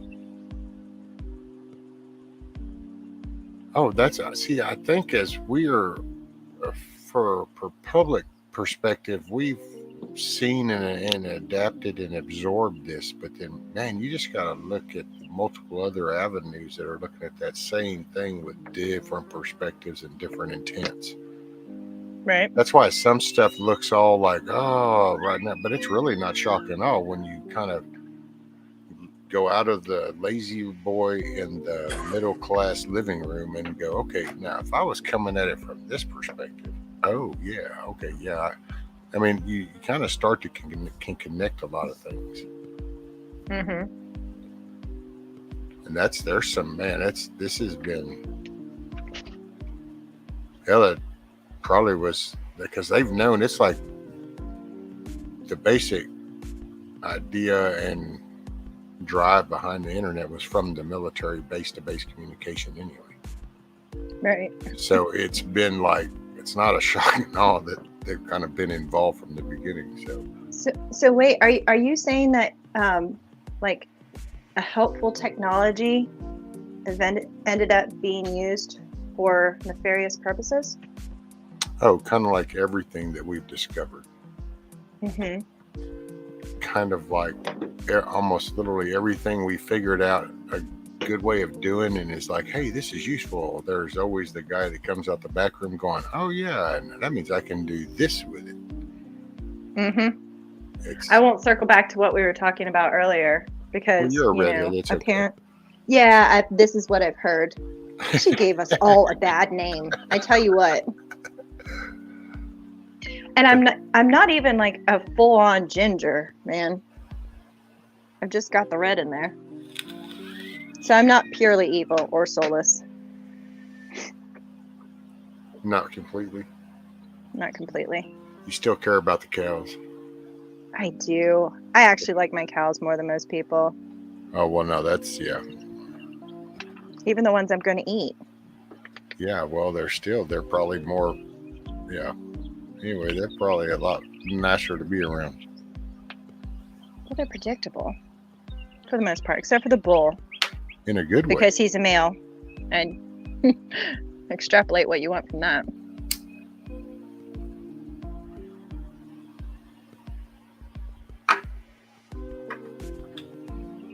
Damn, that was weird. Hell, I've been over to kind of be out of view with my little flowers, and I was kind of looked up and then realized, wait a minute, I don't even have it on. Like trying to show Possum an envelope the other day. Yeah. It's like, no, it's like this. Oh, wait. Okay, never mind. I don't mind being on camera, but my internet just doesn't work as much. Well, when it's doing good. When this seems to be keeping you a bit smoother than whenever I have it on, which I understand the whole data concept, so it makes sense. I could probably even turn off the background image and turn off the overlay and probably make the flow just a little bit better. Dude, I'm not worth all that stuff. Well, no, but I'm just saying it wouldn't help that much, to be honest. I mean, but it would be, because it's what you're receiving.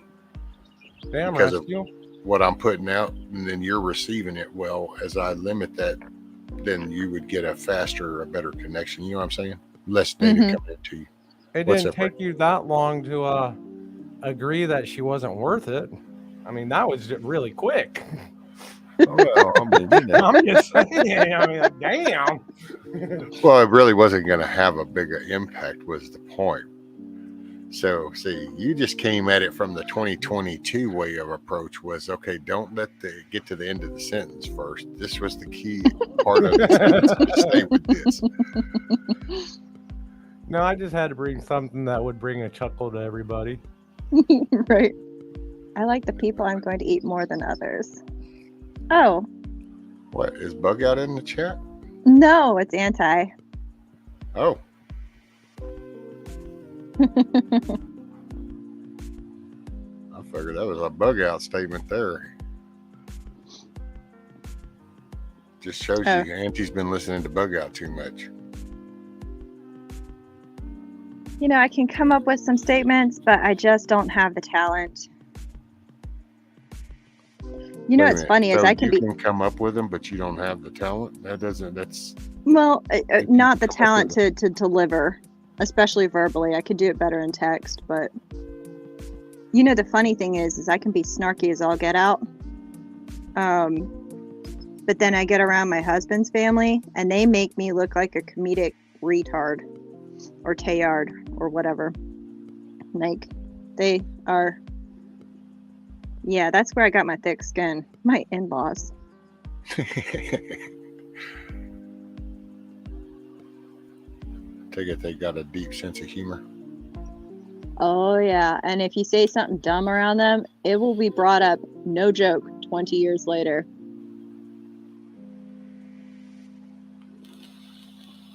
You never hear the end of it.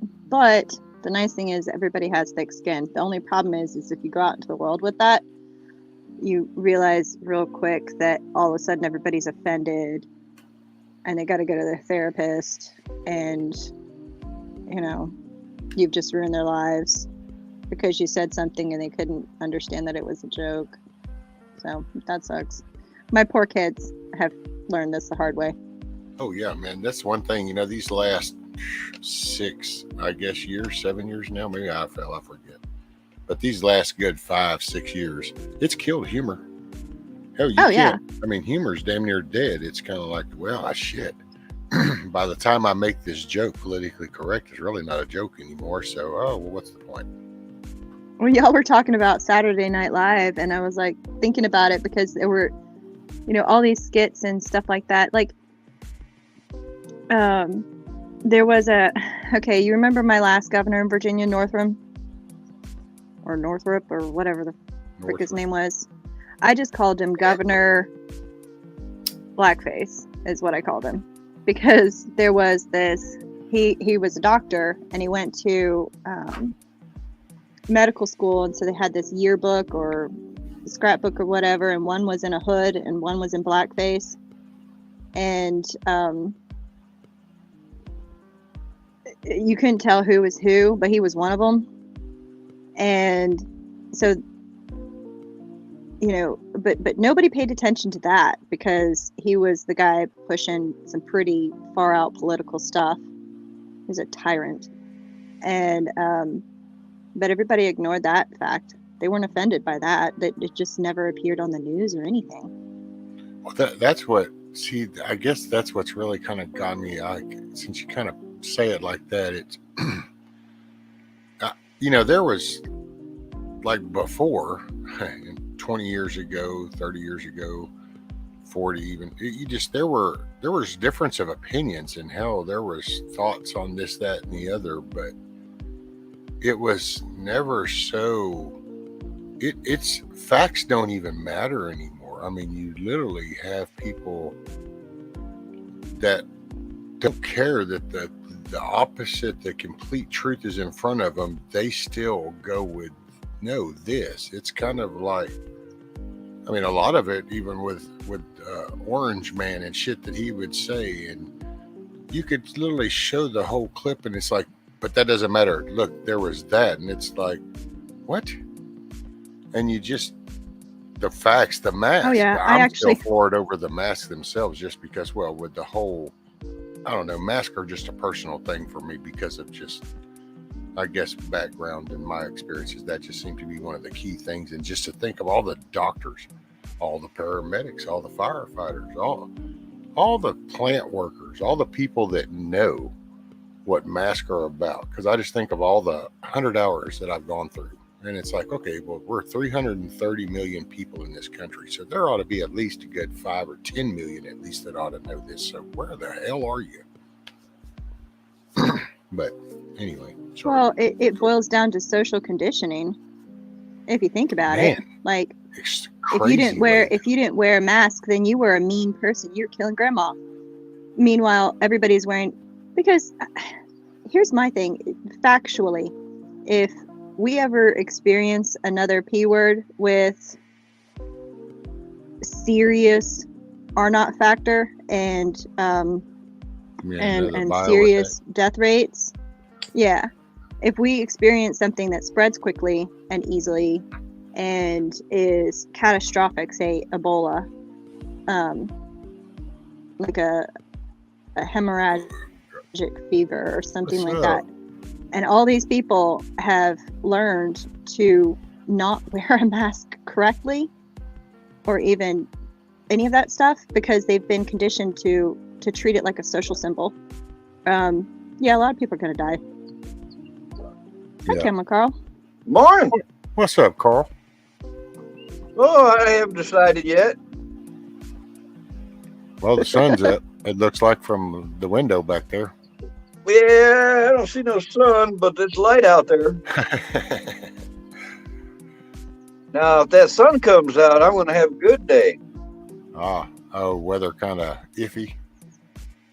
Yeah, well, it is Michigan. You never know what you're going to get. Hey, Tony. Michigan's Good like a camo box get of body chocolates. snipped by some smooth jazz cat. I don't know what that means.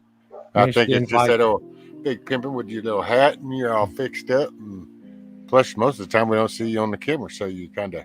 That's the same hat. It just looks spiffy right now. You just have it cocked at a certain angle that, you know.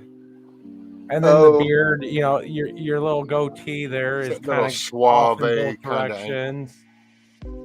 Yeah. Man, I'm going to have to turn this camera off already. Oh, he's starting to blush. He's got it cocked. Yeah, jaunty. That's a good thing.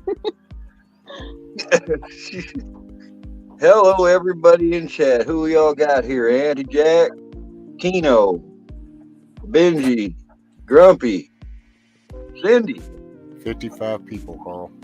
Hurricane. Hey, you got a lot of people here for the morning, don't you?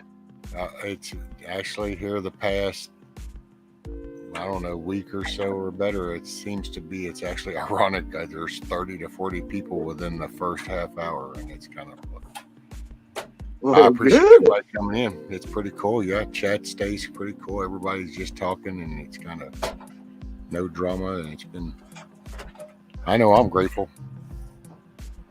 Yeah, man. And T-Girl, sweet T-Girl's here. I jacked with it. So how you all doing? Oh, just sitting there talking. What were we just talking about? Oh, I just sidetracked you. Yeah, that's okay. That just means we'll solve another problem, or we'll do something else. What you got, Carl? What? You want some news? I got good news. Michigan State Police seizes voting machine in 2020 investigation. Hey, looky there. Hell yeah. That's real news. There you go. Things are happening. Yeah, they are. Slow as molasses, but it's working. We didn't get here overnight. We won't get out of it overnight.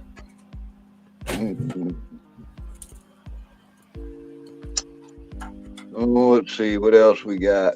FDA restricts JJ, you know what, due to risk of blood clots. Lawsuit filed against Biden top officials for colluding with big tech to censor the speech on Hunter's, you know what. I hear actually 2 states are doing that now, but that's last night's story. Things are coming. Yeah, you got to look for it. They just ain't going to tell you about it. Well, hell no, they control the media part, so you know they control the little fake flyers that get thrown out from the plane. But the facts are facts, and things are coming. Plus, you know, I'll tell you, I personally, and kind of been saying it from the beginning, is that there's just so much in the back end that's happening, because there's even people on that side that have slowly went, wait a minute, y'all are wanting to go where? Oh, hell no. And they're kind of going, yeah, I need to get over here. So there's a shift. You just don't see it because it's like a propaganda thing. That's not what you're supposed to see. What you're supposed to see is all this other. Don't see accountability. Uh-oh. You went all bleeping. Yeah, you went. Oh, froze that up wasn't for a just me? minute. Nope. I see whenever somebody. You must have said something real good. Mhm. Okay, am I back? Yeah, you're good now. Oh yeah. Apparently that didn't go over well, but there's the good things happening is all I can say, and it's just that there's so good effects coming, and I said it from the beginning, but even there's people from the other side that have slowly went, wait a minute, y'all are doing what? And they've come over. So there's things coming. Hey, Tony's asking to come up on a panel. Yeah, come on up, Tony. You know, you just do Jinx, the camera Carl. thing for me behind stage, and then I'll let you shut it right back off. You know, I think you've come up before, didn't you, Tony? Or has he? I think so. Not very, very often, though. No, I think it was only one time before, if I remember right, because it was he got a couch background in his living room background. Oh, I just realized I bought my whole day. The link's pinned at the top, Tony. Oh yeah, it's at the top of the chat thing, Tony.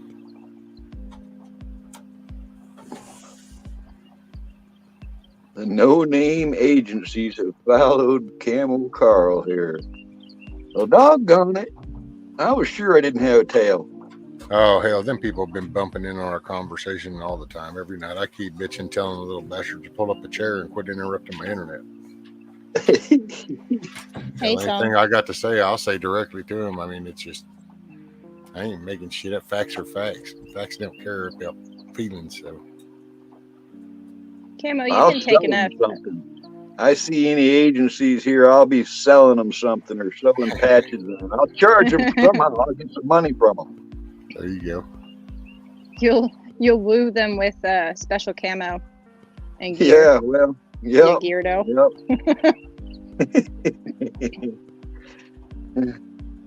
I can say that I'm married to a Geardo.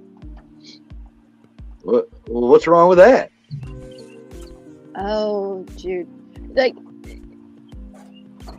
I'll be on forums or whatever, and people start talking about this, that, or the other in regards to gear, and I kind of glaze over, and I don't mean to, but it's out of practice over the last 20 years. So I need to learn to not do that. But got you, Tony. You know what you do is you go get yourself some camouflage lingerie or a bikini or something, and it'll get his attention. Oh, well, I guess. Hey, Tony. What's up, Tony? How you doing? I don't know if he froze it.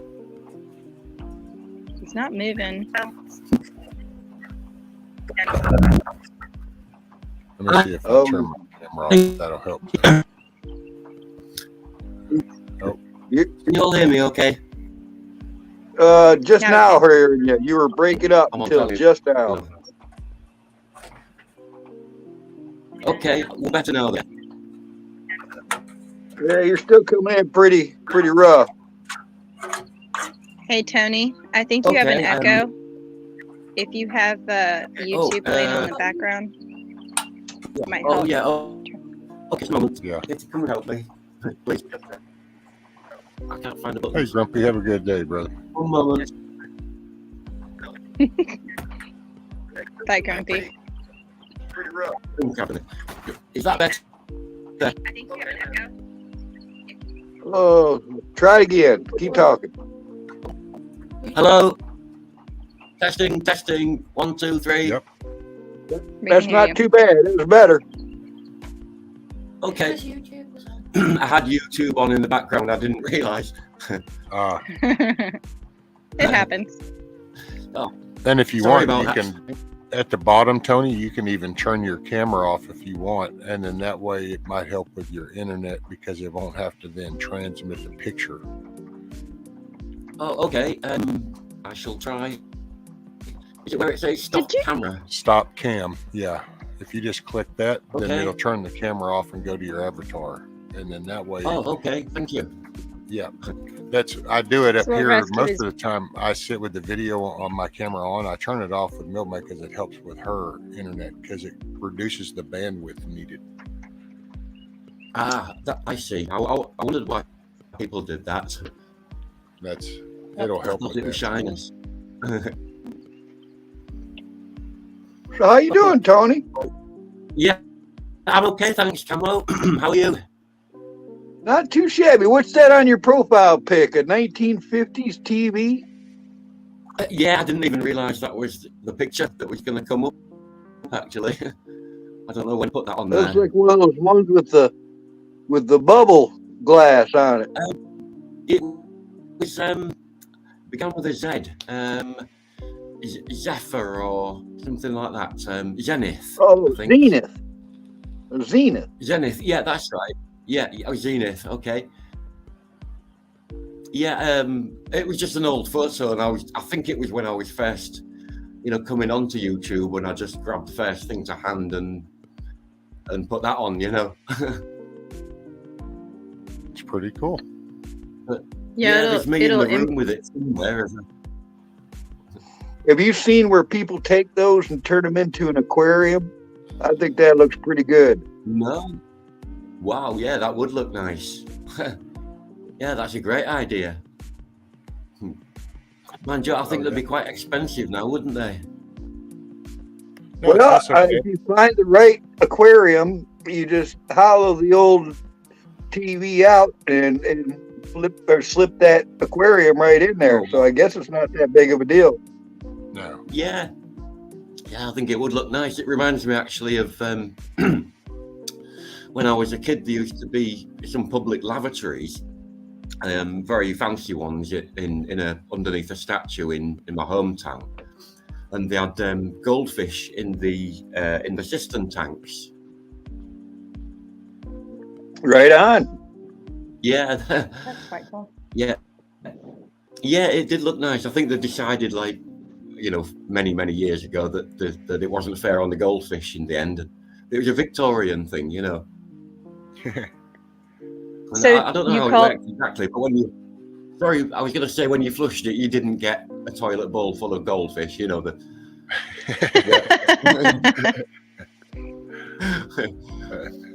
So you call it the lavatory instead of the loo? The loo, that's right, yeah. I wanted to ask everybody a favour, if I may. Yes, sir. Mm-hmm. Yeah, Katie, my girlfriend, partner Katie, and I are working on a version of I Don't Like Mondays by the Boomtown Raps. Does everybody know that record? I kind of remember that one. Yeah, sure we're I just know that working on a little version of it. It's nothing fancy. I haven't got a posh studio or anything like that. It's just a home recording thing. But I wanted to make a little YouTube video and get a picture of as many people as I can. My friends here on YouTube and everything.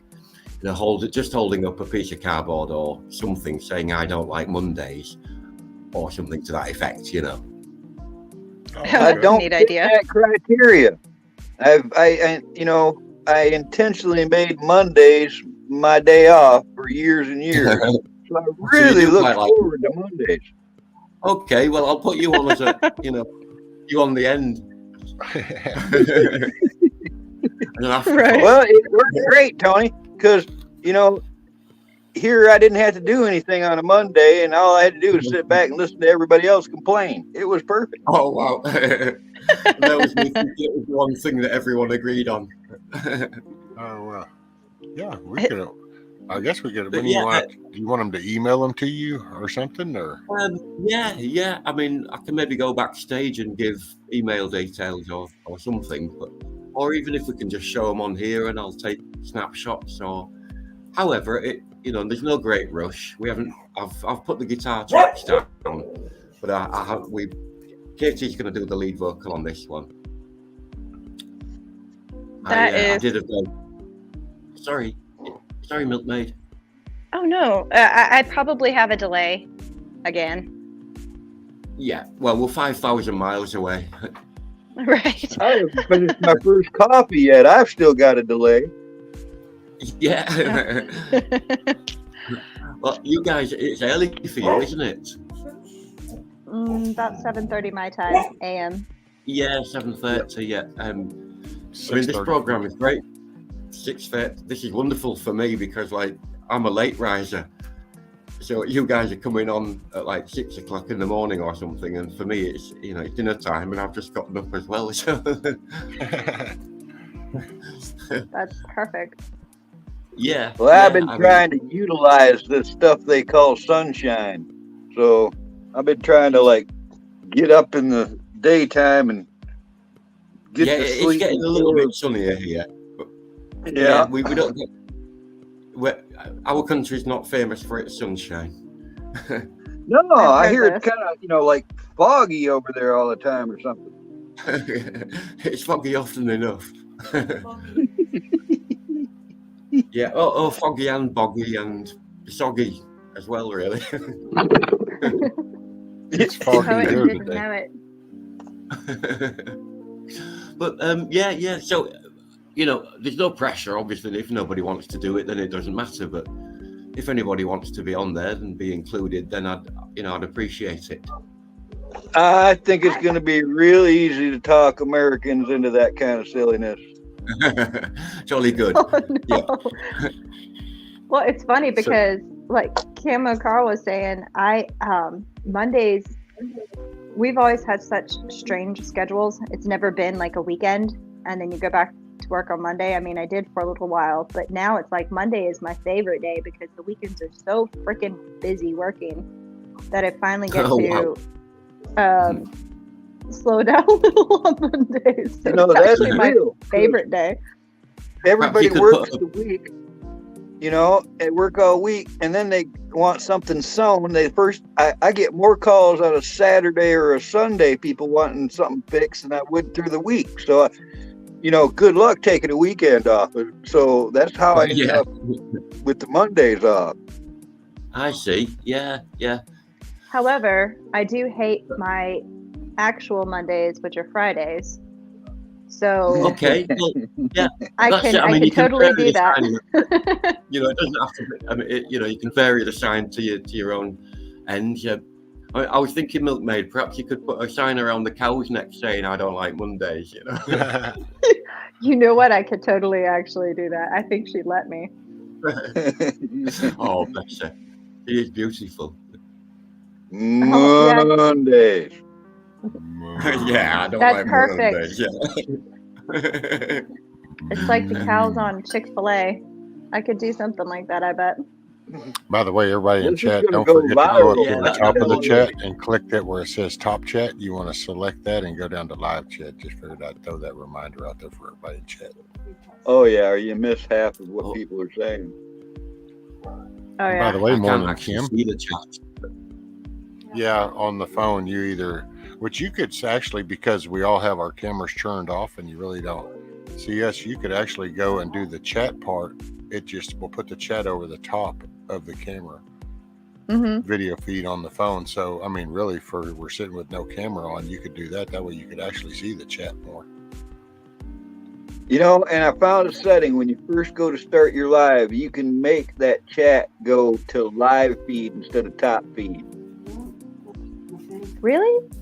Yep. Where'd you find it to get it to stay? Oh, you want me to remember where I found it? No, it doesn't stay. It's you got to do it each time. Each live, you got to do it. Sorry to breaking up a little bit over here, but yeah. That would be a cool setting to have because that drives me bonkers. Well, I can't believe they just don't let you set that as what do you want? Like any other normal programming would be, is like, okay, select one. What do you want? Instead, it's like, nope. Every time, everywhere you go, you can even leave the same one and come back. Matter of fact, just you can have it set, and then if you decide pop out chat on PC anyway, then you pop out chat and pull it over, and it'll go right back to top chat. It's like anytime you touch chat, it kicks it right to that, and that's just such crazy shit. I wonder if they do that because of the big chats. Have you ever been in a really big chat? Yeah, that's what it's for. It's all to promote the marketing, because that way you get your what do they call it when you got your little tab, not just the subscribers, but it's when they're paying. They're tipping through the little deal down there. Oh, the super chat? Super chat, there we go. Yeah. See, that's how you highlight super chat, is because top chat, super chat's full. That'd be all fine and dandy, but I'll tell you, I have seen people completely missing the conversation they're in because of that top chat setting. Well, that's because the top chat is going off of the actual publisher and the amount that they've been typing, not so much the actual conversation or the post itself. So you get somebody that wants to just comment on anything that's being said on a panel, well, all of a sudden they become top chat person, and so you miss the conversations in chat. Oh, so is this why I'm always in top chat? Probably. I can't shut up. Well, that, and you're a bully, so they might not want you to beat them up. So. Good Morning, point. Nina. They're scared of me. No. Yeah, they're scared of cows. Well, yeah, they keep You know, trying to like. The cow from space. I was going to say that when I was a boy, I grew up near do you know what we call it? A 10-foot. It's a cul-de-sac. Okay. Yeah, and it backed onto which was the last town farm in the city. Has anybody heard of Kingston upon Hull? No, I'm not. Say it again. Familiar, sorry. Kingston upon Hull, better known as Hull. Nope, never heard of that one. Nope. You should do. It was the third most bombed city in Britain. Oh, wow. Oh. We were only ever referred to as a northeasterly coastal town because of our importance. Oh, was that the one that got hit with all the buzz bombs? Yeah. Buzz bombs, sorry, they're the V1s, aren't they? Yeah. Yeah, I'm not too sure about buzz bomb attacks. I won't sign to that, but there were definitely. You see, it's a coastal town. It was the third port in Britain. Oh, that's right. I saw that island that they fortified in the English Channel close to your coast that looked like it's made out of concrete. The whole island looks like it's just fortified. Is that Jersey? Yeah, it might be. Yeah, I think that's. I've been there, Tony. I always, I'm like, I've been stuck on that. I must have watched every episode of Time Team, and wow. The archaeology of your area that fascinated me because, it's way older than something. You go metal detecting in your country, you're going to find something 3 times older than you will here. Well, yeah, that's it. You don't even really need a metal detector in certain places. You just dig. Or like they go mudlarking and the Thames. Yeah. Katie's just saying about that. Yeah, that's great. That makes me think, Tony, do you guys find unexploded ordnance there often? Oh, yeah. Plenty of it. Yeah, they're always blowing it up around here. Calling their EOD. Can you visualize a map of England? Oh, yeah. Yes. Yeah. Well, you go about halfway up on the eastern coast. Okay. And well, do you know where Liverpool is? How close to Hadrian's Wall? Hadrian's Wall, we're probably about 150 miles away from that, I guess. Okay, 200 miles away, maybe. All right. We're on the same. We're opposite Liverpool.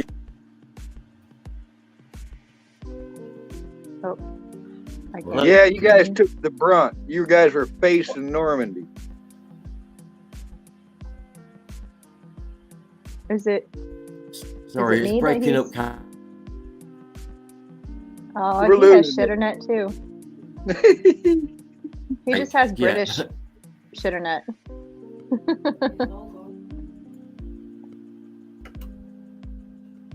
Oh, he was there. Are you there, Tony? Oh, he's gone now. He'll come back. Maybe they have other keywords over there. Right. You know, that's funny you were mentioning that because. What did he say, Liverpool? Yeah, I was thinking the same thing. Rescue. He said he was on the opposite side, about the same longitude as Liverpool, on the opposite side of the island. Country. Wouldn't that be latitude? It's a big island. It's all it is. It's a big island. Yeah, I was just going to bring it up for you. Oh, Grumpy. That's awesome. What did Grumpy do? Just got to Let's pop go. back in and share. Lola, the pygmy goat, had her first live birth baby. That's not beautiful little baby girl. Cool, Grumpy. Third try as a charm. So is that really? I wonder if that's really Yoda. It could be Yoda. I think it's Yoda. I don't know. Grumpy comes across as grumpy, but he was talking earlier, and I could see he's a big softy underneath everything. Well, yeah, he is. Wolverine! I knew that was coming. I looked down and saw that too. Rocksteady. Hey, what's up, Song of the South? What's up, people? Morning, everybody. Good day, good morning, good evening, wherever that's falling for you. I'm glad you're here. Glad you're hanging out. Hopefully you got a smile. What's up, 1-8? Welcome back. I think that is something for sure. If you're going to visit rescue, you don't know if it's somebody's morning, night, or day. Right. That's it. Yoda's still in bed. Good for her. My virtual living room stretches worldwide. You know, I had a. Oh, sorry. No, go ahead. I'm zooming in on Liverpool. One of the Tony coolest comes things. back. I'm going to get him to go look up in his attic for old Action Man. Right. One of the coolest things I ever saw with one of my kids. My kids kind of pushed back on the whole farming, homesteading thing.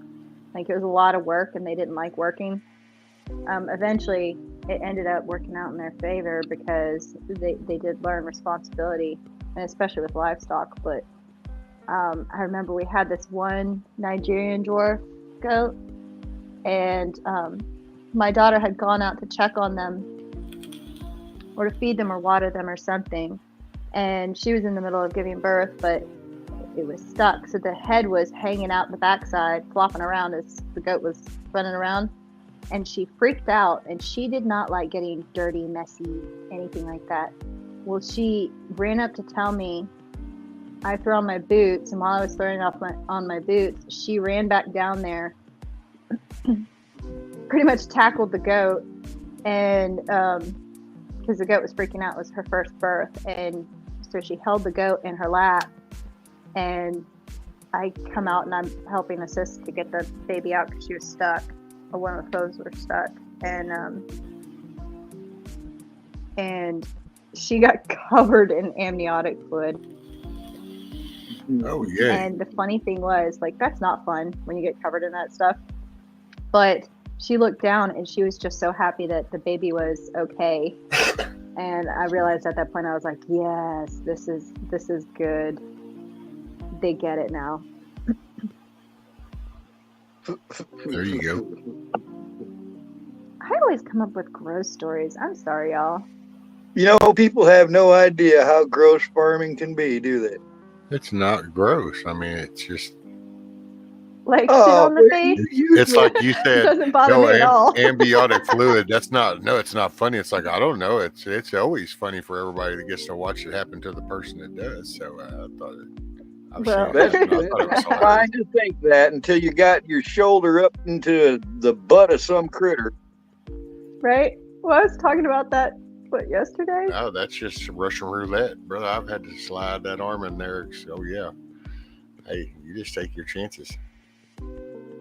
Shit might go good. It might not go so good. it's so a part of my life that I don't realize that it's really gross to other people. Well, that's it. That's why I say it's gross, because it'll make most people turn rather peaky. We got vegetarians walking around that won't even eat meat. So, yeah, I can imagine that would make it gross. Well, oh man, I was part of this forum and I was reading through this. I was talking about, by the way.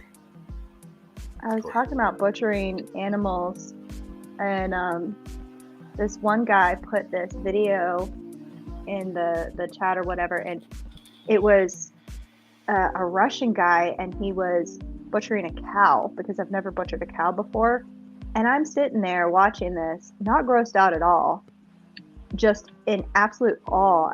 This guy pretty much took a cow and butchered it into essentially quarters in 7 minutes. He skinned it, he disemboweled it, I think the head was already off, and he put it into quarters in 7 minutes. And I just sat there, I watched it like 2 or 3 times going, oh my God, look at the skill.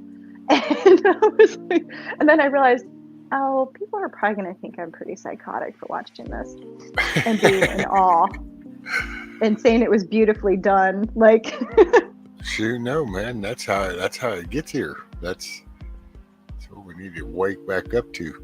That's 7 minutes is flying. As somebody who's done that job, that's hauling it. Because dude, Carl, at some point I'll get your email and I'll send you this video, because this guy was, I mean, he had a honing rod attached to a chain on his belt, and that knife must have been insanely sharp, because like it takes me a good half hour to skin a deer if I'm moving super fast.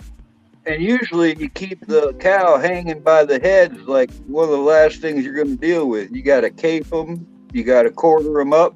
All the whole time he's hanging by his head. At least that's how we did it. Well, he did most of it with the cow on the ground, and then at the very end for the disemboweling, he had a gambrel, yeah, that was mechanically lifted, because that's my concern if I ever have to butcher a cow, is how to get the freaking thing hanging, because those are heavy. I've done it with pigs before. We'd wrap a chain hoist. I got a couple stories about that. We just wrap a chain hoist around the head. You know, if you had horns, you could go by the horns.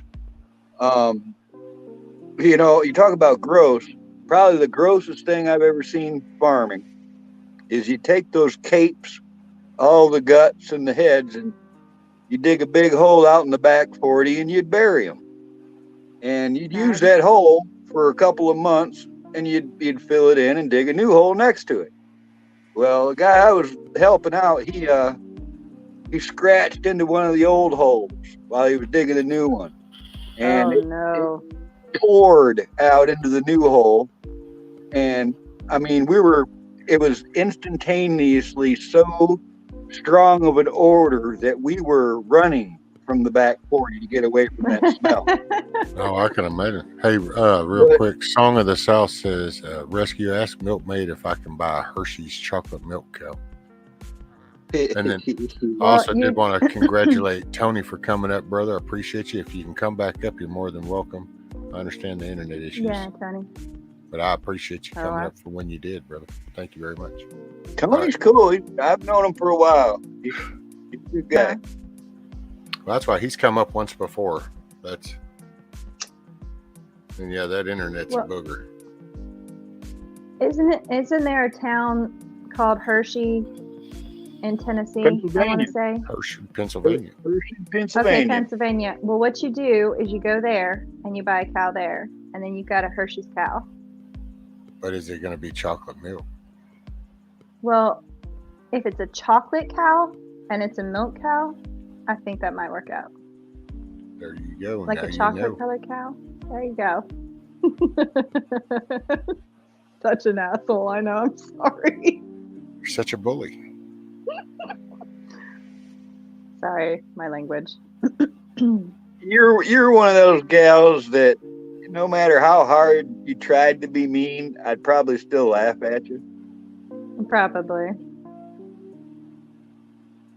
You're just Well, too it's friendly, and it's hard to look mean when you're smiling all the time.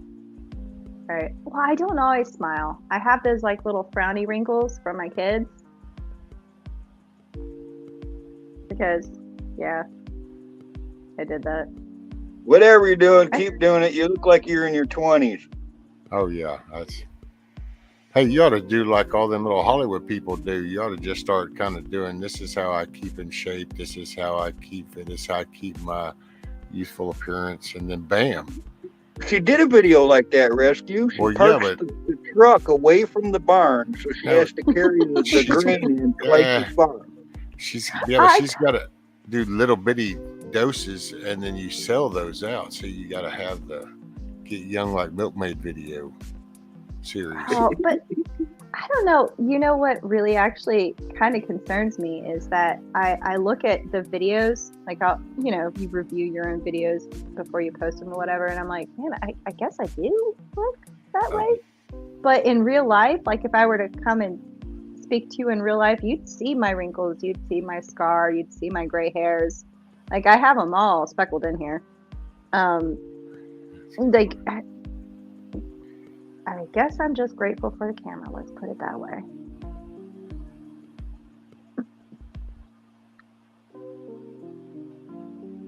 Well, no, whatever it is, it's called adrenochrome, I guess. That's what Hurricane says. What's so? Yeah, I only recently learned about that. Well, go ahead, clue me in and save me from having to Google. Oh God. Okay, probably Hurricane or Phoebe or Virginia or. Oh, just give me a like highlight. What is it even reference to? What are we talking? Because now she's saying Hollywood uses that. So yeah. Well, the idea is it's pretty freaking morbid, Rescue. Okay, so what are they doing? Are they sucking up embalming fluid? They sticking it up their butt? I mean, snorting embalming fluid? No, it has to do, if I recall it correctly, and I could completely butcher this, and they'll tell me in chat, I'm sure. Oh, wait. But So let me just go ahead and, because somehow you hesitated and it gave my brain time enough to process of something I've heard. And okay, there you go. Hurricane just has to go ahead. So there we go. I know where you're going now. Okay. Yes, but the worst part about that is they want to instill fear in the victim, so it brings their adrenaline up. Yeah, that's why. Okay, as soon as I was fixing to kind of go. So this is going to connect to this. Well, then all of a sudden, Hurricane has that pop up. So it's like, yeah, okay, there we go. So we're good. Do you guys remember when the bikers used to do that back in the day? The bikers used to find like a desolate area and block off the road, and most people don't realize you should just run through that blockade. You know what I mean? Like you shouldn't stop. But you know how people are. They stop. Mad Max. And the bikers used to actually do that. They would tie you up and they would straight from your adrenal gland remove adrenaline and then shoot it up. No, who is this? The bikers, certain biker gangs back in the day. Exactly which one of these and where? And well, I've heard it happened in Arizona, Texas, southern Georgia. And when was this? 60s, 70s. I wasn't aware of that. Never in my life, and I kind of pretty much ran the whole southern aspect, and just along with some other groups. I do take things with a grain of salt oftentimes when I'm learning about stuff, because I just don't know. Well, now 800,000 missing a year annually in this country is not explainable. Oh yeah, no, there's some. I just know with that, I've just never, and I'm not even knocking that out. I don't know where. I just know that I ran this whole southern edge during a time frame in my life, and I never had even heard that. I've never even heard that connection until now. I'm not saying that they're the ones running the adrenochrome BS. I'm just saying that people have been doing certain things about, when it comes to adrenaline, it's something that it can be a drug to people. And once they will start, seek you got to out. keep up on it. Yep. Can you tell me if this is loud? No, I mean, not really. Not to me. Sounds like you're on the toilet. No, I'm on my porch, but it's raining. Yeah. Okay. If it's You're fine. disturbing, I can find another place. Oh, whatever. You're fine. Go grab some. I'm trying to be respectful here, and you call me a bully and all that fun stuff. Hey, look, don't get all brash. Yeah, you just sound so mean. You just calm that bulliness down, Missy. I'll rage quit. The shitter net will do that for you. Oh, right, exactly. Especially if you get too excited and try to go on a tirade. I don't think your internet can keep up because you'll flood out the data and it'll cut out itself. Well, if it gets too loud, just mute me. I won't be offended. So that's what it is. The internet just gives up on Milkmaid. The internet's just like, I'm done. I'm not even trying to carry this voice anymore. I'm done with this shit. That's the problem. Right. No, but I was saying that. I was going to say that. There is a lot of coincidences when the microphones start screwing up for people when they're saying certain things. It's been like that for about a week. It's been like that longer, I think. It may have been, but I've been noticing a lot of it this last week where people say a certain thing or start to tell you the juicy part and their internet goes south on them. Yeah.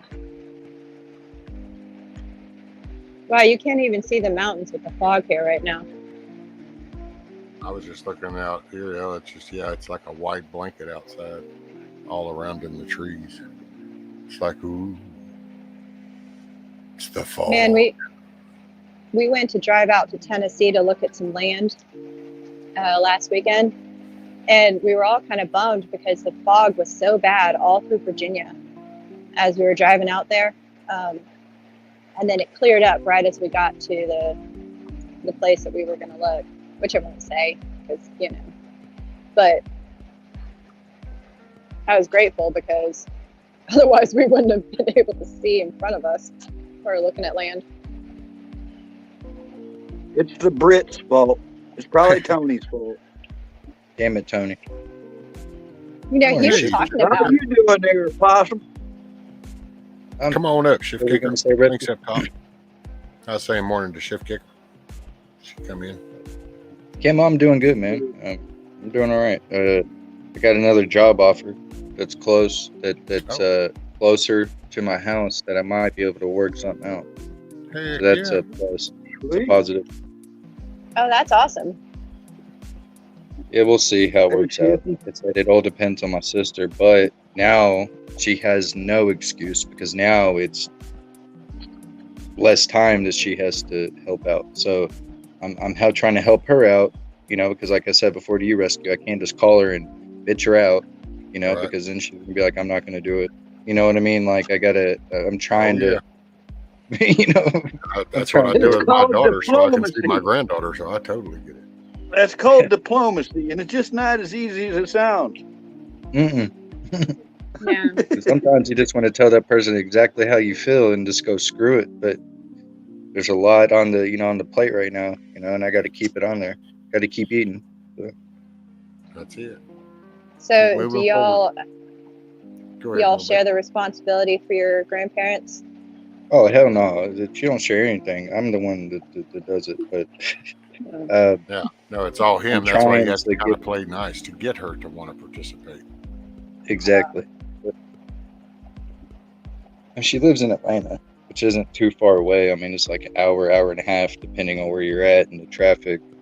About 2 hours, depending if it's on the south side of Atlanta. But there's no excuse. You know what I mean? It's like I gave up. I sacrificed what I was doing to do this, and all I wanted. It's a little sacrifice on other people's end, family members' end. It's not that hard. I mean, I'm not asking for much. You know what I'm saying? Yeah. But it's okay. Because she's going to be the first person that complains and goes, well, why did the grandparents leave you everything? I don't know, maybe because I was there. I don't even want this shit. You know what I'm saying? Like that's the biggest thing when somebody passes away that bothers me. It's like none of these When people material fight? items that they left me can bring them back. So this is just worldly items. It means something to me because it's sentimental, because it's my family members. But the bigger picture is, like I dare a family member, when any of my grandparents pass away or they both pass away, I dare family members to show up out of nowhere when they ain't said nothing in months or years and try to get something. Ooh, Lord. That is I'm not always ready so for that. sad to me. I've Good heard one. multiple. Oh, sorry. Oh no, go ahead, Mummy. I've heard multiple stories of that happening. And ugly. to me, that it is, and it really speaks to the character of the person. Oh yeah. When my mom died, hell, nobody got really anything because it wasn't my shit. It was always hers. And hell, the house was a little different just because we kind of built it together in a way. So that was different. But everything in it, I walked by and it's kind of like what to do. Hell, I still have shit in the same place it was because it's like, well, I really don't know what to do with it, and I don't want to I don't know. It's always been there. I don't know. And then some stuff I find a loving home for because I just go off of the person and. Which is appreciated. I'm still searching for a place to repair the bow. It's been a little hard, actually. Well, see, that's that. You might actually approach like a college or something in the music department in a college to see kind of who they use if they have a contact locally. Because that might be a kind of a rare thing nowadays, is getting somebody to hands-on musical stuff because everything's so digital. Got a keyboard, got a mouse. Talking about a violin bow or something? Yeah, I actually sent my mom's old violin to Milkmaid, and she's gonna get I missed every single word. That sucked. The bow needs to be re-haired, and then the violin itself needs to probably be restrung and tuned and stuff because it's an old one. I'll bet you you probably have to send that to England or something. I think there's people over there that do it, but I don't think I've ever heard of anybody doing that here in the States. Yeah, they're used to, because there was actually a receipt in the case back in the 80s when my mom had it tuned down in Houston. She had taken it down there and had it done. So there used to be shops back then. I think the receipt on that one was like either the 70s or 80s was the date on that receipt. So that was definitely a back and in. I don't know if you heard me the first time. I want to say hello to Shift Kicker again because I see she tagged me in a wave.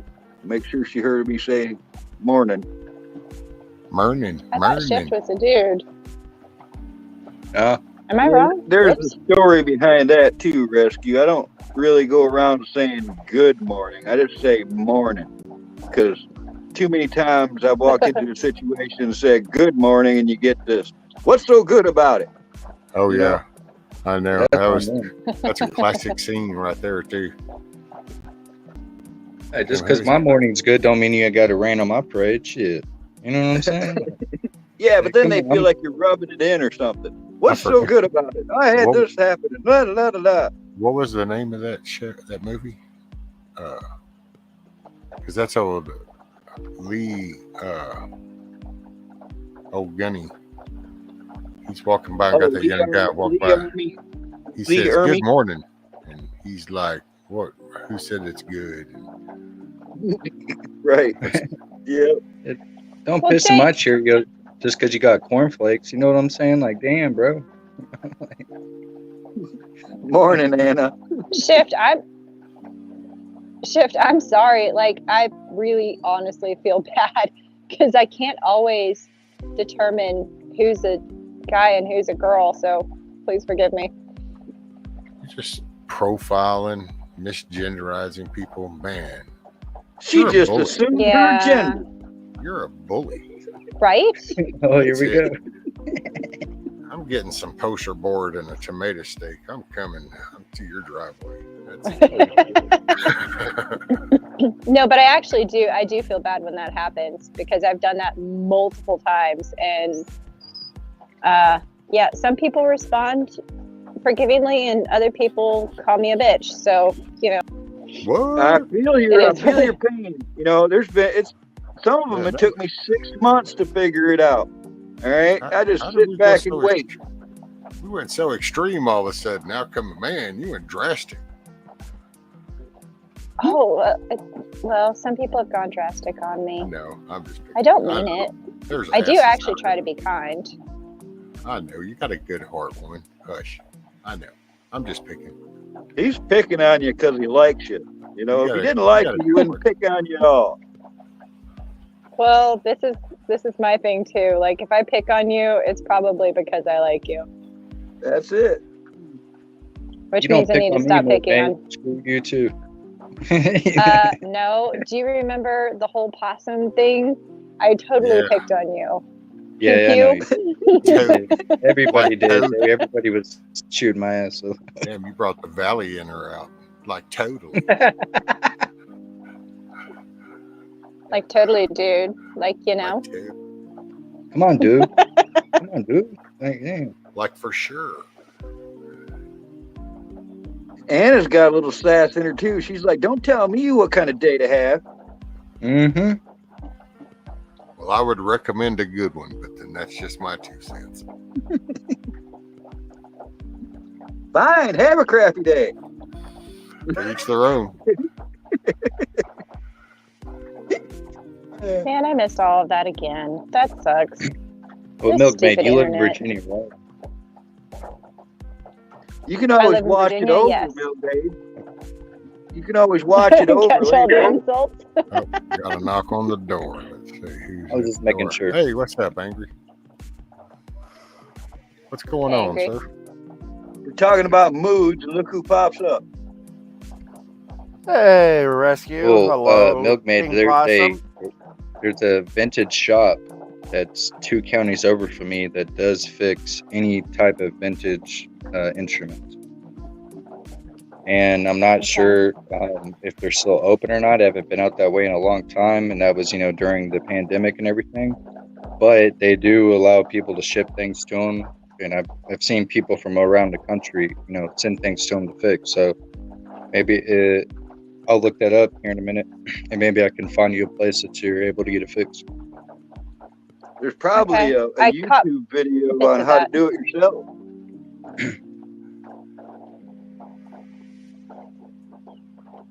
I don't know if I can turn my camera string off the again. bow, though. Okay, let me turn my Sorry. camera off again. No, it's cool. Let's see if that helps. It could be the weather. Actually, I can hear y'all now, so that's kind of nice. See? Yeah, you all of a sudden sound clearer, too. What'd you do? I turned my camera off. Just that does that much of a difference? For her, it does, because she's right on the borderline of the data. And what it does is just think of this. When you turn the video feed off, you're taking a file and you're taking the telephone book or an old catalog, and you're making it all of a sudden a little handbook size, because the data doesn't need all the videos where all the data comes in. And look, now we lost Carl. I don't know if that was an accidental red X hit or... No, I don't think because of me. Because there he is. I figured he just hit the wrong button. I think it's. Come on, Carl. You can do it. There he is. What was that all about? What'd you do? Did you rage quit? He rage quit. I think he hit the wrong button. Let me turn my camera off so I'm not messing everybody up. I didn't know what happened. He couldn't see Rescue's face, so he was just like, screw this. That's the whole reason I was here, man. That's it. You need to get a look at them pearly blues and this gray beard. Got to have the scruff. Yeah. I know. You do have very blue eyes. Milkmaid, but,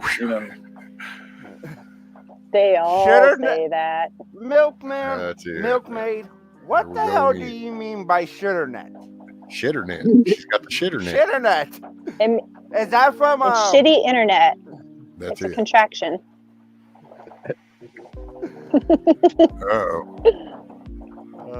Hey, Rescue. Sir. I'm waiting on a package to come for me. I'm upgrading my computer again.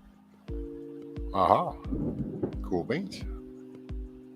So does he have to sign for it or something?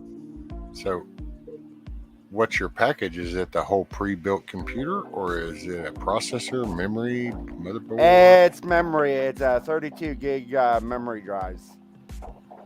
Wait a minute. So a 32 gig memory drive, is that what you just said? It's the RAM drive. Oh, wait, what? A RAM drive?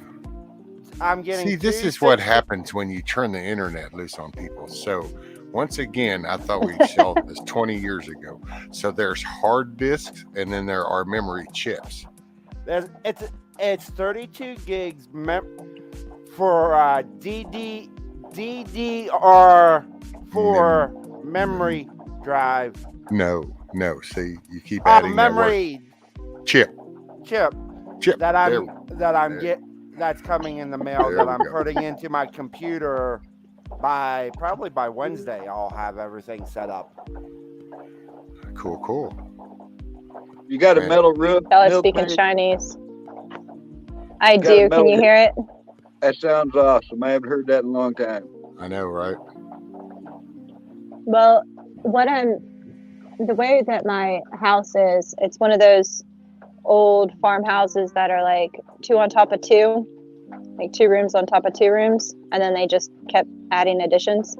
So the porch that's off the front, you'll get the regular raindrops on it, but then you'll also get the raindrops that run off the top roof. So those tend to be a little bit louder. That becomes more like a heavier. Sometimes I'll go into the woodshed. Oh, take her to the woodshed. That only. You know, as somebody who's gone into literally 1,000 abandoned homes and buildings, those metal roofs were a real good investment. Most, I'd say 90% of the 100-year-old abandoned buildings still left standing in Michigan are because they got metal roofs on them. Well, this one, it had a 90-year-old roof on it. It had the original roof, and it was just starting to leak. Like, I still have to repair a couple of the ceilings in my house. Like I said, there's a lot of work to be done here.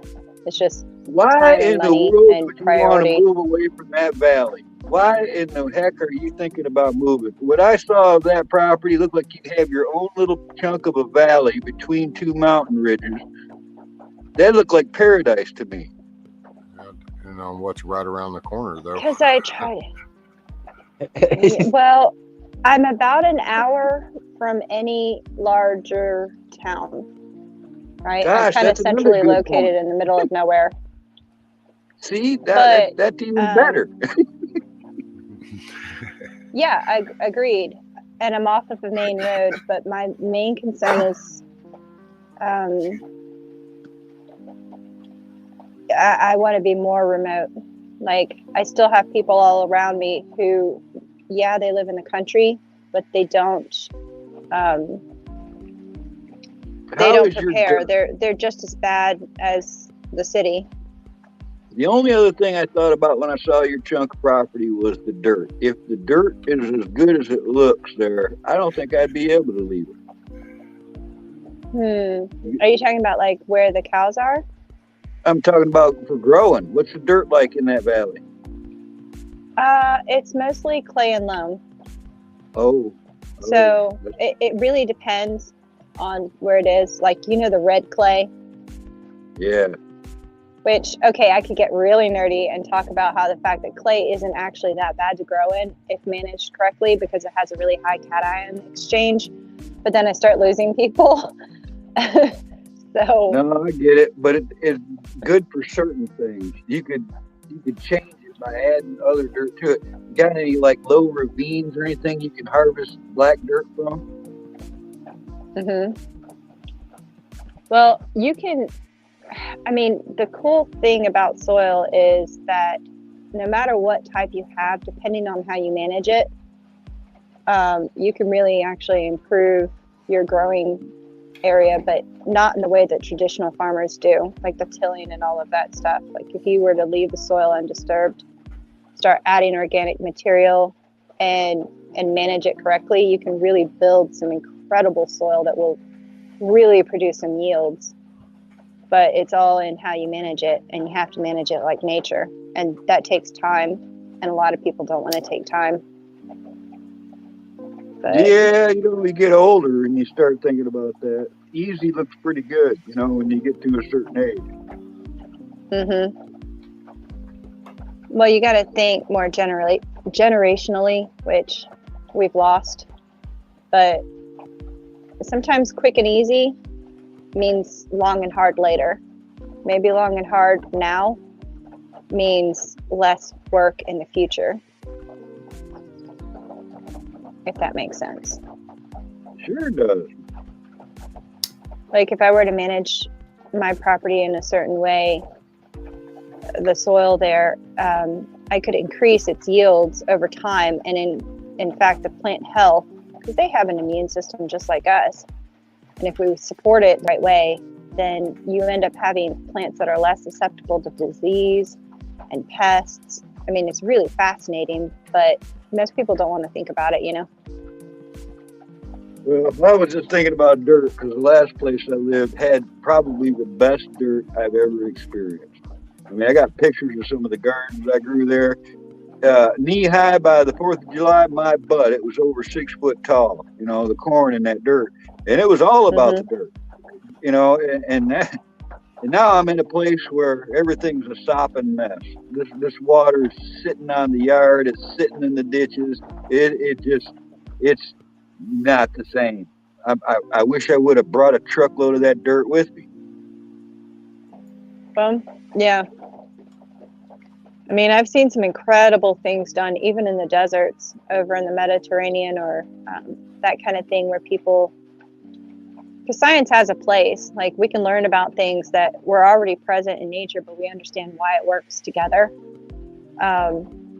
Like a forest floor, man, you'll find some of the best soil ever, because it's just teeming with life, and it's protected. And when we do all of our industrial ag, we've really screwed ourselves over. Morning, Summer and Nancy. I didn't know Nancy was a rescue fan. That's a fellow Texan. Hey, Nancy. Rescue, can I share something? I want you guys to do something for me, and this is like a couple of hours, probably about 3 hours away from me, where I'm gonna share you, because we got storms coming in here. Why won't it let me share? I don't know. Hey, morning, Twisted Lady. I'll answer her when Ingrid's done. I don't want to. Are you going to tell her skinks or lizards? By the way, Twisted Lady says any advice on how to keep cabbage worms away? I would say planting time, and then find out what their natural predators are. And then plant or create environments that are friendly to those natural predators. And then you could just do the, regular traditional covering them with netting. Hey, morning, Rich. But yeah, depends on where you are think too. Them southern skinks and lizards love those worms. Well, the worms get all hidden inside of the cabbage. It's the moths that you're really wanting to target, because those are the ones that lay the eggs on the cabbages. So if you can find a predator for the moths, then you can kind of break that cycle. That's why people complain about tomato hornworms all the time, decimating their tomato plants. I don't spray or do any of that stuff. What I do is I have messy gardens though. I plant all kinds of crazy stuff all over the place and leave it kind of messy, because that attracts the predators of that tomato hornworm. And I just pick the ones that I find off, put it up in a very visible spot, and those little wasps come along and lay their eggs inside of the skin of a tomato hornworm, and it becomes an incubator for more of those wasps. The babies eat it from the inside out. It's So brutal you're saying if you think about it, but that's how nature works. that makes sense to me. Talking about the unorganized or messy garden, because it's like Ted Nugent always says. You know, you build stick piles. You want brush piles. You want to put brush piles on the corner of your property because it protects the smaller predators from the larger predators, and the smaller predators take care of, you know, the smaller prey, and it's like a whole ecosystem. I guess what you're doing is giving them more places to hide, aren't you? It's up on the screen. And this is Mobile. This is adult. We have thunderstorms coming through Alabama right now because I'm listening to it on my roof right now, and that's a dollar store in Mobile, Alabama, which is about 3 hours south, 3 to 4 hours south of me. That's what the storm did. And there's more pictures with that of the inside of the facility of next door and stuff. How close is that to hitting you, Angry? That's about 3 hours from us, south of us. So is it moving towards you, or? Yes, the storm's going over me right now. Do you got tornado warnings? No tornado warnings yet, but there's a likelihood for it. So I missed that was overnight. You got a hole to hide in, Angry? What there, Carl? I said you got a hole to hide in? Yes, I have a hole to hide in. I have a lot of places where a lot of holes I can hide in right now. Good deal. Good. I missed some of that because of ShitterNet. Angry. Is that like tornado damage or flooding? No, that's just from the actual storm. There was no tornado. That's structural damage from the thunderstorm. Okay. Jeez. Yeah, because in the private chat there is the links. There's other pictures that I was trying to share, but it won't let me share my screen. So yeah, if you have where that was on Facebook. If you have that, you can go see. There's a few more pictures on there, and we're getting the storms that hit Texas and that today. Gotcha. So King Opossum, this shit's coming your way. All right.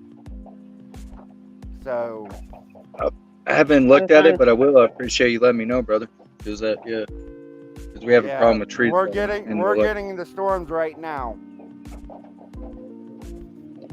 You said you were where in Alabama? The southeast part of it. Okay. All right, then I may or may not get it because I'm in North Georgia, but it's a possibility. Yeah. If y'all are familiar with Lucky Dame, she's talked about this one channel. I think it's called POW. He discusses nationwide the weather, but he apparently is fairly good at showing the large trends. I usually watch Ryan Hall. Ryan Hall, y'all. He usually covers a lot of the storms. I can't believe he's not. Matter of fact, I haven't looked. I'm sitting there like he isn't. Hell, he could be even live covering it right now. I wouldn't know it. Let's see. I mean, we all know about the weathermen, but some are better than others. You can be wrong 90% of the time and still collect a paycheck. Oh yeah, that's actually most of your weathermen. They just guess at shit. Milkmaid, you know how to tell the weather, don't you? I'm not sure where you're going with this, but go ahead. Well, you walk outside, girl. That's what you got to do. Oh, yes, I know what you're talking about now. But yeah. Well, you can smell some things. Like I could smell rain coming, or you can pay attention to some signs. But then you have your strange stuff. That's just I know joke. exactly what you were talking about, Carl. Because I don't know any weathermen that ever get it right all the time. If I at can all. tell you how cold it is. Carl, the only person that I've ever known that actually gets the weather right about a week out of it ahead of time is my stump. Usually when it's about to rain or get cold, I start hurting about a week before it actually happens. Yeah, you know, your body is your best weather station. Except back in the day, I don't know about it anymore because I haven't had one in about 10 years. But the old Farmer's Almanac used to be able to call the weather 6 months ahead of time. Mm-hmm. Hey, by the way, 1A, where are we headed? To the gas station. Oh, okay. Got to get Anything? seized. Yeah, you know how it goes, man. It controls my life. This is it. It's to come to the weakness. Ooh, sorry. It's my Go biggest ahead. weakness.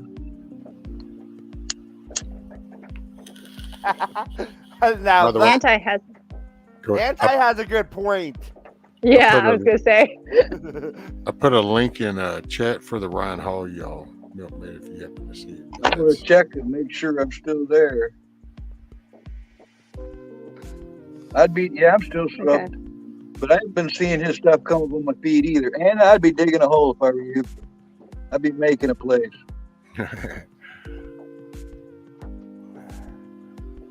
Oh, yeah. I now see what you were saying. Yeah, Seattle. That would That's be the the range place, a lot. man, right? Oh, have you ever heard of Forks, Washington?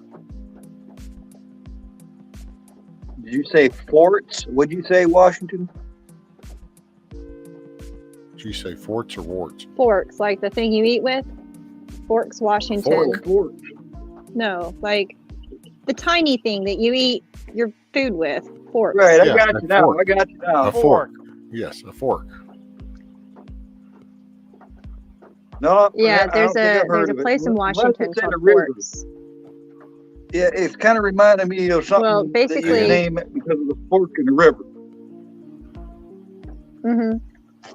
Well, it's this place in Washington, and they get a massive amount of rain. They're basically kind of sort of in a rainforest. And the reason it ever got on the map, it's a very small town, but the reason it ever got on the map was because of those Twilight books and movies. Oh, yeah. Yeah, Hurricane got it. And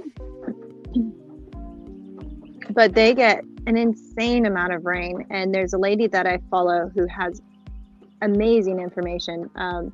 She goes by Rain Country Homestead, I think.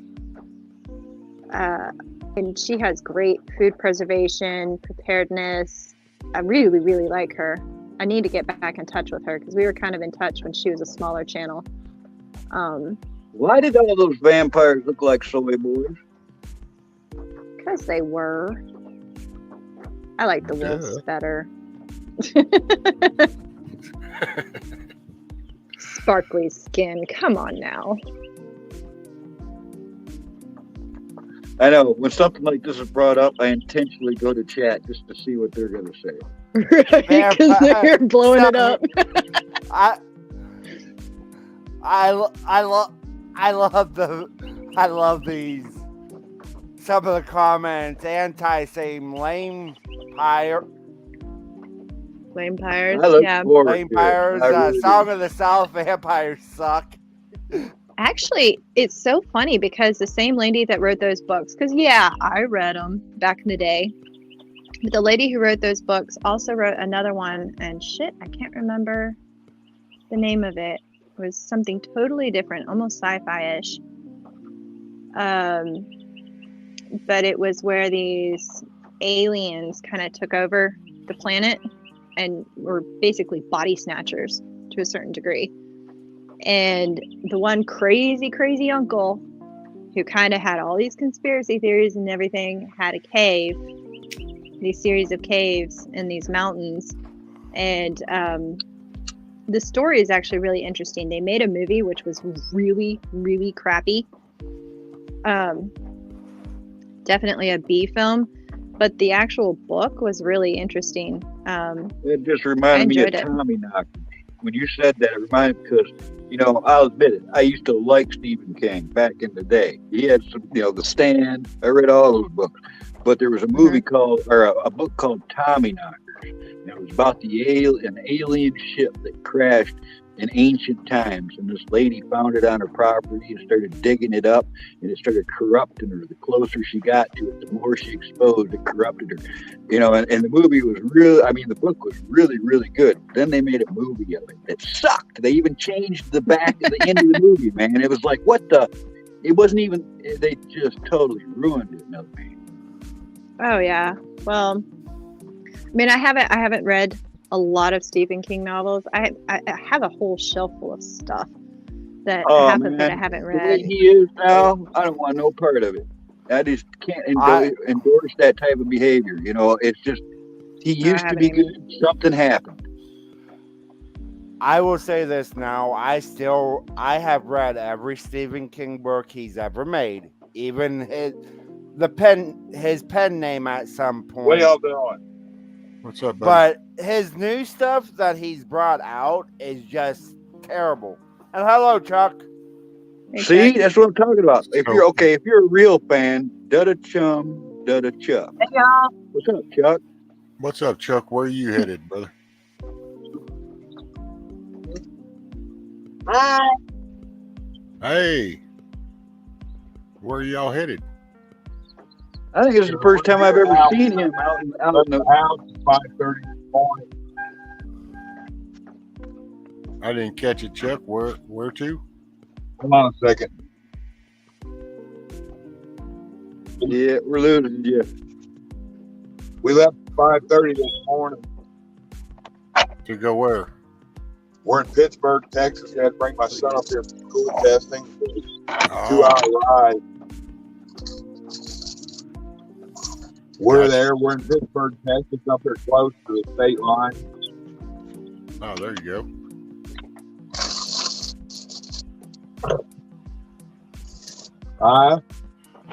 I said, oh, there you go. So you're on a road trip. Yeah, we just got here a minute ago, 2 hours from the house. Damn. My son, he gets schooled at home on the computer up here.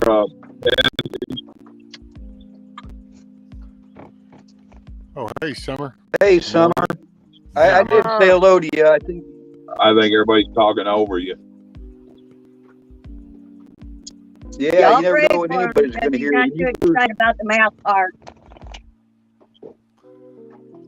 Yeah, she got talked over. What the hell? Hold on. There's something going on.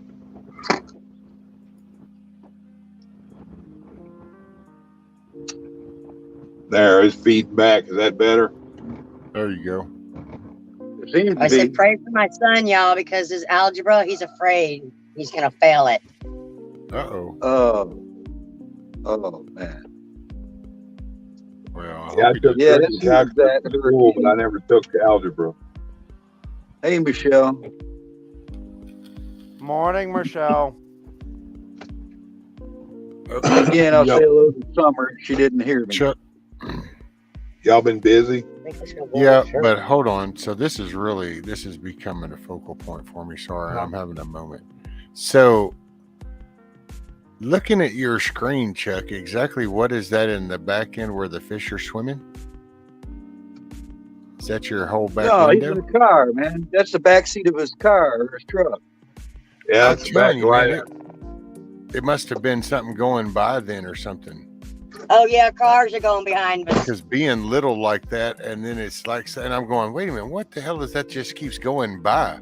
And it's kind of like a damn aquarium when it's like shit keeps going by. I had to go full screen, and then all of a sudden I see the car in the back end. That was Oh. Yeah, we're in a parking lot at the Education Testing Center for. It's at Texas Connections Online School. Okay. He comes up here for a testing. He's got algebra and biology, I think, today. Well, hopefully he does good. He's thoughts and prayers. Oh, cool, Summer. Summer's trying to make some camouflage soap. Oh, there you go. And by the way, Milkmaid, I understand you had your crappy internet. Does it look camouflage or smell camouflage? I hope both. If it smells like dirt, it'd be perfect. Well, what exactly does camo smell like, though? Dirt. It smells like dirt. Digital camo, snow camo, exactly which camo? No. Just if you know, it smells like dirt or nothing at all, because I don't want, is it unscented body soap. funk? Earth for men and flowers for women. It's earth for men and flowers for women. There you go. It's no sense for me. I don't want any smell. I want it. I don't want Carl no smell says at all. no sense for him. Carl, you have no sense. That's right. Yeah, honeysuckle and Skillsoft fresh cut pine. Yeah, that'll work. I like that. Oh, fresh I forget the name of that man soap they advertise all the time. They got all them weird scents together, like peppermint sage. Yeah, screw that. Anyways, Summer, I've heard that people use pine needles for fragrance on soaps.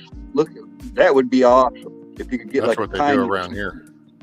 Down here, what people that make the homemade soap around here, that's usually what it is the pine. Oh, shoot fire. She's going to actually make camouflage soap. If she could get the smell right, it don't even have to clean you. It'll sell like hotcakes. I got guys. I'll hook you right up. You make camouflage soap, we'll advertise it. There we are. What's up, Mr. Hello. Tony? Hey, Tony. Hi, we're back again. Awesome. Yeah, some of that soap. One of them is like cedar goat's Hi, milk. Chuck. Sorry. Hi, Chuck. Hi, everybody. How they do? Hey. This is Katie. For anybody who doesn't know, this is Katie. I know it's a bit dark in here. We've been trying to get the light a bit better, but yeah, it doesn't seem to make a lot of difference. Oh, we lost Chuck. No, Chuck's gone. Just turn the camera off a little bit. Right, shall we turn the camera off now then? Yeah, Okay. Now we lost Chuck. We already lost Milkmaid. Her internet got. Matter of fact, she sent me a message. Her internet's so bad she couldn't even reload YouTube just to participate in chat for right now. A full-on technical issue panel. Oh, heck. There's Chuck. We all have our issues. Some just more pronounced than others. Like it. Hello again, Chuck. Oh, can you Welcome hear okay back, now, Mr. Chuck? Yeah, I thought I got kicked. I don't know if it did. I clicked back on it and it came back in. Did you have to let me in again? Yeah. Now you sound like you're coming in through a transistor radio. Yeah. I wouldn't doubt it. Might have got a shitty connection. There it goes. Now it came in clear. Can y'all see my son in the back seat? Just saw him get in. Yeah, there he is. Hello. Hello. Well, how'd it do? Vicky said she's patriotic today. She's wearing her grunt style shirt. Oh, there you go. Badass. I don't know if y'all can look at that. Hell yeah, right on. What's the patch? I like them shirts, but I can't get them and I can't wear them. It looks like I'm wearing a half shirt. Tony wanted to know what the patch said again. Which one on the side? Front style?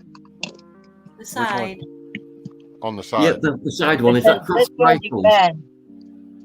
Oh, wait. It says US 1776 and GS. Front style. Wow.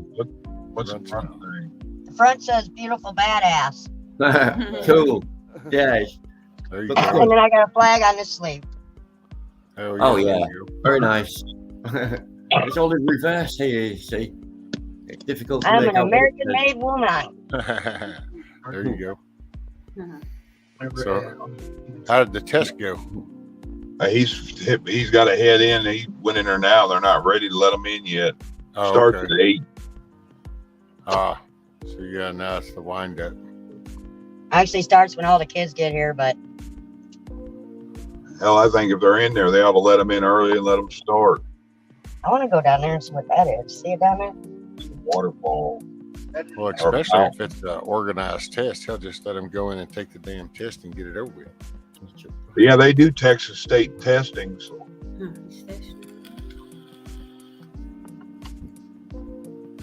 I think she was there Yeah, last time.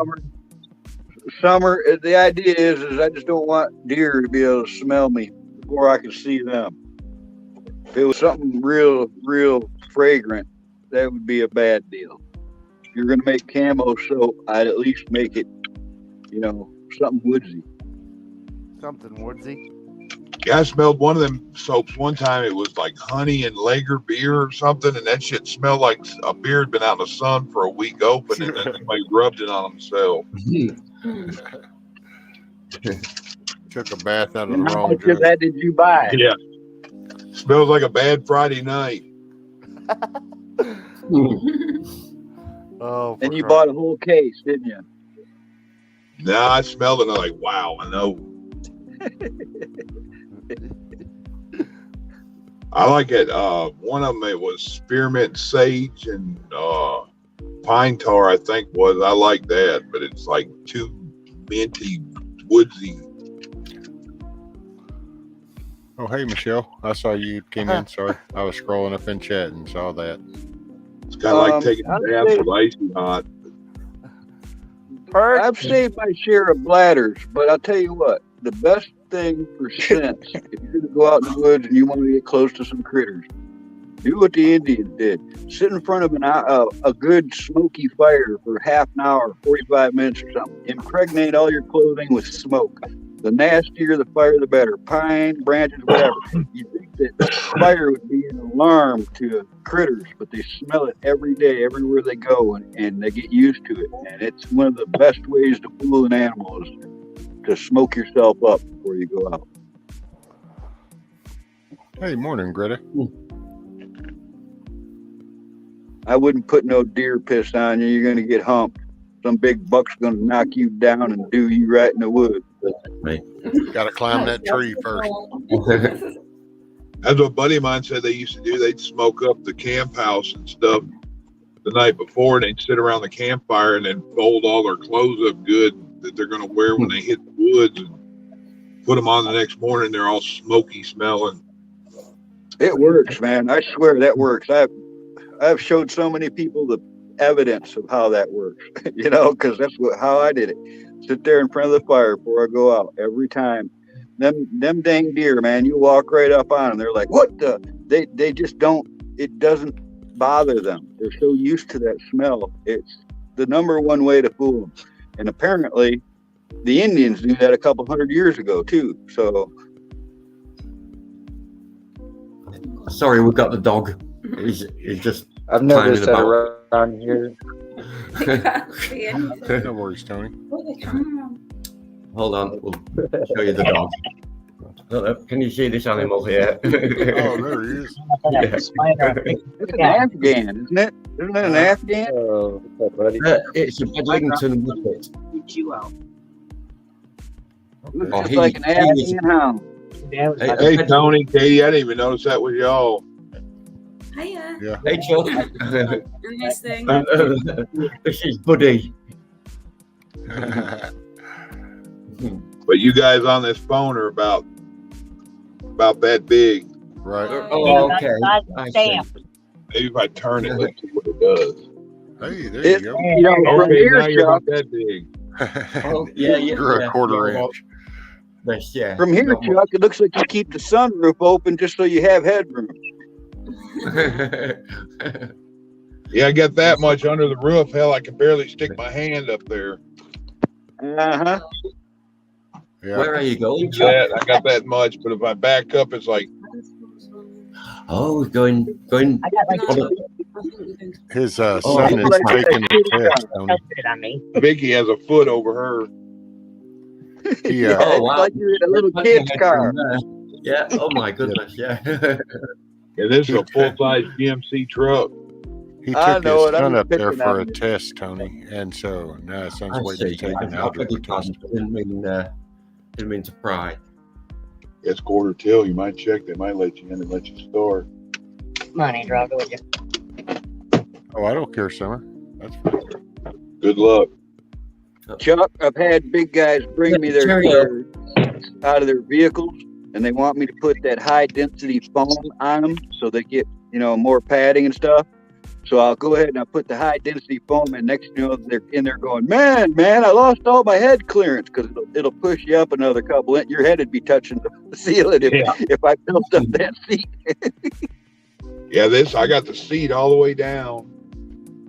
Well, maybe not. Yeah, I went down about a quarter inch, but it's seat all the way down, all the way back. Well, no, yeah, I had a quarter inch go back too, but everything I get in, I let the seat back. Goodness me. Trying to imagine you in a British car. Well, I love my truck, man. Like That's one of the reasons I love that truck I got. A lot of room.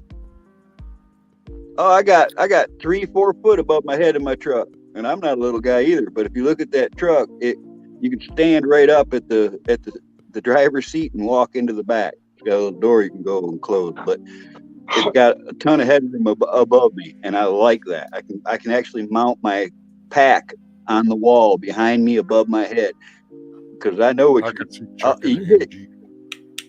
you hit the wrong bumps, man. Tell me you haven't felt the top of your head before, Yeah, especially in a semi. Me and my dad had a cab over Peterbilt, 69 Peterbilt we restored that we were using in the 80s. And that air ride seat, if I had it a little too tight, I hit a good bump and it bounced me to the floor, to the ceiling. Yep. The old pickups used to have metal roofs in them. Remember those? Yep. Somebody take a railroad tracks too fast, and next thing you're banging into the ceiling, and which I wouldn't fall into the floorboard. It'd take an act of God to fit me in the floorboard. But Tony, what's the most popular car over there?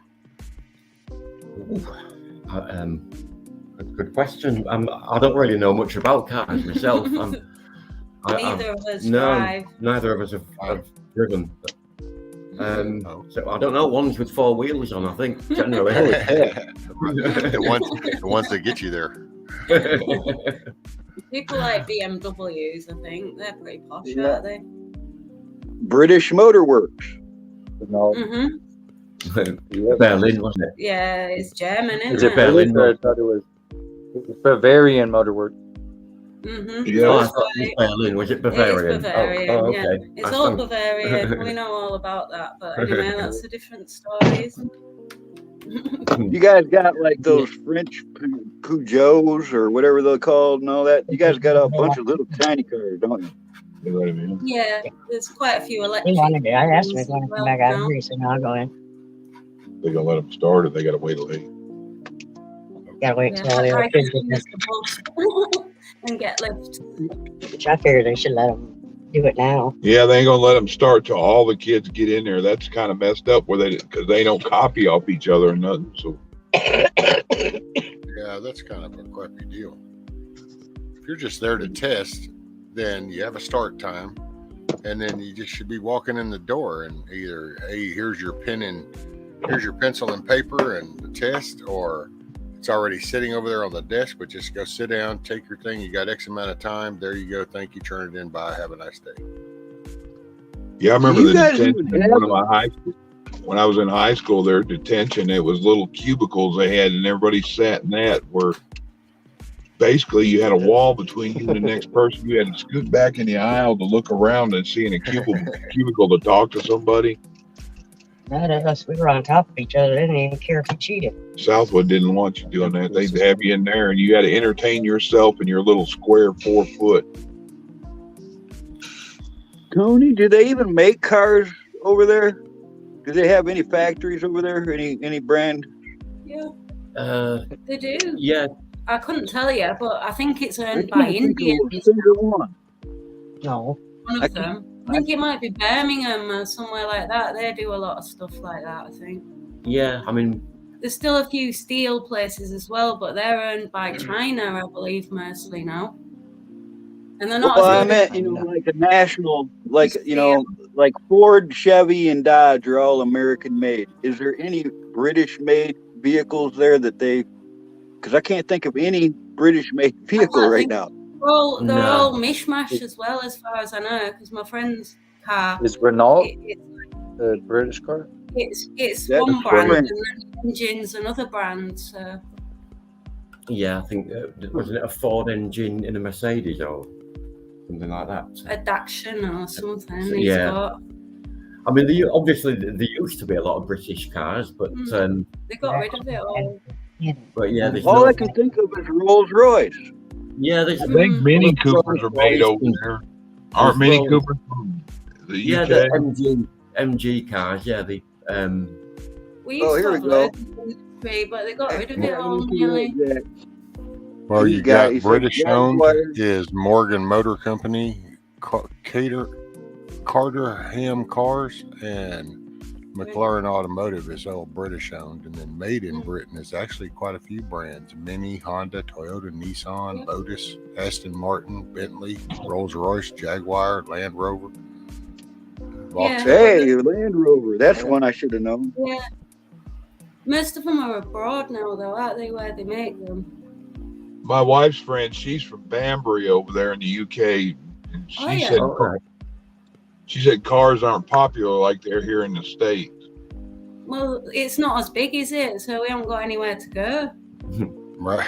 That's Kind of like very New York true. City on a larger scale.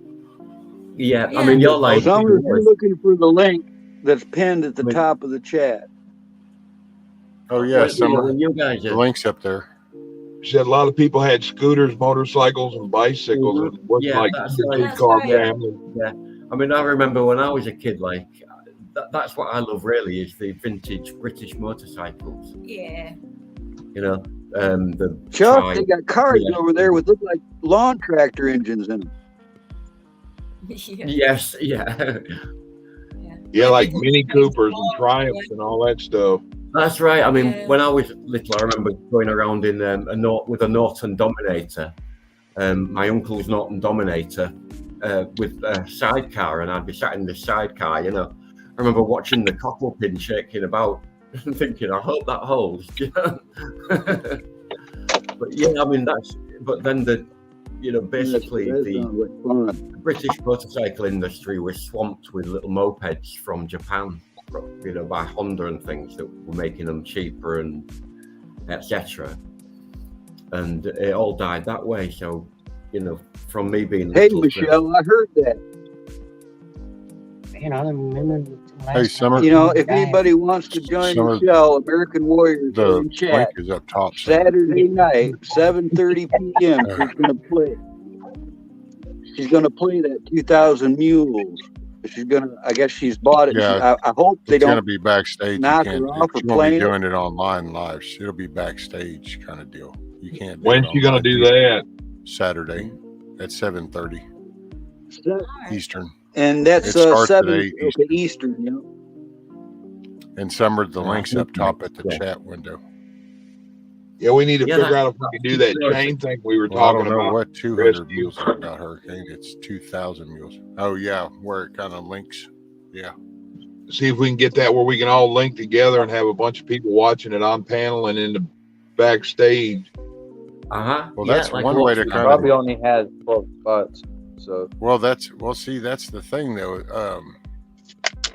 It's some people yesterday. It's toss up, and I don't know just until somebody fills up the panel, and then you can find out. But there were people saying yesterday. Ron even used to do it.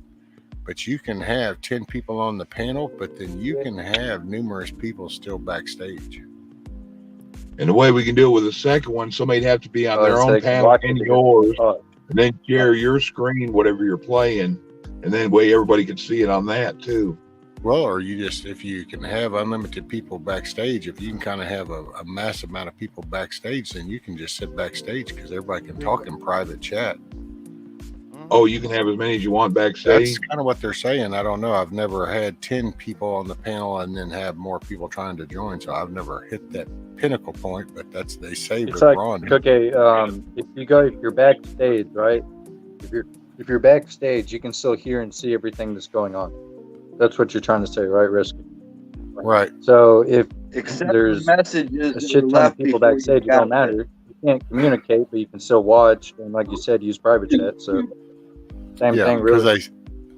they say you can have 10 people up here, so on the panel itself, but then you can have people backstage. It won't let you bring them up. Somebody would have to drop for them to actually come up on the panel. But when you're in the backstage, if you show stuff on the backstage, you do that without going live. So then people can join, and you got these 15, 20, whatever in the backstage. You have people on the panel, but you're playing it. Everybody can see what you're showing, and you can chat through private chat then. You can get them to do it. Rescue while you're on. See if you can get a bunch. See how many people will jump on your StreamYard just to load up in the back. See how many it'll do. There we go. Yeah, because that's just testing that theory, and it was like, well, that's pretty cool, because I know a lot of, like Indy said, a lot of people taking like Discord and stuff, and they'll do, backstage movies, but it's usually like 5, 8, 10 people. So, but then yesterday is when people were going, oh no, Ron used to do it. Oh, we've done it over here. So and so did it. It's like, okay, well, like, maybe it's an option. Because what I was thinking of doing is putting it private on YouTube. Hell, we might be fixing to test the theory now. Who knows? There's 9. That's 9. Need one more up on the panel. Come on, Hurricane. I need you for a minute, Hurricane. Well, actually, I need Hurricane and then get ready to put Summer full screen for a sec.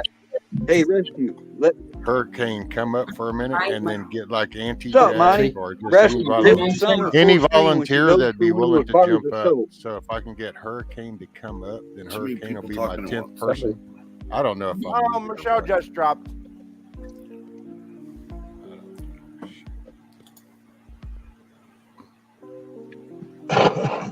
we're close to that theory.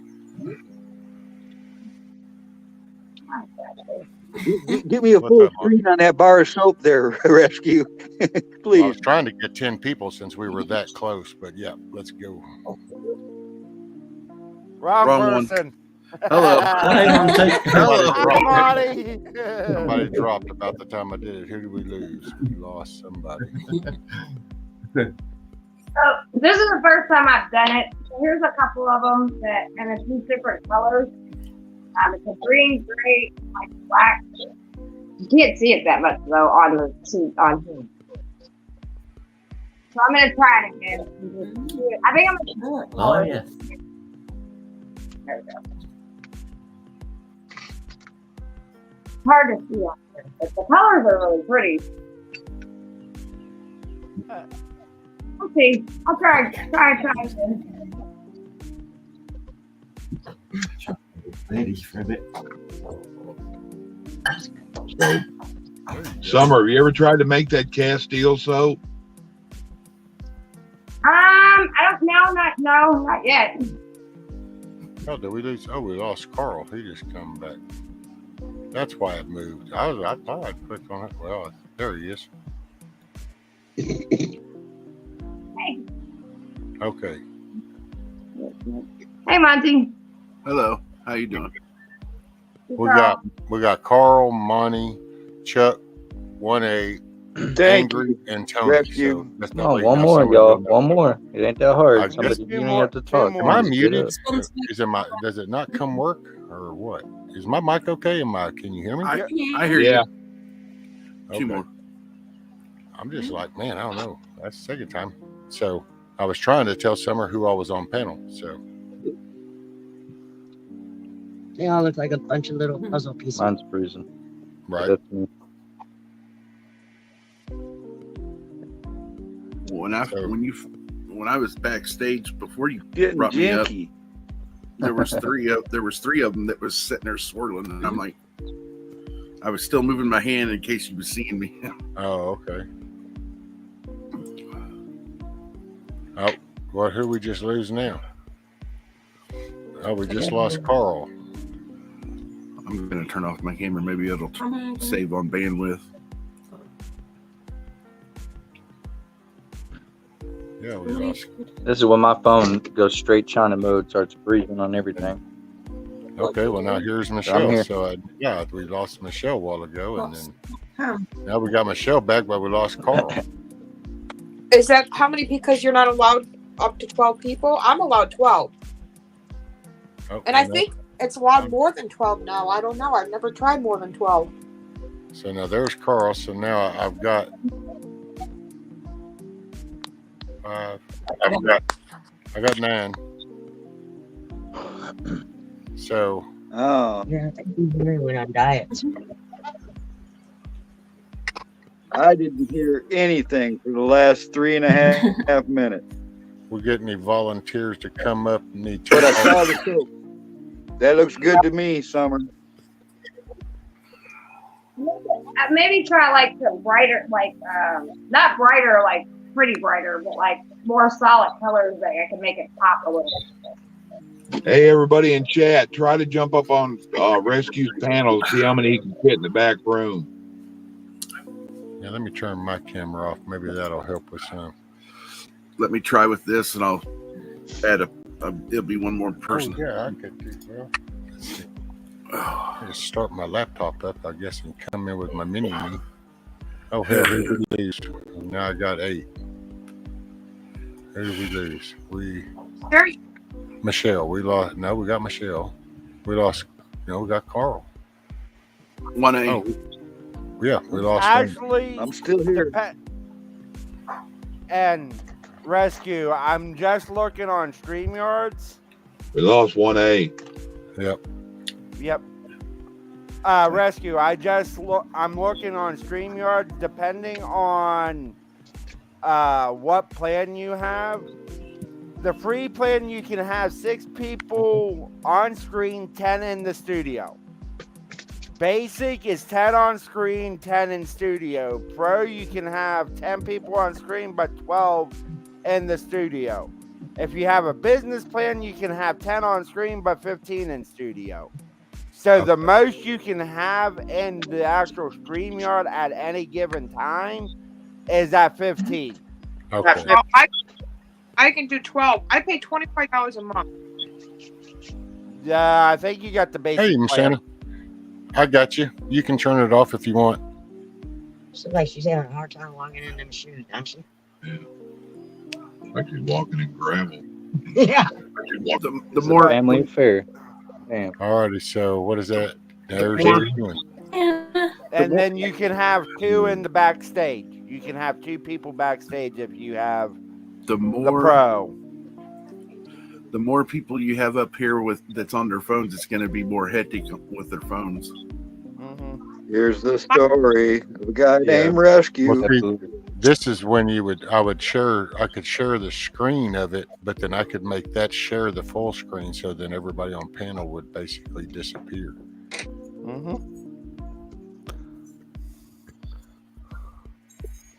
So that would Well, isn't this just cozy? But it's cool. I'm glad everybody came up and shared their time with me and helped me fill that up. So, Yeah, basically, if you want to have a movie time, like say you and me did it, me or you wanted to have to be on each other's panel, then we'd fill it up. That'd be 20, and then however many can fit in the back, they can see it too. So How is that possible? Yeah, you can have up to 12 people in the studio. okay, but now look, let's do this. Since there are so many, so if you say something, give it just a minute. Oh wait, hey, I just got a pop up because there's so many people on here. Let's see. Someone's trying to answer, but it's full of 10. There it is. So someone's trying to come in. On my phone, it says the studio is full. Try again No, next wait, time. do that again, Monty. That's what it did to me. We've informed the host. Hang on. There it is. So it Someone says, is trying to yeah, it says someone is trying to enter the studio.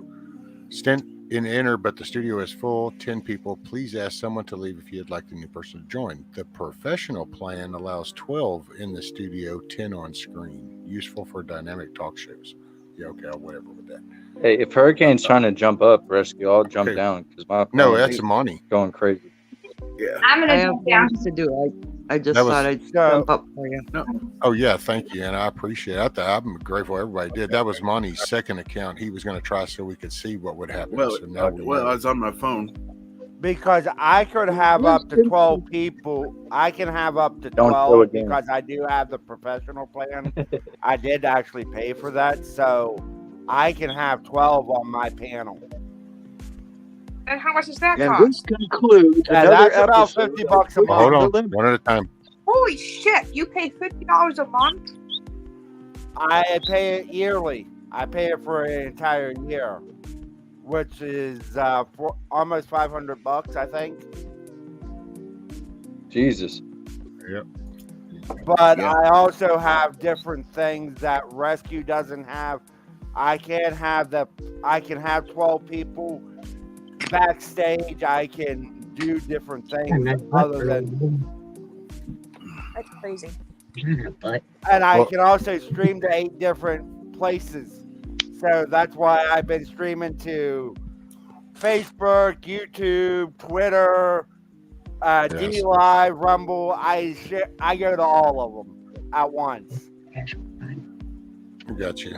Okay, so real quick, T Girl, thank you for trying. And yeah, it was full. And that's what we were trying to test the theory to see what was going to happen. So now I just know for a fact. I'm kind of one of those. Let's just get the issue done and dealt with. And I was so grateful everybody pitched in and we got that addressed. No more talk. We now know this is the facts. There we go. We now What'd you come up with? did our How own many- little Mythbusters. So you can have on this plan, which I have the regular plan, whatever the hell that is. I don't have to have the ad and shit, but yet, so you can have 10 people on the panel and there's nobody backstage. The person trying to come up backstage with a full panel gets told that it's full. So the next step up is the professional plan, which then would allow you to have 2 people lingering in backstage and have 10 people on the panel. So basically by stepping up to professional, you can add the 2 people in the backstage on hold. You would still have to have somebody drop out in order for one of them to come up, but all you're really picking up is that then they can sit backstage. Yep. For that extra money is what it comes down to. And I guess if you were doing a show and there was some kind of narrative and news thing and you're trying to do this, scene scripted out kind of thing, then I get it. But from me, I get it. And Rescue, like with me, with all the different places that I stream to, having up to 8 different streams that I can do at one time actually helps me.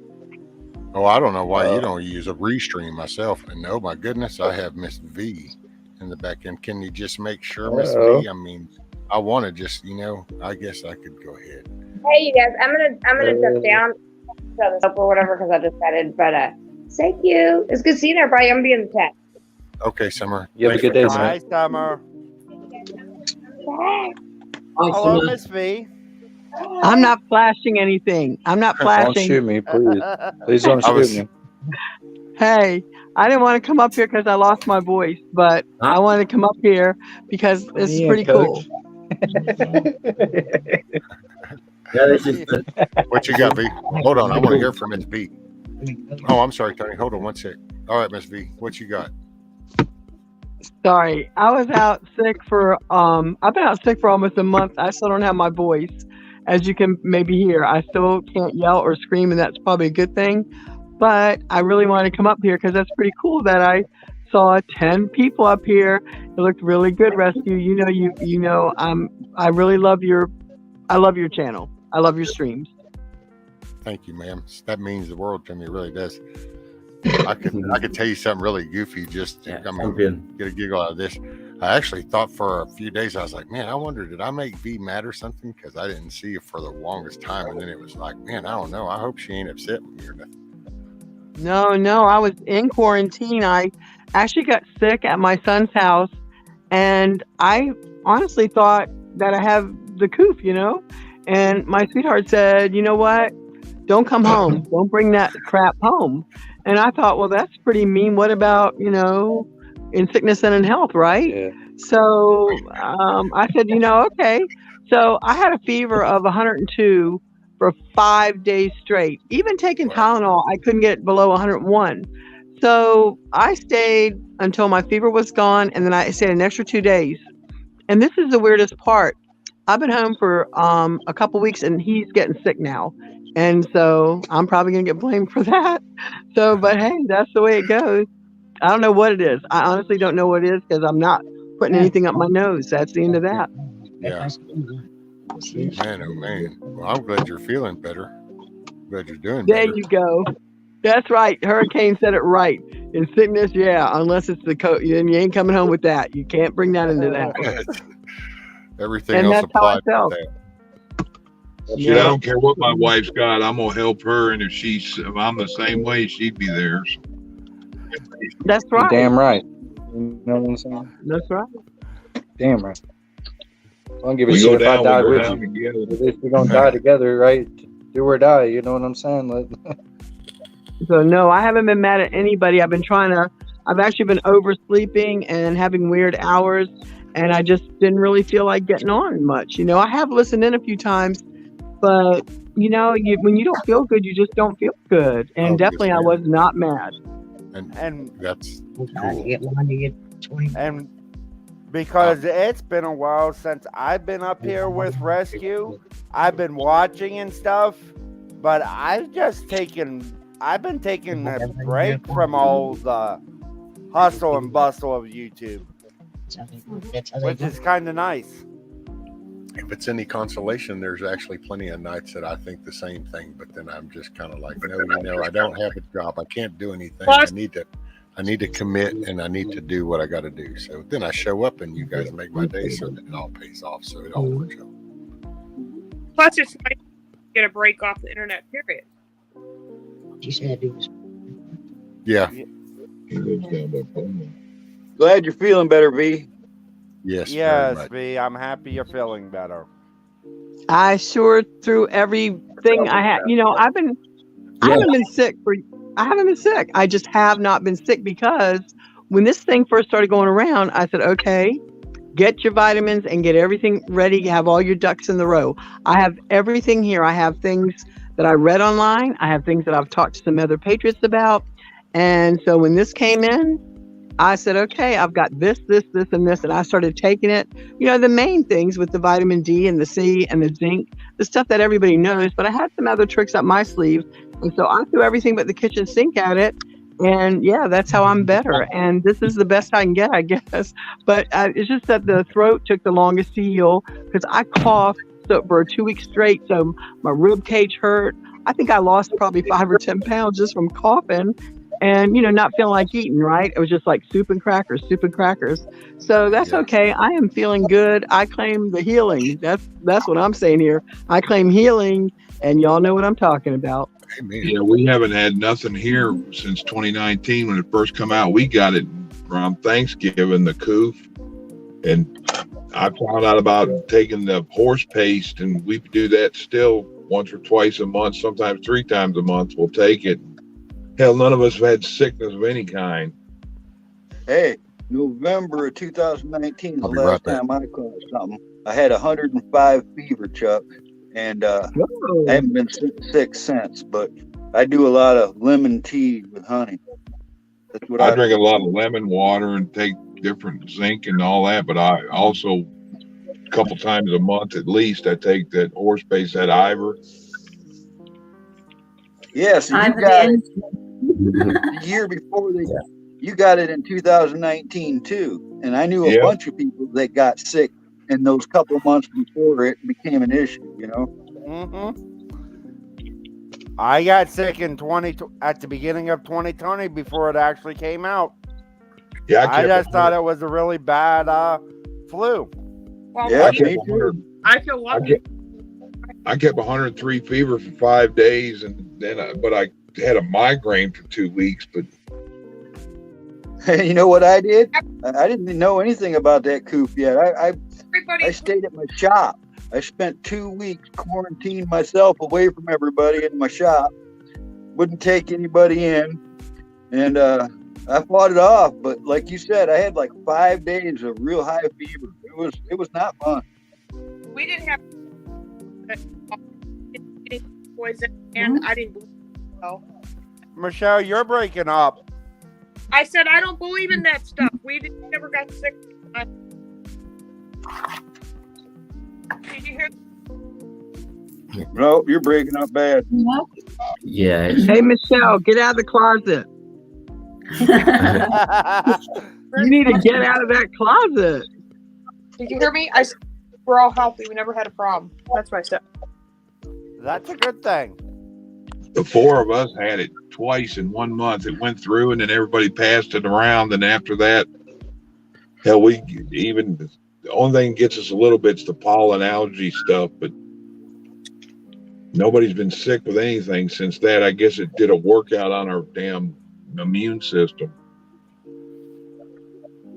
Might have, because it's the same thing with me.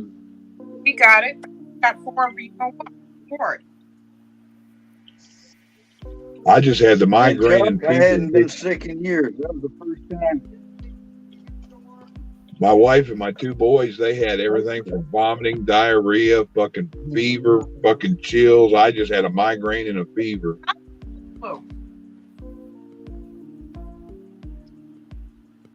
TJ, it got renamed to something else. Yeah, TJ. Right.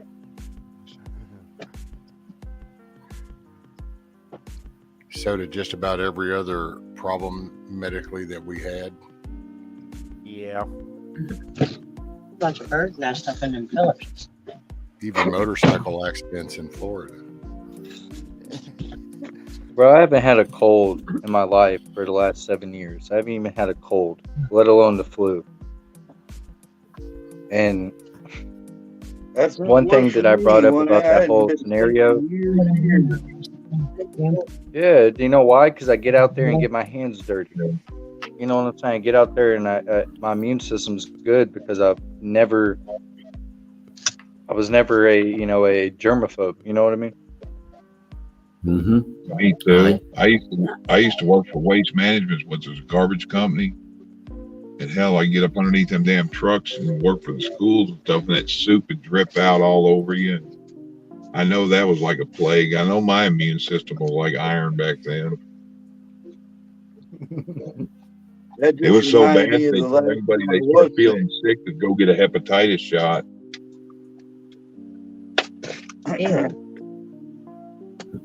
I got a flu once from doing carnival ride upholstery. I know that's where I got it because I was all alone working on them damn seats that everybody gets sick on, and they were horrible, and I had to tear them down. And then I was sicker than a dog right after doing it. I know I got sick from doing those. They had one guy, one of the mechanics was working on, they had a portalet truck over there. They go around to clean out portalets. And if something was wrong with it, one of the mechanics was out there in the yard working on it. He cranked it up and something happened and the hose blew and he blew 100 gallons of sewage all over him. Oh, my. They sprayed him off at the car wash, took him to the hospital, and they gave him a shot at just about everything. That's nasty. That is nasty. It's almost as nasty as the video I seen 10 years ago running around the internet. These guy and this girl went in a porta potty, and the guy or the girl's cheating on her boyfriend in a porta potty with this guy, and the other girl finds out about it and goes and pushes it over on the two of them while they were naked inside the porta potty. So now you got people rolling out of a porta potty covered in brown, completely naked in front of hundreds and hundreds of people, and then a fight breaks out and this naked girl walks off alone. It was one heck of a video to have to see. And dang. I was at a rally one time and watched that happen at a porta potty, but it wasn't really so much brown as it was like a half shitty Smurf. That's kind of what made it come out to yeah, and the blue stuff from them, that was, yeah. I think if I was covered in shit, I wouldn't have any fight left in me. I'd be trying to find something to wash off. That's it. Right? Start gagging. I'd be puking. That's why it just looked like a sick, shitty Smurf as they went off. And it was like, well, that ended that shit real quick, didn't it? That must have been a real shitty situation over there. Oh, well, that's just I'm sometimes telling people you, are the so girl. cocky when they get mouthy. They're mouthy and they go blah, blah, blah, blah. And then they think, yeah, see, that was that. And then walked over and walked into that little pisser to go take a piss. And it's like, well, you probably shouldn't have picked that before you decided to go into there because that didn't end well. That naked shit-covered girl walked off down the road by herself into oblivion. She walked away completely nude, still covered in shit. She walked away from the whole shit show, walking down the road. You ain't had a bad day till you walk away naked, shit covered, huh? Yeah. Good morning, hey gal. Yeah, where's Bug Out at when you need him? That makes me think of the Johnny Cash picture when he's sitting in the bushes eating a pie, and he says, "You ain't never been stoned. You've been Johnny Cash in the bushes eating a pie stone." Yeah. Yeah, This is birthday cake. Yeah, I remember that.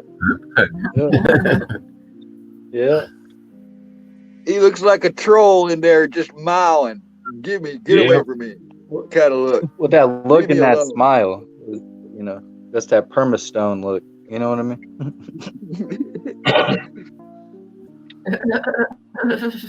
Actually, I just realized the time. Hell, Bug Out might already be off. I don't know if he already passed out or not because it'd be 9:20 for him. If he was off, he might have been off last night. Yeah, if you hadn't seen him any, he's probably off. Usually he's off. He's normal hours with his family. Yeah. So Monty just bailed on us. I didn't hear him say goodbye. Did he bleep out? Yeah. What happened? He messaged out in the back and said he was going to drop down. All right. Later, Monty. I will say, Scat Pack, you say you gotta say 3 times for BB. That's it. You gotta say either Cincinnati, Cincinnati, Cincinnati, or Ohio, Ohio, Ohio. Bug Out usually shows it. It's kind of like when we want to find. Or you can Carl, talk about we George. wonder where Carl is. When we're kind of like, man, where's Carl? We say G.I. Joe, G.I. Joe, G.I. Joe. Does that work? Here comes Carl. It works? Wow.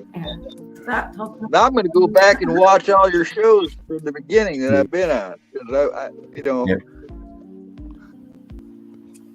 We start talking about action then. D-Dog's like that. As soon as you say, I wonder where D-Dog is. Next thing you know, be, hey, Patriots. Yep. Or if you bring your purple crayons. Yeah. Definitely. Yeah, he was laughing last night on Gigi's show saying, I got all you dumb fucks eating fucking Pop-Tarts now.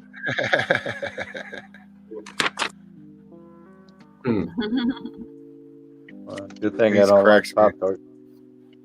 I don't like to eat wax. You know what I'm saying? Like the I tell you what, guys, this is the thing, right? You guys can tease me all about that G.I. Joe stuff you want, but for years I would buy and spend like that's legit, Carl. That's not making. That's not teasing. That's legit. That's I would spend like $200 on an eBay lot. Somebody would list. I'd spend like $200, and I would make $2,000 off of it. All right. So I was 10 timing my money. All right. So by knowing what the stuff is and what I'm buying, because people don't know what they're selling. They find the stuff in the attic, they throw it up there for $200 and they're happy. But I see $2,000 worth of toys in that lot, and I would pounce on it. And I did that for a long time. Carl, I respect your knowledge, brother. I respect the fact that you know and that you retain that. That's what I'm talking about. I mean, where else do you find that? So I can't tell you. Hell, I played with this shit and I couldn't tell you shit. So to know that it's like, well, here's somebody that you can ask and that can actually tell you the facts. That's. Carl, I got a question for you. You might know it, you might not. The old Tonka trunks, the metal ones. Oh, those are the good old days. How much would they be if they are still in the boxes? If it's never been played with.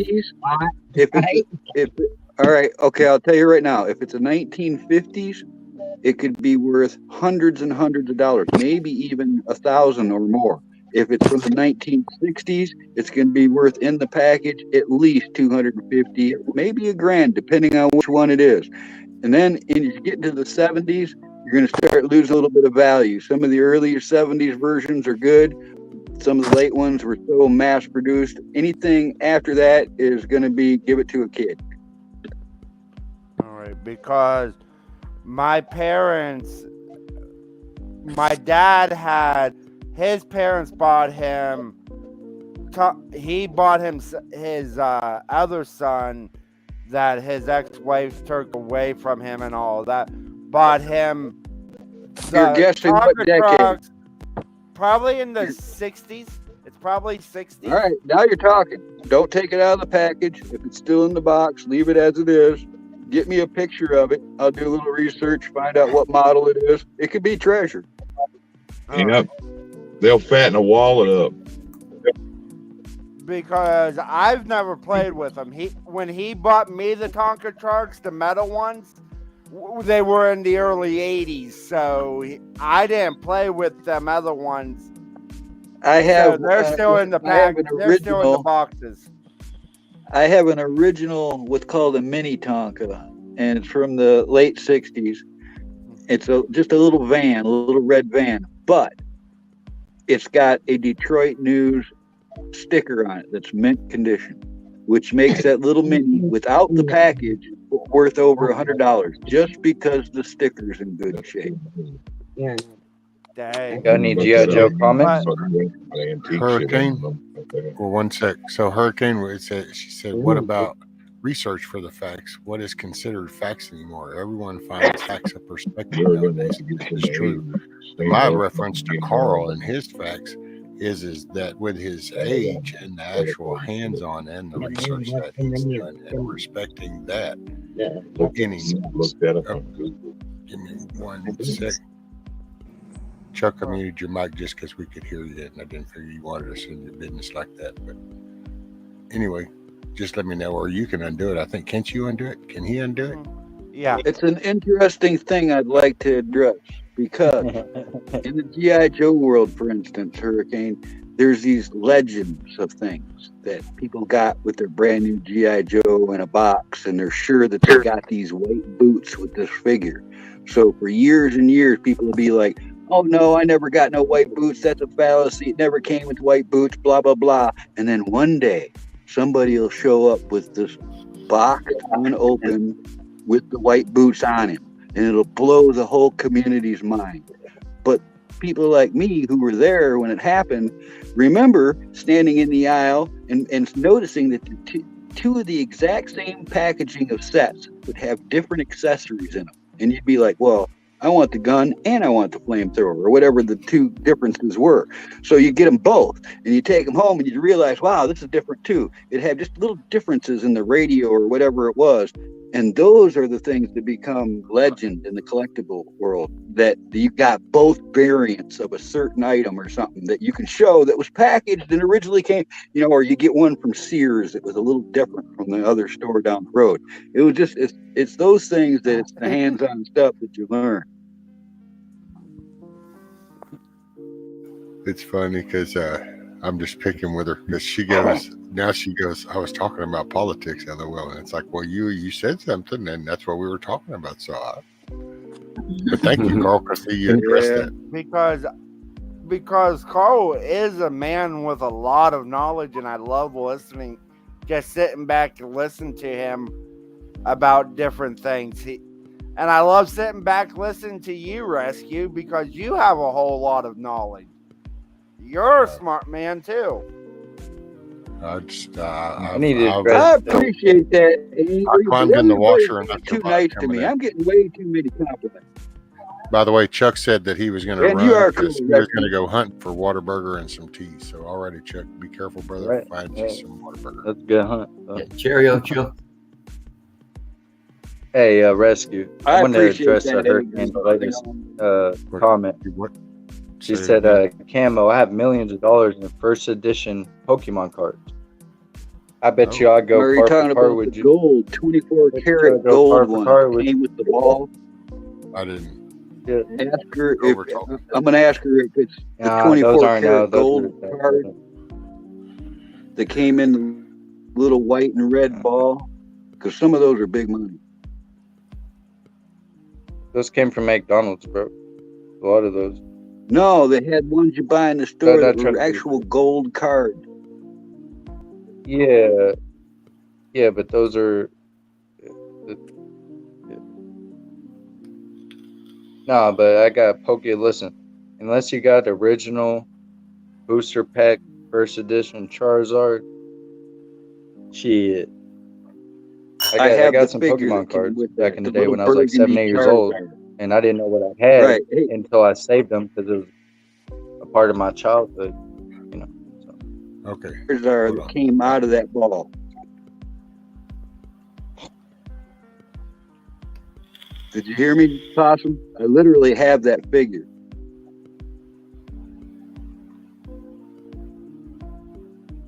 The first one. What's up, Kim? I said I literally have that figure. I have the burgundy Charizard that came in that ball with that card, the very first one. Okay, that could be worth something. Definitely. Well, if it's worth something to you, it's yours. Worth it's one of those things that's in a box somewhere. I got no need for it, but I own it. No, I just see there was a lot of things I did in my childhood, right? That obviously I'm not going to do when I'm an adult. But I look back on the sentimental items that I have, and I realize they're worth money. Well, that's what G.I. Joe is instinct to me, for most people is they're gonna say I'm gonna sell them, right? I'm gonna sell every single card I have, or in your case, every single G.I. Joe figure. No, I'm gonna hold on to that, let it become a vintage item. You know what I mean? And it's gonna, and one day I'm gonna need to sell those cards, and I'll be out. I can save every other card. You know what I mean? Like. It's a principle thing. To me, it's a principle. It meant something to me. My family gave it to me to make me happy. I'm gonna hold on to it until it's dire straight. You know what I mean? Like I gotta do something. Did you ever hear the story of what got me into G.I. Joe in the first place? Like I am? No. I haven't. All right. My dad died in 1969. He was Navy, World War II, and he had got me the G.I. Joe Jeep in 1965. He got me the Action Sailor, several sets. And when he passed away, I was the only man left in the family. I had 2 sisters and my mom. That was the whole family. And so I was the only male left. And G.I. Joe became my buddy. And I had a bunch of older kids from other families pass theirs down to me. So before long, I had like a 200-man strong army, trunks and trunks full of this stuff in the 60s. But then, I discovered girls in the 70s and I got out of it. And when I did, and I stopped messing with them toys, my mom put them all in these giant antique trunks and packed them away, like in 1972 or 3 or something. Which by the time like 1979, 1980 came along, it was already known that G.I. Joe was going up in value and that they were something to hang on to. And that's where I started, I sold some, couldn't believe the money I made off of it. So I bought some. Then I bought some more and sold those. And right in the early 80s, that's how it started. I started buying and selling the stuff at local flea markets for nothing and then passing it off to collectors for something. But I've managed to keep my favorites that I've had all my life. I'm working on opening one of the trunks right now, and I'll show you. Could probably publish a book of. Sorry. Not bad. My Good, daughter's John. got a Good. 4.0. God, great average. She did good this quarter. I'm so proud of her. Homeschooling. Sorry, guys. I was grading her work, but I gotta let you guys go. But it's great talking to you. See you later, Michelle. I'll see you Saturday. Yeah, Hey, Michelle. Be safe. 7:30. Because, like I said, I think only 12 people could watch. Because I know they can watch backstage. All right, I'll talk to you guys later. Already be careful, Michelle.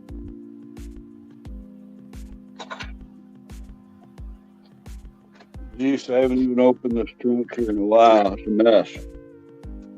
Yeah, come on. Hurricane speaking game. Straight up. Hello.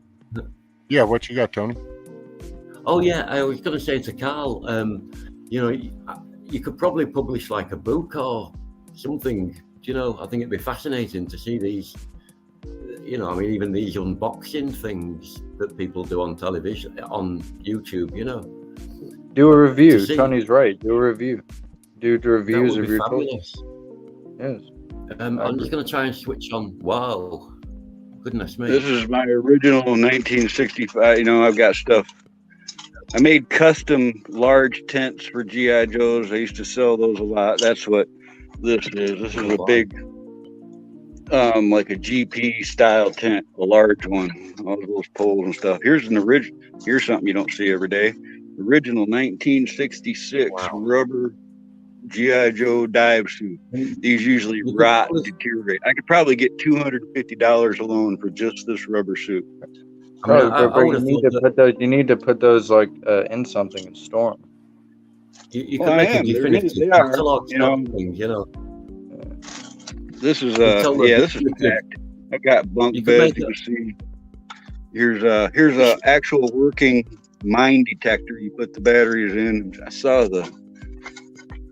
there's a battery cover for it, but you know, you put a single cell AA battery in there. It's got the light, and then with the mine detector, it has this metal contacts. And I got a little bag of metal mines that when you touch the mine, the light would go off. You know, that's. I got a couple of those. My great uncle was a mine sweeper. Here's a spotlight that goes with the Jeep. You know, it had a working spotlight and a firing cannon that goes under the Jeep and the trailer. Crikey. But I should get some of this stuff out and show you. There's figures in here too somewhere. Well, there's a Air Force cadet. Here's the Navy Shore Patrol outfit, 1960s. Good Lord. Let's see what else we got in here. These are the shells that shoot out of the back of the Jeep. It's actually a copy of a recoilless rifle system. See a medical flag. You know, you got this is for the medical kit, but I've got a full flag set in here somewhere with all the branches of the military. That's actually the flag for the Jeep. Remarkable. It wouldn't come out. Even got a little crutch. Here's a stretcher. Let's see if I can. Oh boy! Oh boy! Oh boy! See how that works. In the 1960s, they made everything, you know, military themed. Actually in 1968, the Vietnam War became too controversial, and they became adventure series. And then by the 1970 rolls around, they made everything the adventure team. So here in America, we didn't get any military themed toys anymore. Over there in England, you guys got flooded with Action Man, and everything was military themed still for you guys. Which I didn't find that out until later in life, but we kind of got ripped off here, you know. Here's a miniature. This is actually not a Hasbro G.I. Joe thing. This was from a company called Marks. Miniature little foot locker. Oh, yeah. But, you know, it was scaled for the same size figure. But here's a bag of camouflage. This is the foliage that you would get to put in the helmets and over the camouflage net support systems. Yeah, I remember. But this would be a lifetime's worth of collection, because you get like 3 little tiny pieces in a whole set. So this is like maybe 50 sets worth of camouflage that I saved up. It's a forest of it. This is, to be honest with you, this is a couple $100 worth of little tiny plastic stuff, just because there's so much of it, you know? That's what Carl makes the ghillie suits out of. Oh, I was doing that as a kid. I'd be selling some of that before the collapse. When I was a kid. Oh, that's I amazing.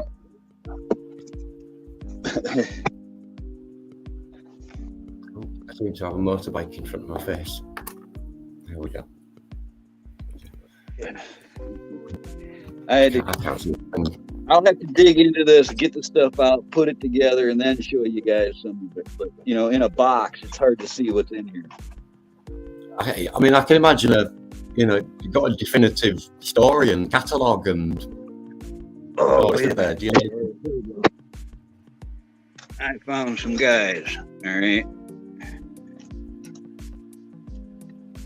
Let's see if I can pull some out of here. I have to move a little bit.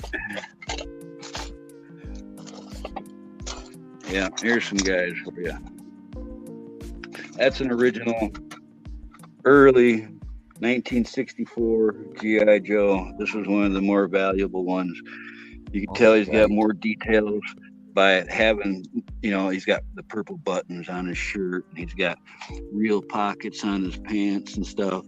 This would be one of the earlier figures. That's incredible. Here's I got a Marine here.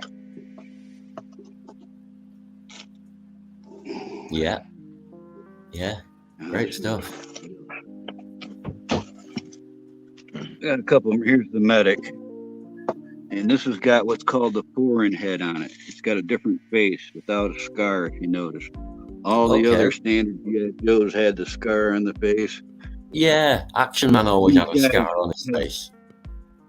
In 1966, they came out with a couple different, with this head sculpt and an Asian one for the Soldiers of the World series, which was, there was one British soldier, there was a Russian soldier, a French soldier, an Australian soldier, and a German soldier. So it would be 6 different foreign. Here's a. Oh yeah, RAF, yeah. Well, our Air Force. They did make an RAF Action Man set. It had the little. It's the details that bring you the value. This dog tag. In the collectible world, they'll say that's as good as money. Because that's $25 right there just for that tag. Really? Goodness. But that tie, all right. See, that tie right there is always missing. I could probably get $50 for that tie alone. That's fantastic. Wow. Oh, there's some other guys in here. Another sailor. This is a later issue sailor. You can tell the differences with the shirt. Doesn't have the same buttons. Still fairly early. Yeah. Yeah. Oh, here's a good one. This is I think, this is going to be a tank commander. This is a 1967 tank commander set. Which there's so many little tiny breakable parts on this set, something in this condition where it's got every part to it, and including this radio, that makes it worth hundreds of dollars, Yeah, that's lovely.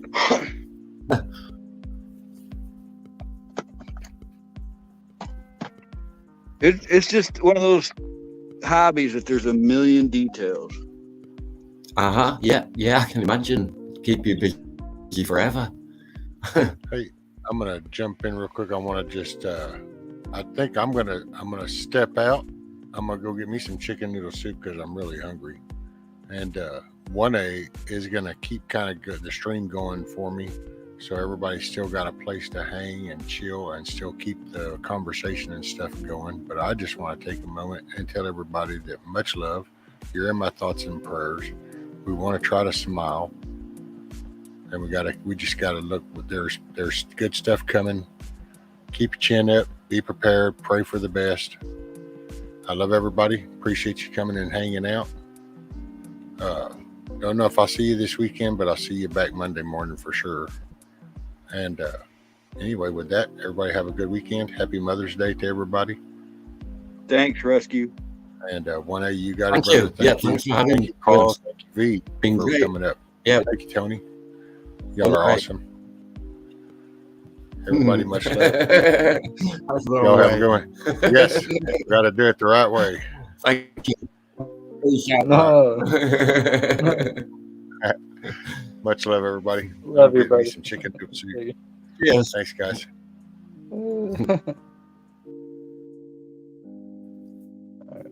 So what's up?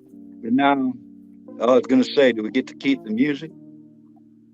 Yeah, it's gonna keep running. Yeah, the background Right music, on. absolutely. Oh, that's Yeah. cool. Yeah, we like that music. No, I got administrator privileges, so I'm basically doing the same thing he does. I don't have certain things I can do, but I can bring people up and stuff like that. So that's why I'll say about an hour from now, I'm gonna shut the stream down. At about an hour, Okay. so that I can continue on. Yeah, great stuff. So, are you all in the same state, or? Oh no. Whereabouts are you? We're all I'm up in over, Michigan. man. We're spread across everywhere. Okay. Where are you? I don't know what. Do you like Camo to is be in addressed as? Michigan. You're in Michigan. No, Yeah, I Camo am. is. Oh, Kansas. Cal. Yeah. My geography's awful, but I'm starting to learn. When I come off of here, Camo's in the northern United States. He's closer to he's on the Canadian border. He's not where he's at, but he could go to Canada pretty quickly. So oh wow. You know what I mean? Like it's close. Where I'm at, I'm in North Georgia. I'm in the southern United States. I'm okay, yeah. My state's above Florida, but I'm in the Appalachian Mountains. It sounds lovely. Sounds like a beautiful place. I'm about 50 miles from the water, so I could get to Canada in 50 miles. Yeah. I've got relations in Canada. Well, I've got relations all over, really. But yeah, I mean, are you anywhere near Minnesota? I'm north of Detroit. Okay. The only thing I know really about that area is Bob Dylan comes from way up north in America. He's east of Minnesota. Yeah, is it a place called Duluth or Duluth? Yeah, that's in. Yeah, that's we had Ted. Our area's got Kid Rock and Ted Nugent and Grand Funk and MC5, Mitch Ryder. That's all those groups. Oh yeah, Bob Seger came from this area. We had a lot of musicians from this area. Yeah, where you from? Heavily sort of folk. Yeah, I apologize, but I want to V. Where's V from? Want to let V speak a little bit. She's been muted for a while. So. Yeah, she has. That town. Yes to everybody in chat. I actually met Fred Berry, Yankee Watchdog, when I was a kid. I used to go up to the Call of the Wild Museum in Grayling, Michigan. And, sometimes it'd be just him in that big museum. So I'd have Fred Berry to myself as a kid telling me how to do stuff and stories and all kinds of stuff. He was a cool old guy, and he liked to teach kids stuff. So, who is Fred Bear? He's a very famous archer all the way back from the 40s and the 50s. But Ted Nugent wrote a song that became real famous here in the States about him. Oh, yeah. What's it called? Fred Bear. Oh, the song is called Fred Bear, yeah? Okay. Never heard that one. No, I'll look that up. Just making it's a hunter's song. It's all about hunting white-tailed deer, basically, Wow. What Tony, and that is that your girlfriend or your wife? I don't want to be rude. She's my partner. We're not married, but we've been together for nearly 20 years. Yeah. Okay. All right. Well, I just, being respectful. Katie. Her name's Katie. Katie. Okay, that's what I was about to. But yeah. What type of music do you guys listen to? Like, what is your regular, if you listen to the radio or on the internet or YouTube, what is the type of music that you guys find yourself listening to on the daily? I'm curious. Well, my all-time favorite band is the Beatles. The Beatles. Yeah, yeah. But like the Kinks, Well, the Rolling Stones. Yeah, the Who, the The Who, Yardbirds. yeah, the Who's awesome. Basically, sort of Abbey rock and Road, roll. man. Abbey Road is my favorite. The way Abbey Yeah, Road that's a all hell of fits an together. album. I shouldn't ask this question because I'm gonna be the odd man out here. I don't want to get the What dog do you followed on. like? No, Well, it's not the music I like. It's just I don't like the Beatles. I don't care for them. Oh, that's not a problem. That's Don't all worry right. about it. There's plenty of My people that family do. loves it. I mean, the British culture came over here and they set their stamp during that time period on music. Yeah, that's right. And I can't deny it. You know what I mean? Like they did what they did, and they're great. But it's just not. Well, I that's mean, right. there are Beatles songs that I like. But as far as like, there's not an album that I can sit through the whole album, and that's my personal opinion. No. I don't mean it in a disrespectful Are you way. referring? Are you talking about the American releases though, or the British? Yeah, because we got Either Let or, It Be, either or, Revolver, it would make a Abbey difference. Road, White Make a Album. You guys have different albums. Yeah, that's what I said. I I know don't want to be disrespectful because I know You know, how the the American, Beatles.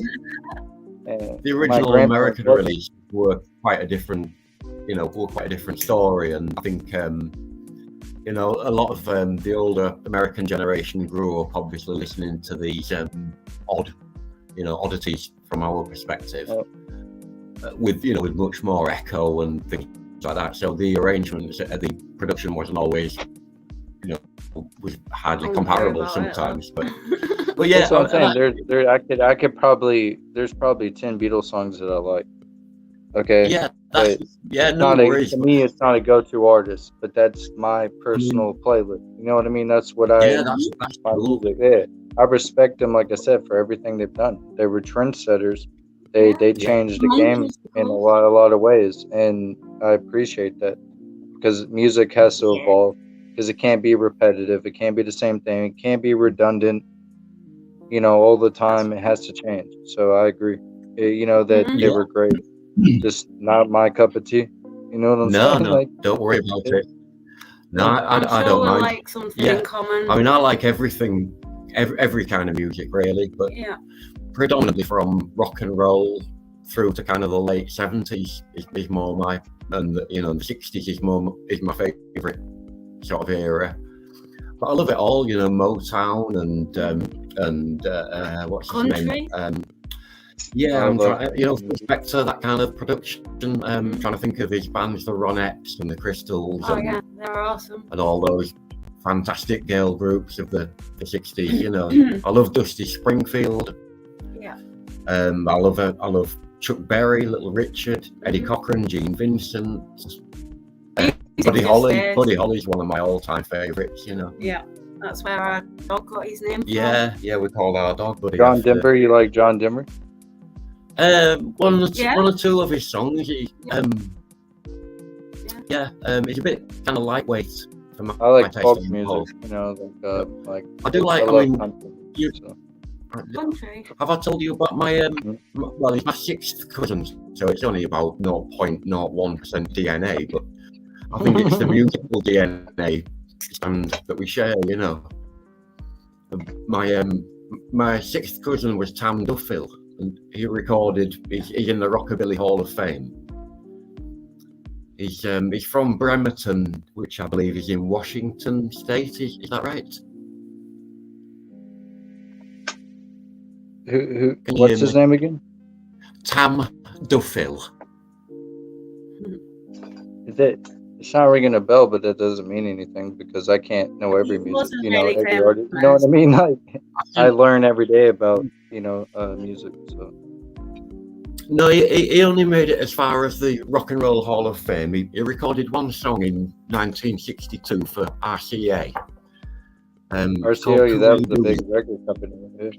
Yes, it only came out on a subsidiary label, but I've forgotten the label it was on. But it was recorded at RCA Studios by RCA.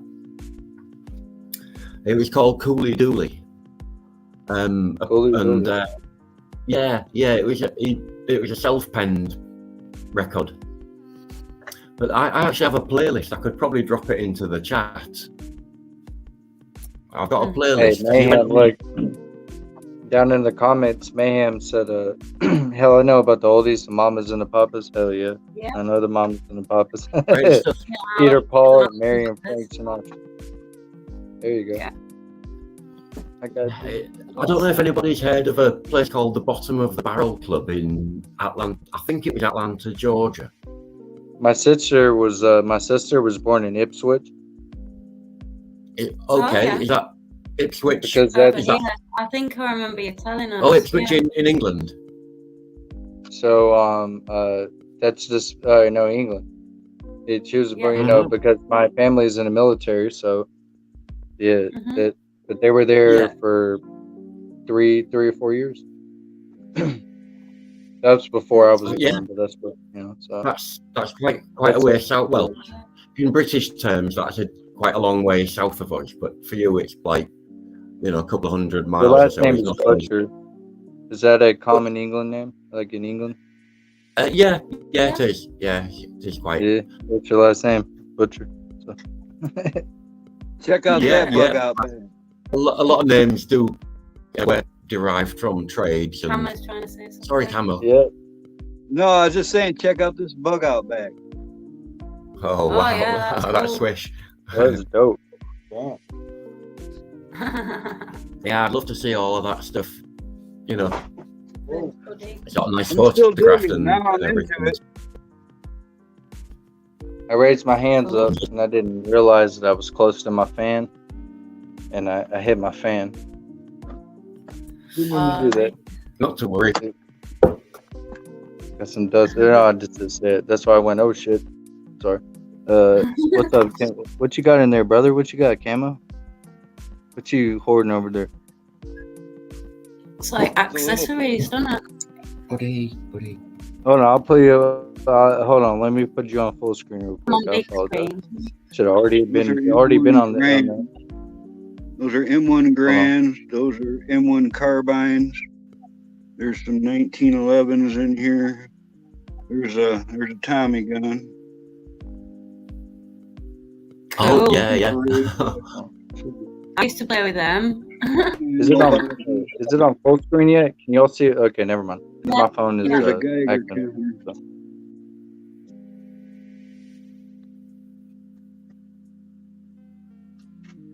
Spotted. I love that little knife. There's a pair of Are they Enfield? That sunglasses was from a 1967 state trooper. Those are probably worth $1,000 by themselves. Crikey. That's amazing. But these are all the pieces that get broken and lost and trodden underfoot, aren't they? That's just it. Yeah.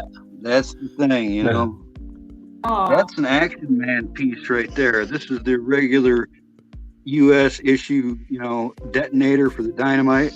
But that's an Action Man issue one I picked up later at a flea market. Yeah. I've never seen one of those before. No, I've never seen anything like that. Wow. Like most kids, I had a couple, 2 or 3 Action Men. You got your e-tool, your canteen, your pup tent, your sleeping bag, your rain poncho. There's a cook kit inside of those. There's little forks and knives and everything. Yeah. Money. The backside, all the tent poles are rolled up inside the bivouac. The real one. Like, Incredible, for myself. isn't it? Yeah. Cool. Yeah, great stuff. Yeah,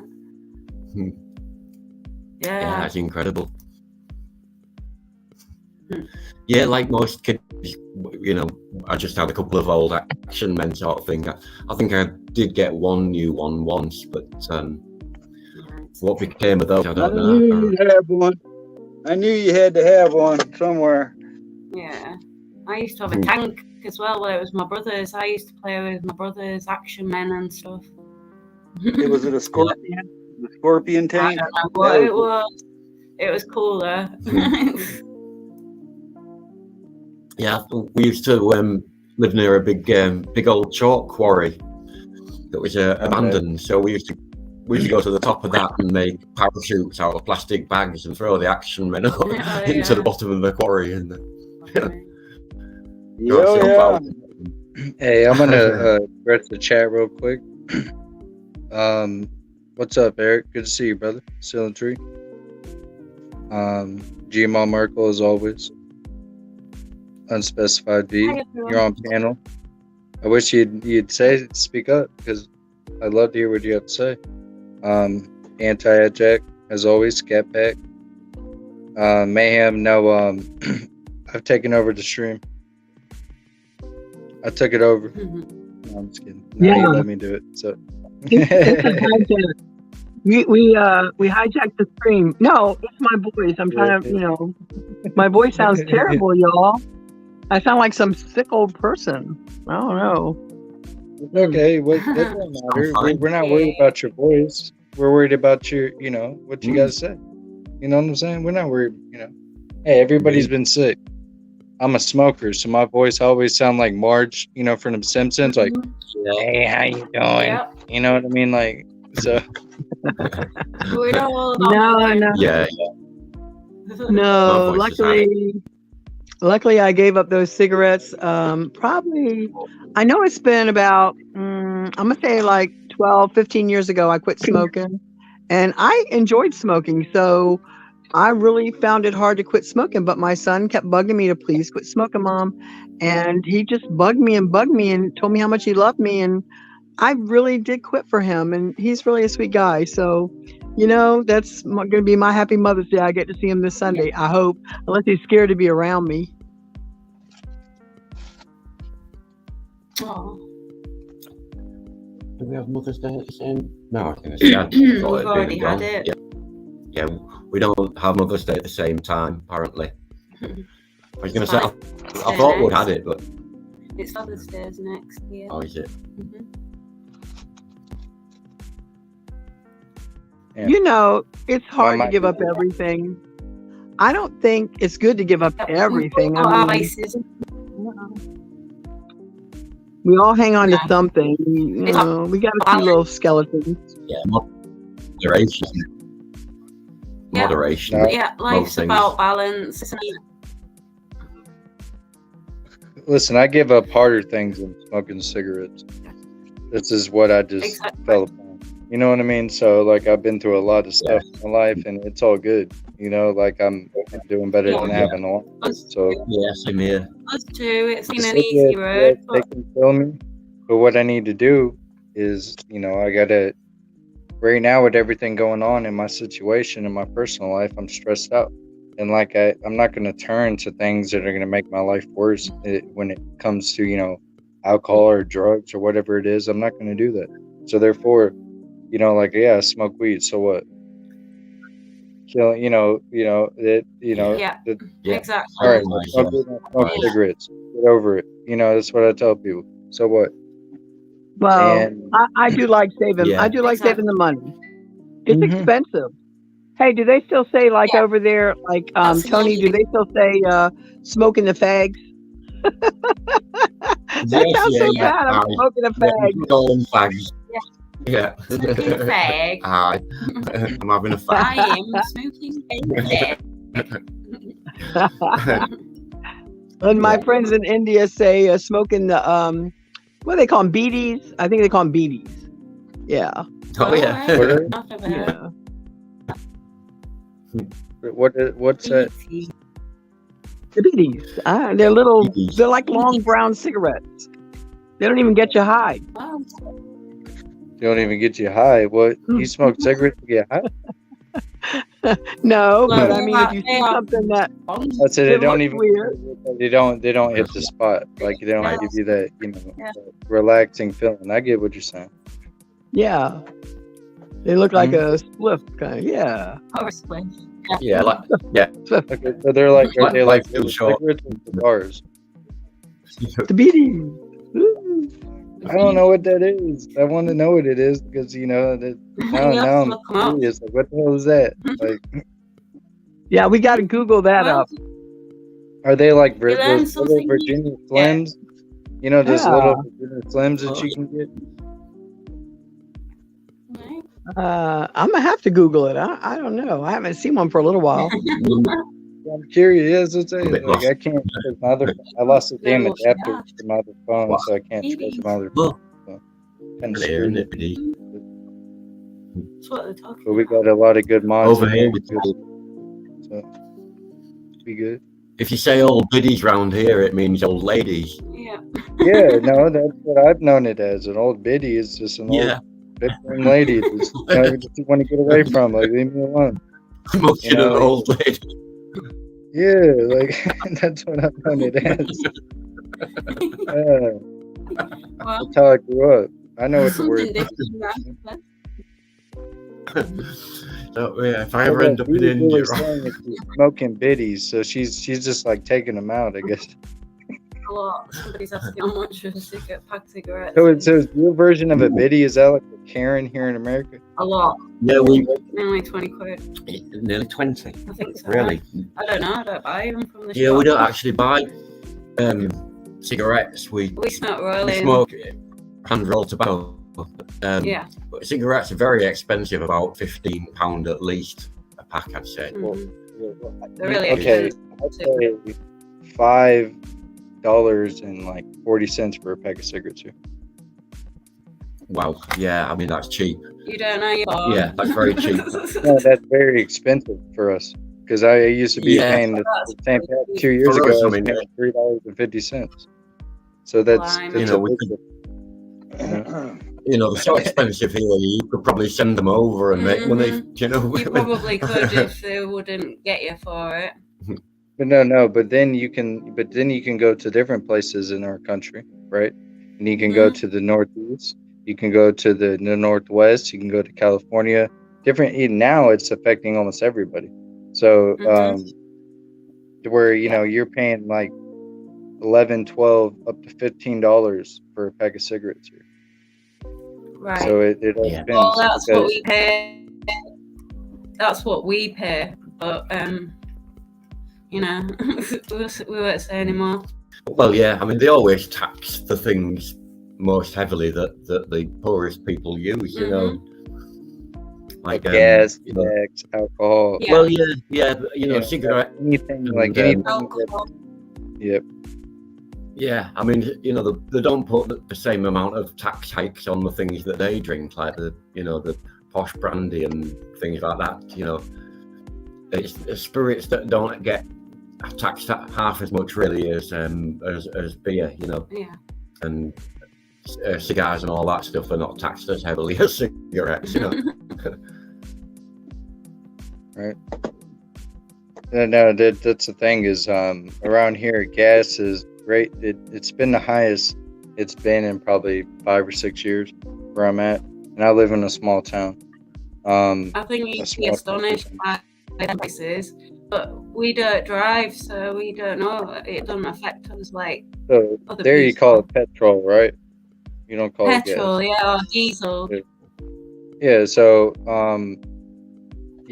for a liter is what you pay. We pay about a gallon. You pay about a liter, right? It's really expensive. So by a liter, which is how many liters are there in a gallon? Is it 2? I haven't got a clue.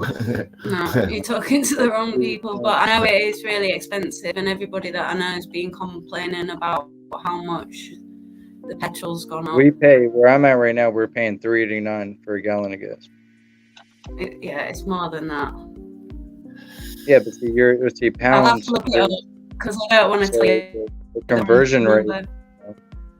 I'm just curious because I like hearing y'all's. Yeah. So like it to me it's refreshing because We'll have to look it up. So we don't use these things, so I don't really keep drift on it. But I know everything's going up a lot, and it is getting harder. The gas and electric and all that as well has gone up a lot this year. Yeah. Communities, Yeah. We've been all right where I'm at so far for electricity and water, but they're trying to. What they do is they'll go, okay, well your water bill's cheaper, and then they'll raise the electricity or vice versa. So you're really paying the same or a little more, but they make it feel like you're saving money, but you're really. Yeah. That's right. Yeah, they give you in one hand and take away in the other, don't they? What's Camo's got now? There's some great stuff there, isn't there, on Camo's video? That looks like a Well, I was just showing that Tonka. I was going through this stuff and I found that. That's great. Yeah. I love it. Let me see your press badge. What's that down the back? It says the Detroit News. Oh shit, dude, that's cool. Yeah, nice one. It's probably in 1969 or 70. Wow. Right. Mint Looks content. brand new, doesn't Yeah. it, Nelly? Song of the South said it's a mystery machine. That's a Scooby-Doo. Yeah. That's how vans used to look, you know, the handy van and the Dodge, Ford, GM, they all made cab over style vans back then in the 60s. Nice one. Bro, you know what's the one like cab over, like sleepover truck that I want? Camo is a Studebaker, an old Studebaker. Right on. You know what I'm talking about, right? I do. You know, they even Studebaker even made military trucks. Like, I want that. I need that. Like, that's beautiful. That's beautiful. I'd like the link for me. 2,000 mules. Cool. I'm talking about the actual, big truck. I'm not talking about. I'm talking, Right. I do. I know. Like I was saying, they made big trucks for the military too. Studebaker made all kinds of military trucks. They're rare. Yeah. Cool. I got money saved in the bank. I'm gonna buy some soon, because I know that I know this sounds really, really morbid, and I don't care because I'm a very realistic person. I operate on reality and try not to operate on feelings too much. Because that'll get me caught up. My grandparents are going to be here one day, either my dad or my mom. I can only rely on my grandparents here and my father as far as, close people that I trust, and I care about and I love. So therefore, one day they're not going to be here. So I got multiple plans and escape options. Things happen and they're no longer here. I've been preparing. You know what I mean? Yeah. Good for you. No, it's just better safe than sorry. Yeah.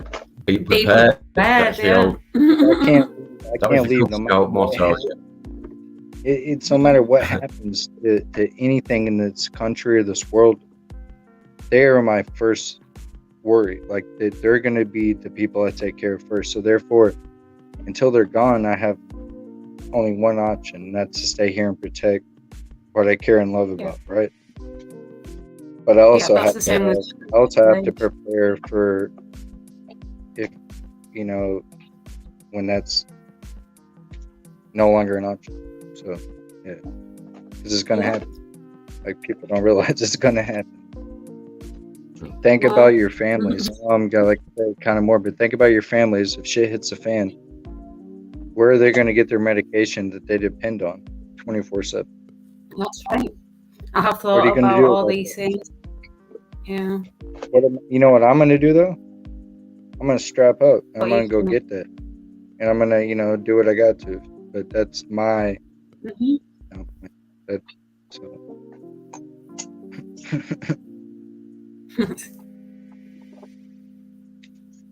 Yeah, if I gotta, there's plenty of pharmacies around here. There's no rules or laws, and my family's at you got to risk. do what you got to do, haven't you? Yeah, that's right. You have to do it. Yep. I'm gonna get that medication. Instinct, that's isn't me. it? But that's me. So I don't want anybody on panel. But I'm the same. It's like reasonable force, isn't it? I mean, law stuff. Abided by that, and I've got through all right on that one. Yeah, we've had a few Any mistakes? difficulties. Yeah. You got to think about it, bro. Simple, when there's no laws anymore, right? And there's lawlessness. That's right. Everywhere around you. what are you going to do? That's You know right. what I mean? Like, if they're not following the rules, and you have been your whole life, That's right. right? I agree. But at that point, now you have to play their game. You got to do what you got to do, brother. And you got to, you know, that's what people fight don't fire with realize. fire. Oh, that's That's right. one I thing always I'll have, say. really. You're not, That's it. most people are not prepared. They're not No. prepared for what's Most people, really going to happen. no. Well, most people, unfortunately, haven't had the life experience, so they don't know. You know, that's why so many people are still asleep, unfortunately.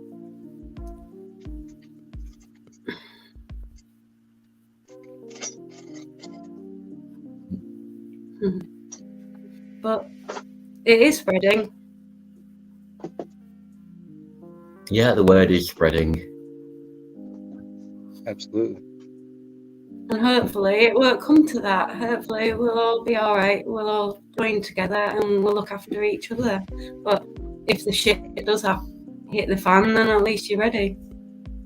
Absolutely. Because I feel like I love everybody until you give me a reason not to. And like, Well, that's how we feel.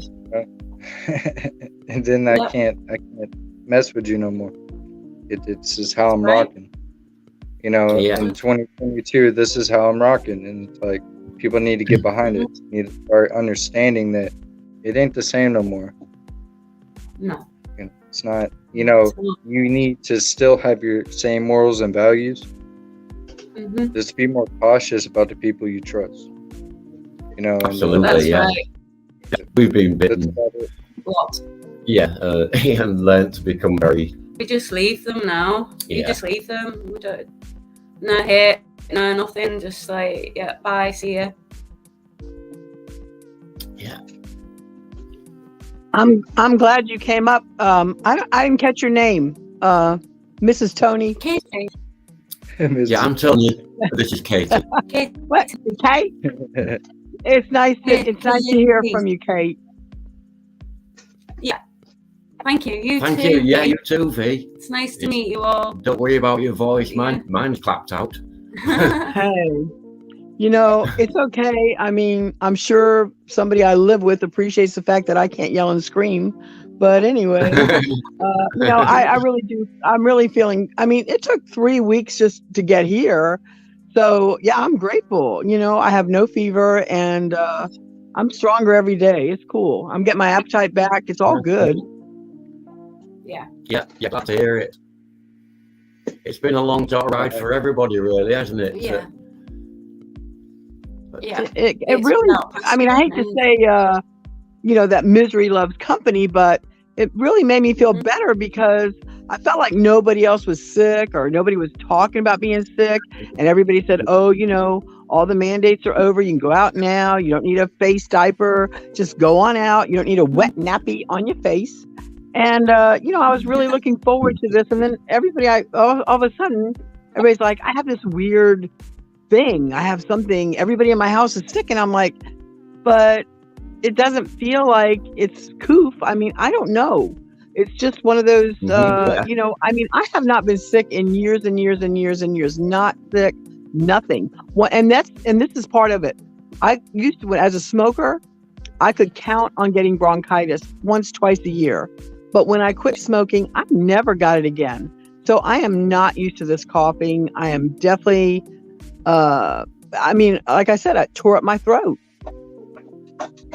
See, V, this is weird because, see, I've been a chronic weed smoker for about 10 years, right? Like every day, multiple times. And then you add on, I smoked cigarettes for the past 5 or 6 years, and I vape. And I cough stuff up constantly. But I don't get bronchitis. I don't get any, like, infections. There's no, like, yellow or greenness in my spit. Only I had plenty of that. I used to be a dirty person and not care when I was young. You know what I mean? Until I was like, you know, like in my teens. I don't know. I used to walk around barefoot everywhere, man. Like step on broken glass. Like I clean it like when I was a kid, and like yeah, me too. I mean, a matter of fact, my feet were so tough. I could step on a cigarette butt and put it out with my heel of my foot. And, we used to step on clams. I live right by the ocean, and it never even bothered me. But, I honestly, I'm trying, since this came out, and we were talking earlier, a lot of people we know were sick right at the end of 2019. And I mean, really sick. My daughter was sick for over 2 weeks and she never gets sick. I mean, she was really, really sick. And I really think it was released earlier. I think it was definitely released earlier. So, what was I going to say about that?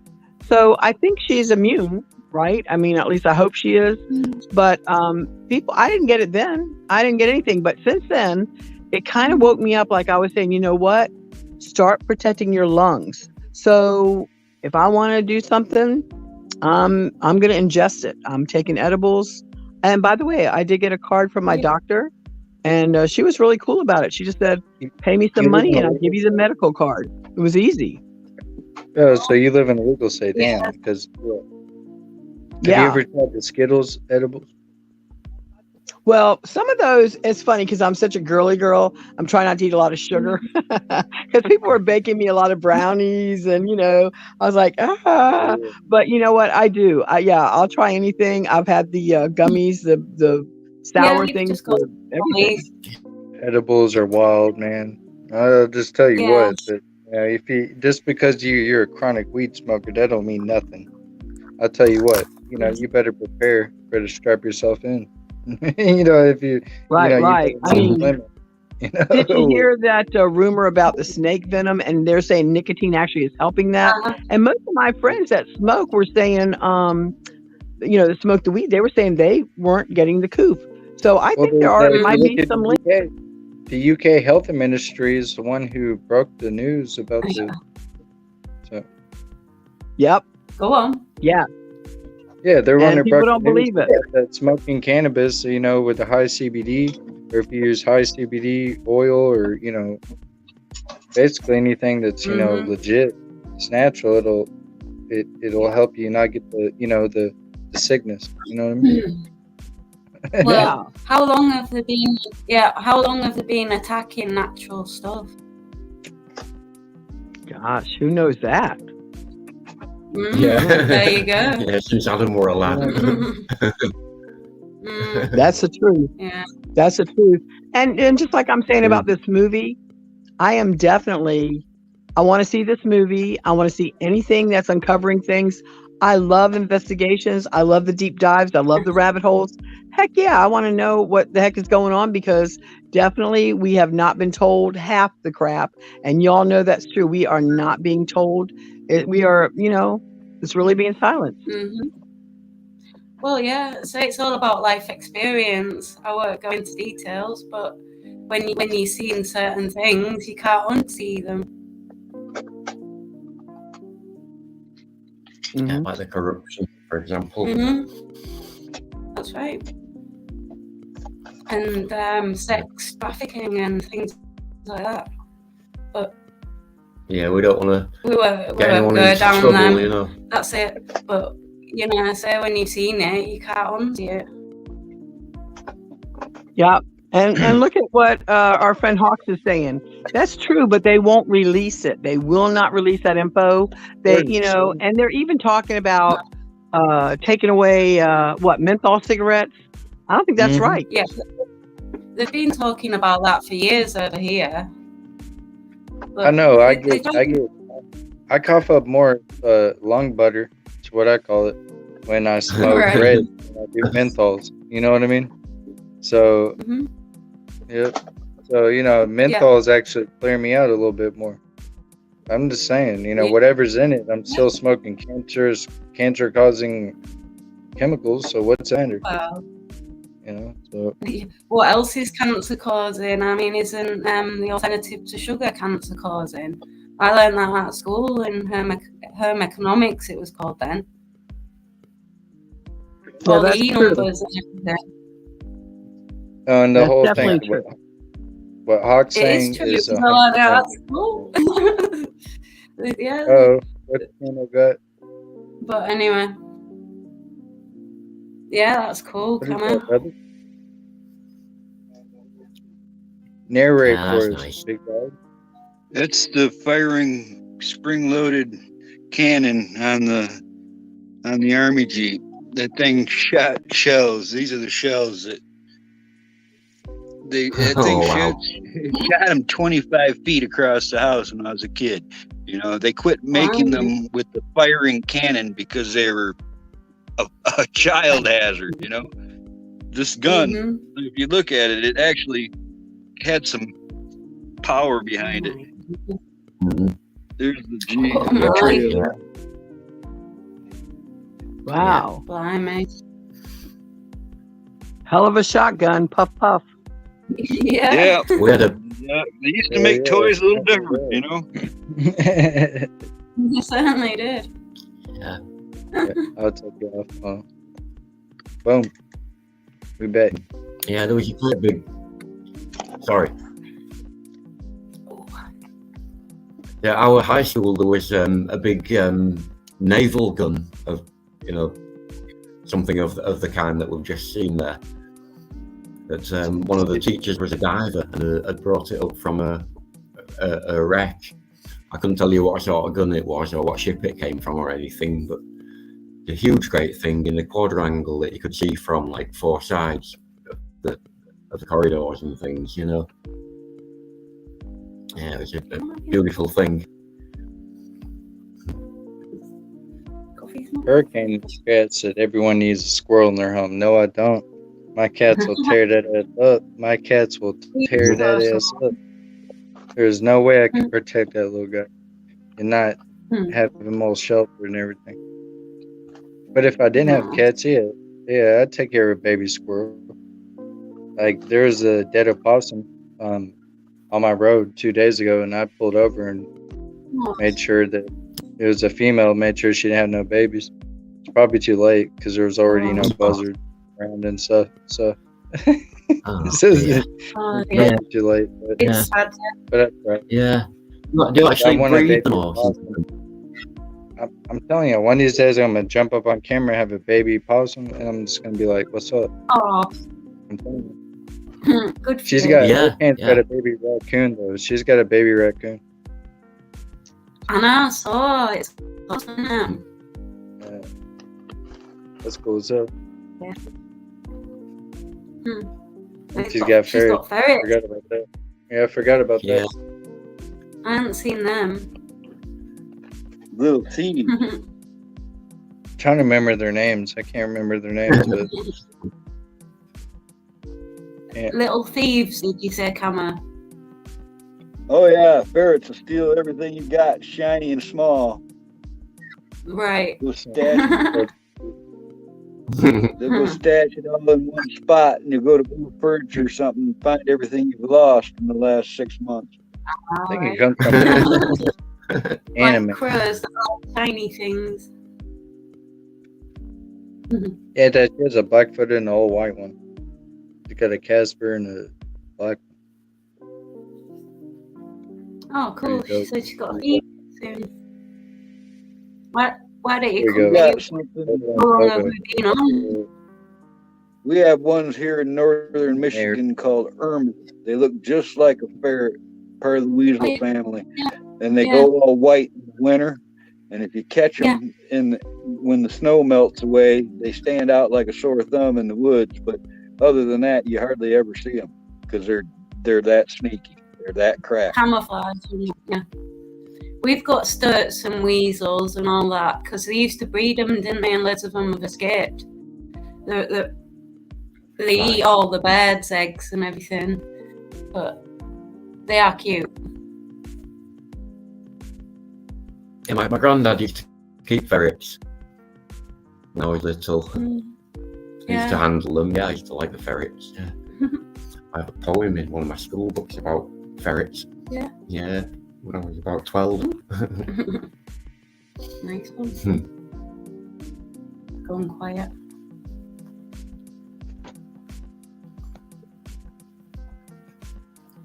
Yeah, they're sneaky. I've known a couple ferrets where if somebody come and visited you and they take their coat off, the ferret will go and check all their pockets or get into their purse or whatever it is. Yeah. Yeah, they were irrepressible little things. I haven't seen one in the flesh in donkey's years, but yeah, up until my granddad died, but I think that was when I was about, I'm not sure, young anyway. I haven't seen one since I was very young. Yeah, Hurricane's got a right menagerie. She's got chihuahuas as well. They're cute. My friend used to have some chihuahuas. Yeah.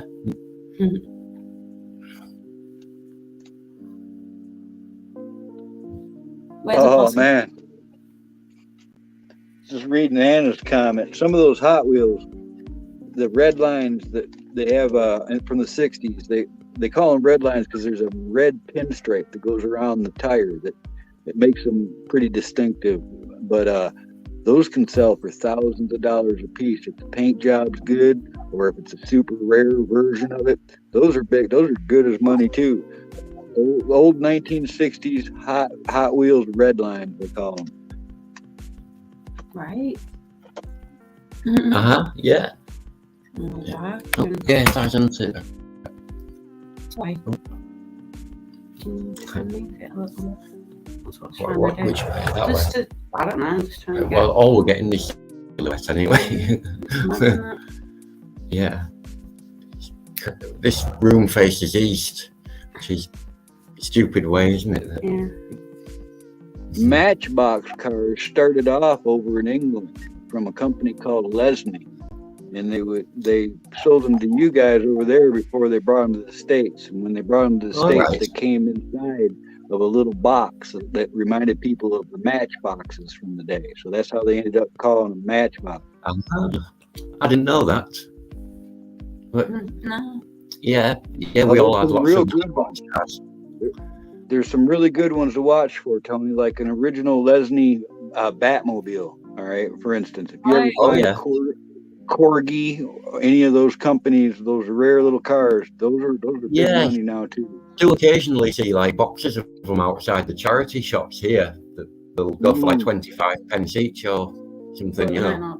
Yeah, you get all those you can get, because if you just Google those. Yeah, well, keep an eye out. Yeah, I've still got one little Jeep. I think it was an American Jeep that, crikey, it was strange. By Corgi? I can't remember. I'll have to fish it out. Do you want to hold the show while I'll go have a quick look for it. I can't remember where it is. Joe Jeep I just showed you, that came out in '65 here in the States. In '67, they made a hard plastic Land Rover for you guys over there for the Action Man, and that Land Rover is pretty cool. I mean, but because it's that brittle hard plastic, not a lot of them survive. You know. Yeah. I remember other kids in the street had, probably that. I can't remember all the details or really any of the details, to be honest, but it's all rather a blur. But I do remember that. I didn't even know you guys had that stuff till the early 80s. That's when I found out you guys had all that Action Man stuff. Yeah, like you say, if we didn't have the Vietnam thing, I think there were some British there, but on the whole, it wasn't really anything that we were a part of in the national consciousness. No. Yep. So it didn't really, pardon my French, but it didn't piss on our bonfire, Right. That was the first sign of political correctness that I can remember. Was 1968, 69. All of a sudden, all the cool G.I. Joe stuff was hard to find. Right. Yeah. I mean, I think it was you that mentioned that I read about, but yeah, I mean, we continued really with the World War II theme more than anything, Yeah, you did. That was what we all still played. We all still played, Tommy's and Jerry's, basically, We went from playing war games. The 50s, like a Western thing. Kids really wanted Western toys, cowboys and Indians. We went from the 40s and 50s to the military theme in the late 50s and 60s. And then it went to the space toys right around 1970. All of a sudden, it was all space toys. Oh, yeah, I've got some pictures of me as a baby. I was born in 1970. I've got some pictures of me as a baby at Christmas with what would have been my brother's presents. He's 5 years older than me, you know, and it was all like space helmets and, you know, and ray gun or whatever and things like that, you know. Before that, cowboys and Indians. Yeah, it was exactly like bang on that period, you know. Right on. It's interesting the cultural differences that children experienced in those years to me, you know, from just the English point of view, or like Australia. Australia had their whole own line of toys, you know, and G.I. Joe included. Yeah. I mean, I don't know anything about G.I. Joe, really. I don't know if it ever happened here, you know. Well, Action Man was licensed from Hasbro here in the United States, who made G.I. Joe. They licensed that out to Action Man. Palitoy was the name of the company that did it for England. Okay. Yeah, that and then, bell, yeah.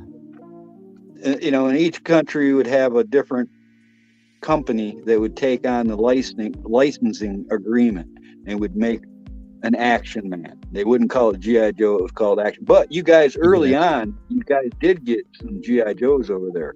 You know, they really? did. Yeah. It started off where it would be a G.I. Joe, and then it was Action Man. Right. I mean, I might have played with G.I. Joes and not really known the difference, you know. Because a lot of my cousins were much older than me, you know, almost in their 20s or whatever when I was born.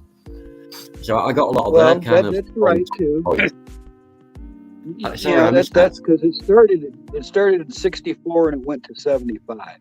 So you only had 5 years of that, and it was age 4 or 5 to get a G.I. Joe. So you might have caught 1 or 2 years of it.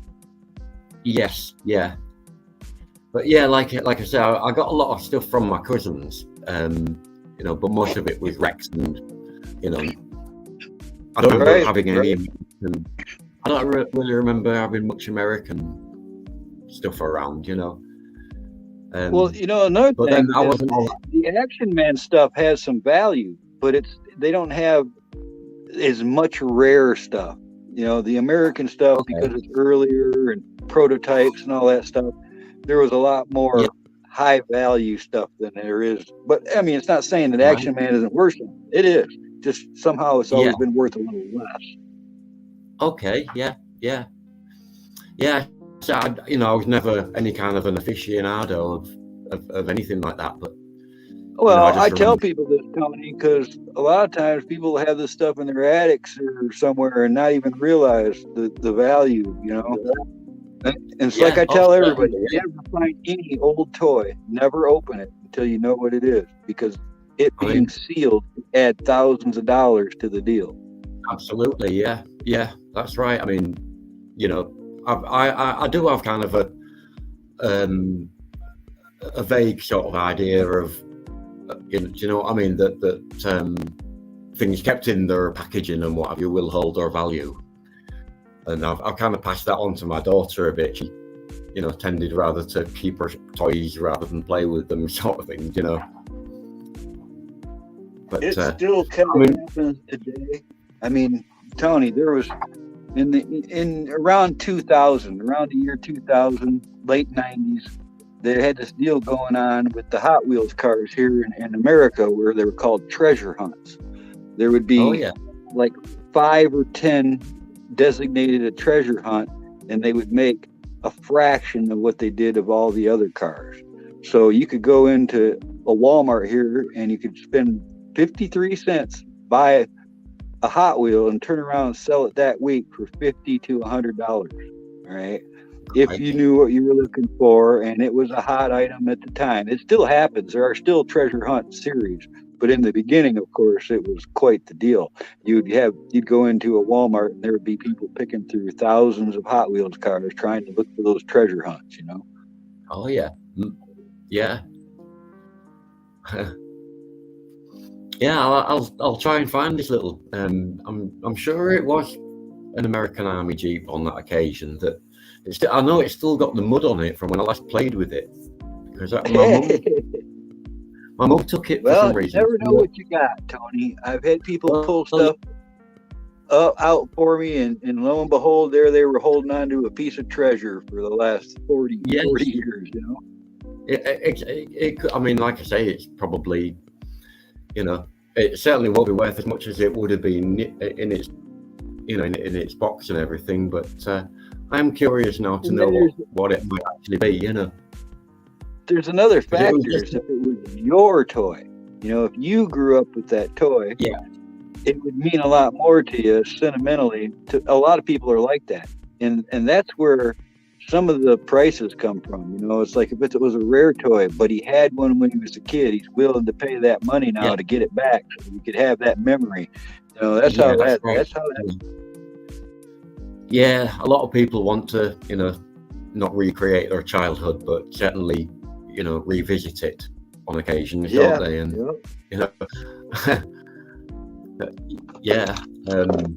I mean, records were always my thing, really. You know, I was always obsessed with records. I've now got hundreds of them, but you know, they're not in. It's not really a serious collection in that they've all got to be mint condition or anything like that. I don't care what condition they're in. Been there too.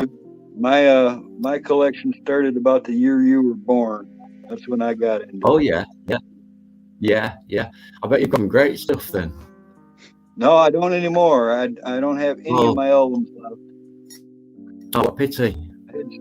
I had somebody liberate some of them for me. You know what I mean? Yeah. Oh, that's a shame. Yeah. I mean, but obviously, I mean, I grew up listening to my parents' music, which was obviously that, you know, my parents were born in the mid-40s, and my dad's stuff was all Chuck Berry and Elvis and things like that, and you know, then into the Beatles and other 60s stuff. I used to hear a lot of Gene Pitney when I was growing up, you know. That was one of my mum's favourites.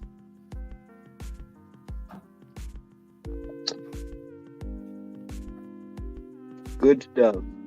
Yeah, it was. I mean, you know, I used to go to bed with a copy of She Loves You rather than the teddy bear, you know, when I was a little teeny tot. I wore out the copy by like hugging it, it just sort of melted. Had to get By a new 1970, I probably had 3 Beatles albums. I had a Rolling Stones, The Doors, Grand Funk. I had maybe 25 albums by 1970, I guess. But they're all early rock and roll. That's what I grew up listening to. You know, it was almost like nursery rhymes. Yeah, I understand. Yeah, apparently I was incubated for my first 4 months, and the only way that they could get me to sleep was to put me underneath the radio with the pop channel turned up full. Right. Do you remember? What about Tommy James and the Shondells? Oh yeah. Especially, I love Crimson and Clover. That's one of my favorites. Crystal Blue Persuasion. Yeah, I only know.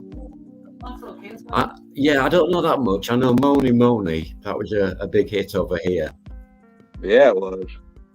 Yeah, that was there too. And like I say, Crimson and Clover, and I probably know 1 or 2 others, but I can't bring them to mind. Starting to show our age, I think. Sorry? I think we're showing our age. Yeah. I guess I think you're a little bit older than me, aren't you? I'm 52. Yeah, I am.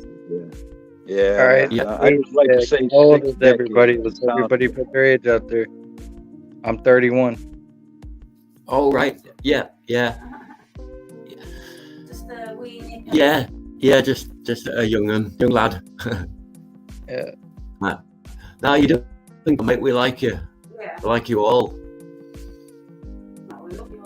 Yeah, we love you all. I always respond to you. I don't know if you remember, but I met you up on panel a long time ago, months and months ago, Tony. Yes.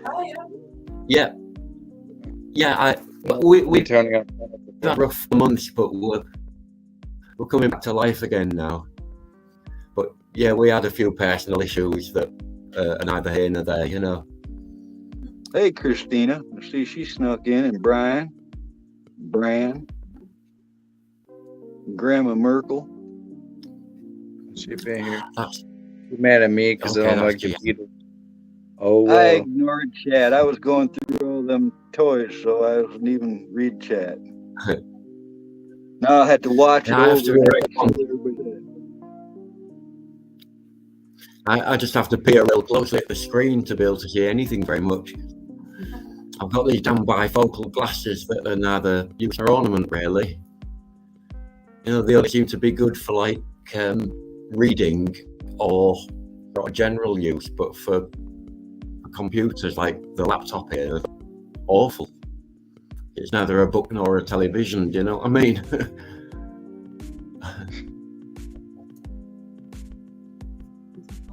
See, Brand's Why 35. not? Hawk was here. Hawk was even here a minute ago. And Eric is here, or was. See, my problem, you know what my problem is, Chemicaro, in life right now? Is that I relate more with y'all than I do with my generation and the younger generations. I don't understand that shit. My generation. I think you got a good head on your shoulders. I don't. Maybe you're an old soul, you know? Yeah. I don't really, I don't, there's nothing like, you know, like if I gotta pop, like everything's gangster now, this and that. If I gotta pop up and do some gangster stuff, I'm gonna do it. But that depends on the situation. You know what I mean? Like if I gotta defend myself or me and mine, it's gonna happen. But you know, that's like these younger kids are just so occupied with death. And I'm like, that man, when you lose people, they don't understand. They have no soul. They don't feel the same way that everybody does. Like these younger generations are just, man, they're torn up. They're so Yeah, I mean, I'm a little bit. We've got a daughter of 17, but you know, otherwise, like we're a bit out of touch, really. And she's not typical of our generation, really. You know, but then we're not typical of we're not very typical of ours either. You know, you know, we're quite old-fashioned, really, by even our standards. You know? People don't know that it's just people. I don't know. Everything's so negative that it's just a one-track mind towards negativity. It's what I have. Everything's material. Everything's worldly. Worldly. But nothing is. I don't know. I think I know where you're coming from. That people know the price of everything and the value of nothing. It's just, it's like if you work for it and you have that type of money and you work your ass off for it, right? And you have that type of money and you want to buy yourself something nice, nobody should give a damn. You know, nobody should care. You know what I mean? Because you worked up to that situation, buying a house, a car, or whatever you want. But they don't understand the value of the dollar. Like you were just saying, they don't understand that it's not that easy. You got to work your ass off, no matter what you're doing. It's not easy. I think we have been very influenced by, you know, the older generations, but it seems to be fading a lot, doesn't it? I mean, my grandparents were born. My older family's traditions on because they were successful. When I say successful, I mean being able to take care of their family. I'm not saying rich, I'm not saying wealthy. I'm just saying being able to be comfortable. You know, because they worked their ass off for it. We've lost that's right. that. I mean, you know, I mean the war years here took an enormous toll on people. You know, and I mean, I remember when I was little, there were still like veterans of the First World War that used to live very close by in like a sheltered housing kind of thing. You know. And there were shell shock victims and people like that, and people with limbs blown off. You know, do you remember the old bath chairs that people used to have, the kind of wicker bath chairs? You know, You used to see one or two of those, you know, poor old buggers. You said wicker chairs, like wicker is what you're talking about? Yeah, wicker work bath chairs. Right. I live in the South in America. Yeah, we you know a wicker, yeah. Oh, No, yeah. it's crazy. Wicker as in No, it's weird. But I haven't heard somebody say that or thought about that in so long. They had a different design to them there in England. I've seen them in the convalescent homes and stuff. They were like wicker loungewear designed for, you know, rehabilitation centers and stuff. That's right. That's exactly what I'm talking about. And they used to have like a little handle on them that they'd push forward and backward if they had hands, you know. And it'd like propel them along, you know. But yeah, anyway, and no, no V, I am not rich by any means. Maybe rich in life, but not monetarily. Well, hello, Christina. Hi.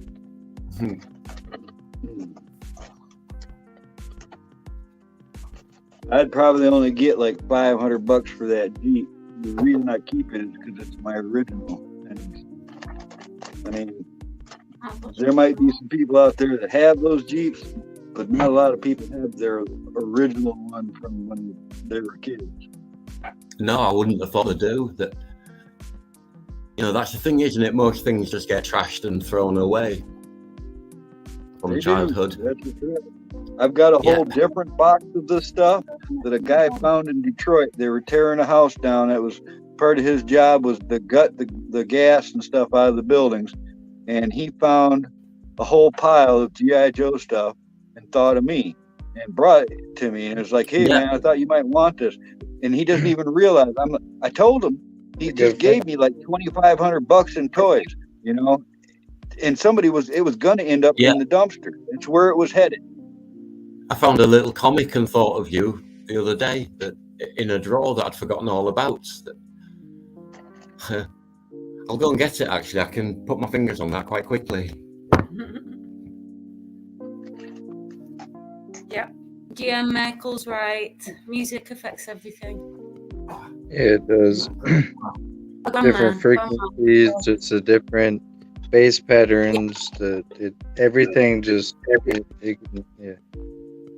Yeah. I mean, I'm in a Scottish bagpipe band, Camera Carl. I'm a side drummer. That's cool. Hell yeah, that's a badass. Yeah, I've been doing that for about 14 years now. Yeah. AC/DC, it's a long ways to the top if you want to rock and roll. If you want to roll, yeah. That's an awesome track. There's not enough rock songs. Hold on. Hey, I'm sorry, Katie. Your name's Katie, right? Yeah, that's right. Okay. Yeah, just tell him to go full screen. Christina said you can have your opinions about music, whereas I will as well. When called ignorant, you can be a good person with a great soul and still listen to hip hop, R&B, and so on and so forth. Absolutely. The music you listen to doesn't define the person. Sergeant Rob?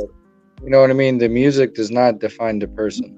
We all listen. I listen to rap. You know me. I listen to rap, R&B, all types of stuff. But it does affect people. You know what I mean? Wait for it to go to the big screen. Look like a Sergeant Rock. I agree with. But I don't know how to get on to Strike. You want me to go to full screen? I got you. Oh, that's neat. We don't get that. We don't get that comic here in the States. I've never seen that comic here in the States. So 1975.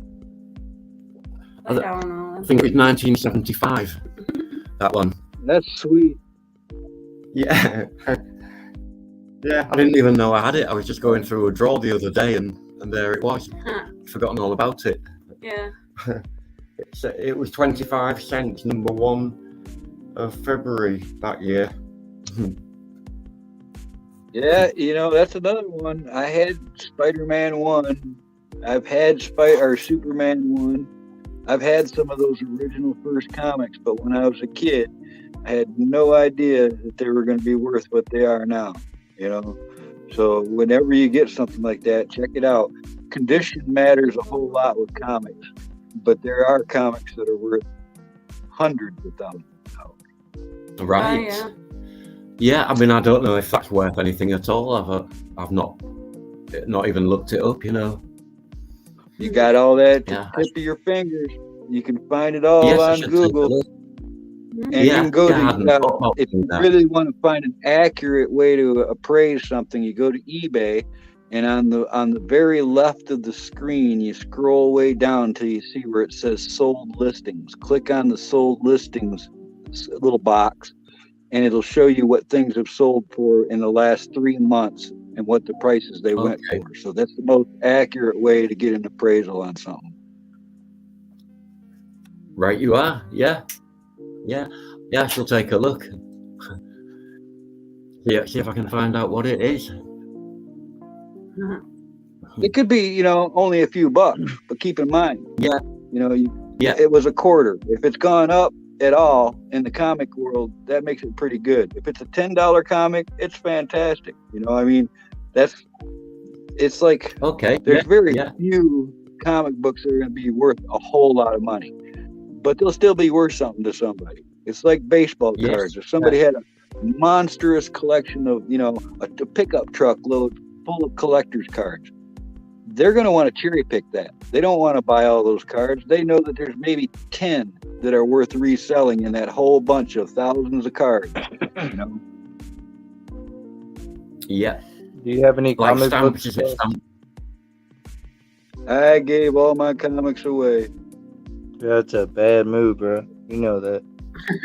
I did it so long ago that Yeah, but now you know it's a bad move, bro. I've done that. How many? Like everybody, we're human beings, right? Like we have, we're none of us are perfect, right? We've all done dumb things in our life. How many things have you given away to people you wish you're like, why did I do that? You know what I mean? Right. I've And at done the that time, so many times. it was a good call because the person I gave them to went on to keep collecting them. Once somebody gets the bug, I'll pass something on to them because it'll make their whole day. You say about the nostalgia, it's, I paid I don't know, was it £2 or £3 to have a comic book, to have a comic back, that had cost me 10 pence when it was new, Right. And Eric, I see what you're saying. It is good to check other sites, but eBay is still, as evil as it is, they call it Evil Bay, it's still the largest marketplace on earth. All right. If there's something of value you have that's really worth a lot, eBay is where you want to be. They're going to get their cut, because they get 15% after PayPal and eBay and all that. But it's still going to go for substantially more than it would on any like Etsy or, any of those places. Some people just want it. They'll pay outrageous prices because they want it. And they know you got it. Well, and that's the weird thing. I'll tell you what. I sold on eBay for 25 years. It's okay. Right? I did. I sold on eBay before there was a PayPal. We used to do it back when it was a trust system. And you'd send people cash in the mail wrapped in foil and stuff because there was never anybody screwing you over. They wanted to keep you as a connection. But the thing with that is I started all my auctions at a penny. Right? I know that it's worth hundreds of dollars, whatever it's worth. But I would start it at a penny because I know once you become a top-rated seller, you have 100% feedback, you're well known in the community. There's all these factors to where there's somebody that's not even looking for that is going to wander on. What, 1 cent? I'll pay a cent for that. Next thing you know, the guy's like, oh, hey, I'll pay $1 for that. When he goes to bid $1, he realizes the next guy put a top bid of $100 on it.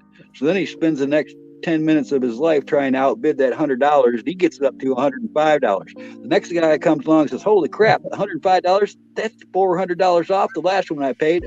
I'll buy that for $150. And it escalates. And in most instances, I would get more than what the value was for the item, because it would create a bidding war, where, it'd be some people that, man, I didn't even plan on buying that, but I got sucked into it. It's like, well, that's what happened. It happens, No, my wife's left me, and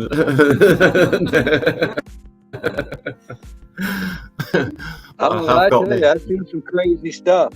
There was another thing that happened a lot. I'd put an item on for a week, and I'd notice 100 people seen it, but nobody's bidding. It was, it'd be worth something like, let's say it's worth $200. It's bid up to $5.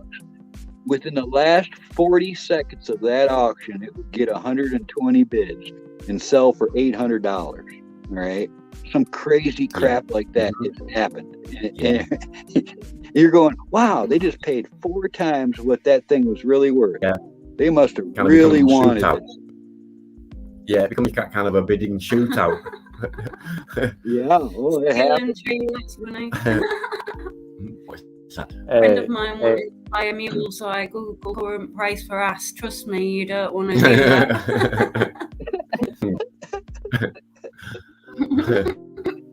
I gotta shut this down in probably the next 5 minutes or so. That sounds all right. I gotta do some stuff now, anyways. But there's another weird thing, Tony. It's like people in Australia, they gotta have that GI Joe, so they spend the $200 to get a figure, and then pay $100 for me to ship it to them. Crap, man! Some of the costs people pay to ship this stuff around the world has blown my mind, especially in Australia. Yeah. I've had people pay $400 or $500 for shipping costs. It's crazy. Wow. So I think you should probably publish a book. Yeah, you should come on. Yeah, I really think you should publish a book and get it all Anybody photographed listening and everybody here on the panel, I'll tell you how to save money. All right, this is some good insider info, and I'll leave you with that. Never go by auction on eBay purchasing something. I mean, if you have to, that's one thing. But if you're just out there looking for collectible stuff, instead of going to an auction ending soon that everybody's bidding on, go to buy now, newly listed, and refresh it every time you walk by the computer. Because the same thing that you're looking for, people will list it at a buy now price. Almost, all the time. They list things, they have no idea the value. And that is where you'll find the deals on anything that you collect or you're looking for in life. Just, refresh it as often as you can, because it could happen at any minute. Keep in mind, like in the G.I. Joe world, there's where there used to be maybe 20 guys like me that did that. Now there's a couple hundred. So if it's a hot item, you got to be quick. The moment that item goes on, you got, all these other people doing the same thing you're doing. It becomes another type of game. Who pushes the button first? Yeah. Yeah, we haven't really done any buying or selling, but apart from the odd thing that, like you say, that you just go online and get it. But collectibles, we haven't really done it. But I've got a lot of stuff really that I've work for anything, Tony. It's the same thing with tools. It's the same thing. If somebody's gonna fight for it at auction, chances are it's gonna go for top dollar. But if you find somebody who is willing to sell it cheap, there it is. It's a done deal. You push the button, nobody else ever sees it.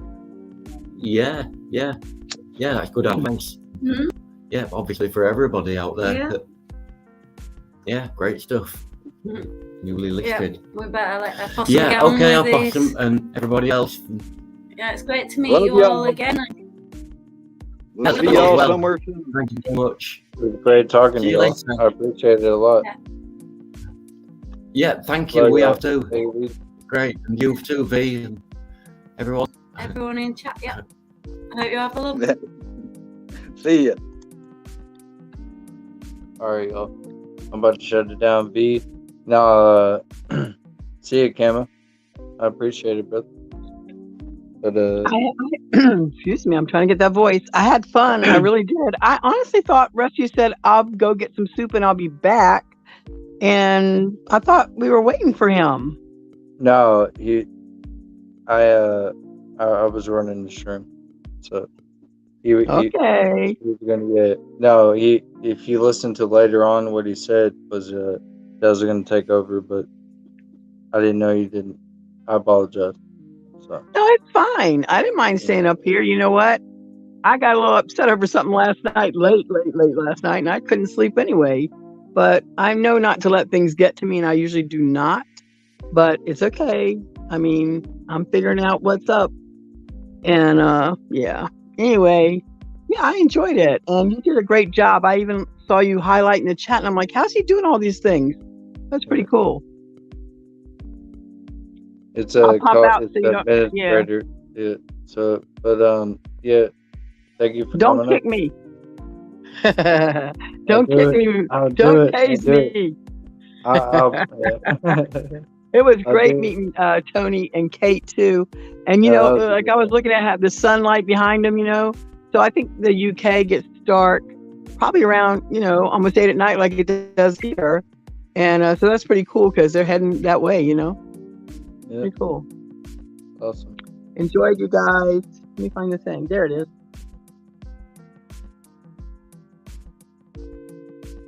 All right. I love y'all. I'm gonna shut it down. Thanks for coming by, everybody in the chat, everybody that jumped up on panel. I'll see y'all somewhere else, somewhere, at a different time. Take it easy. Peace.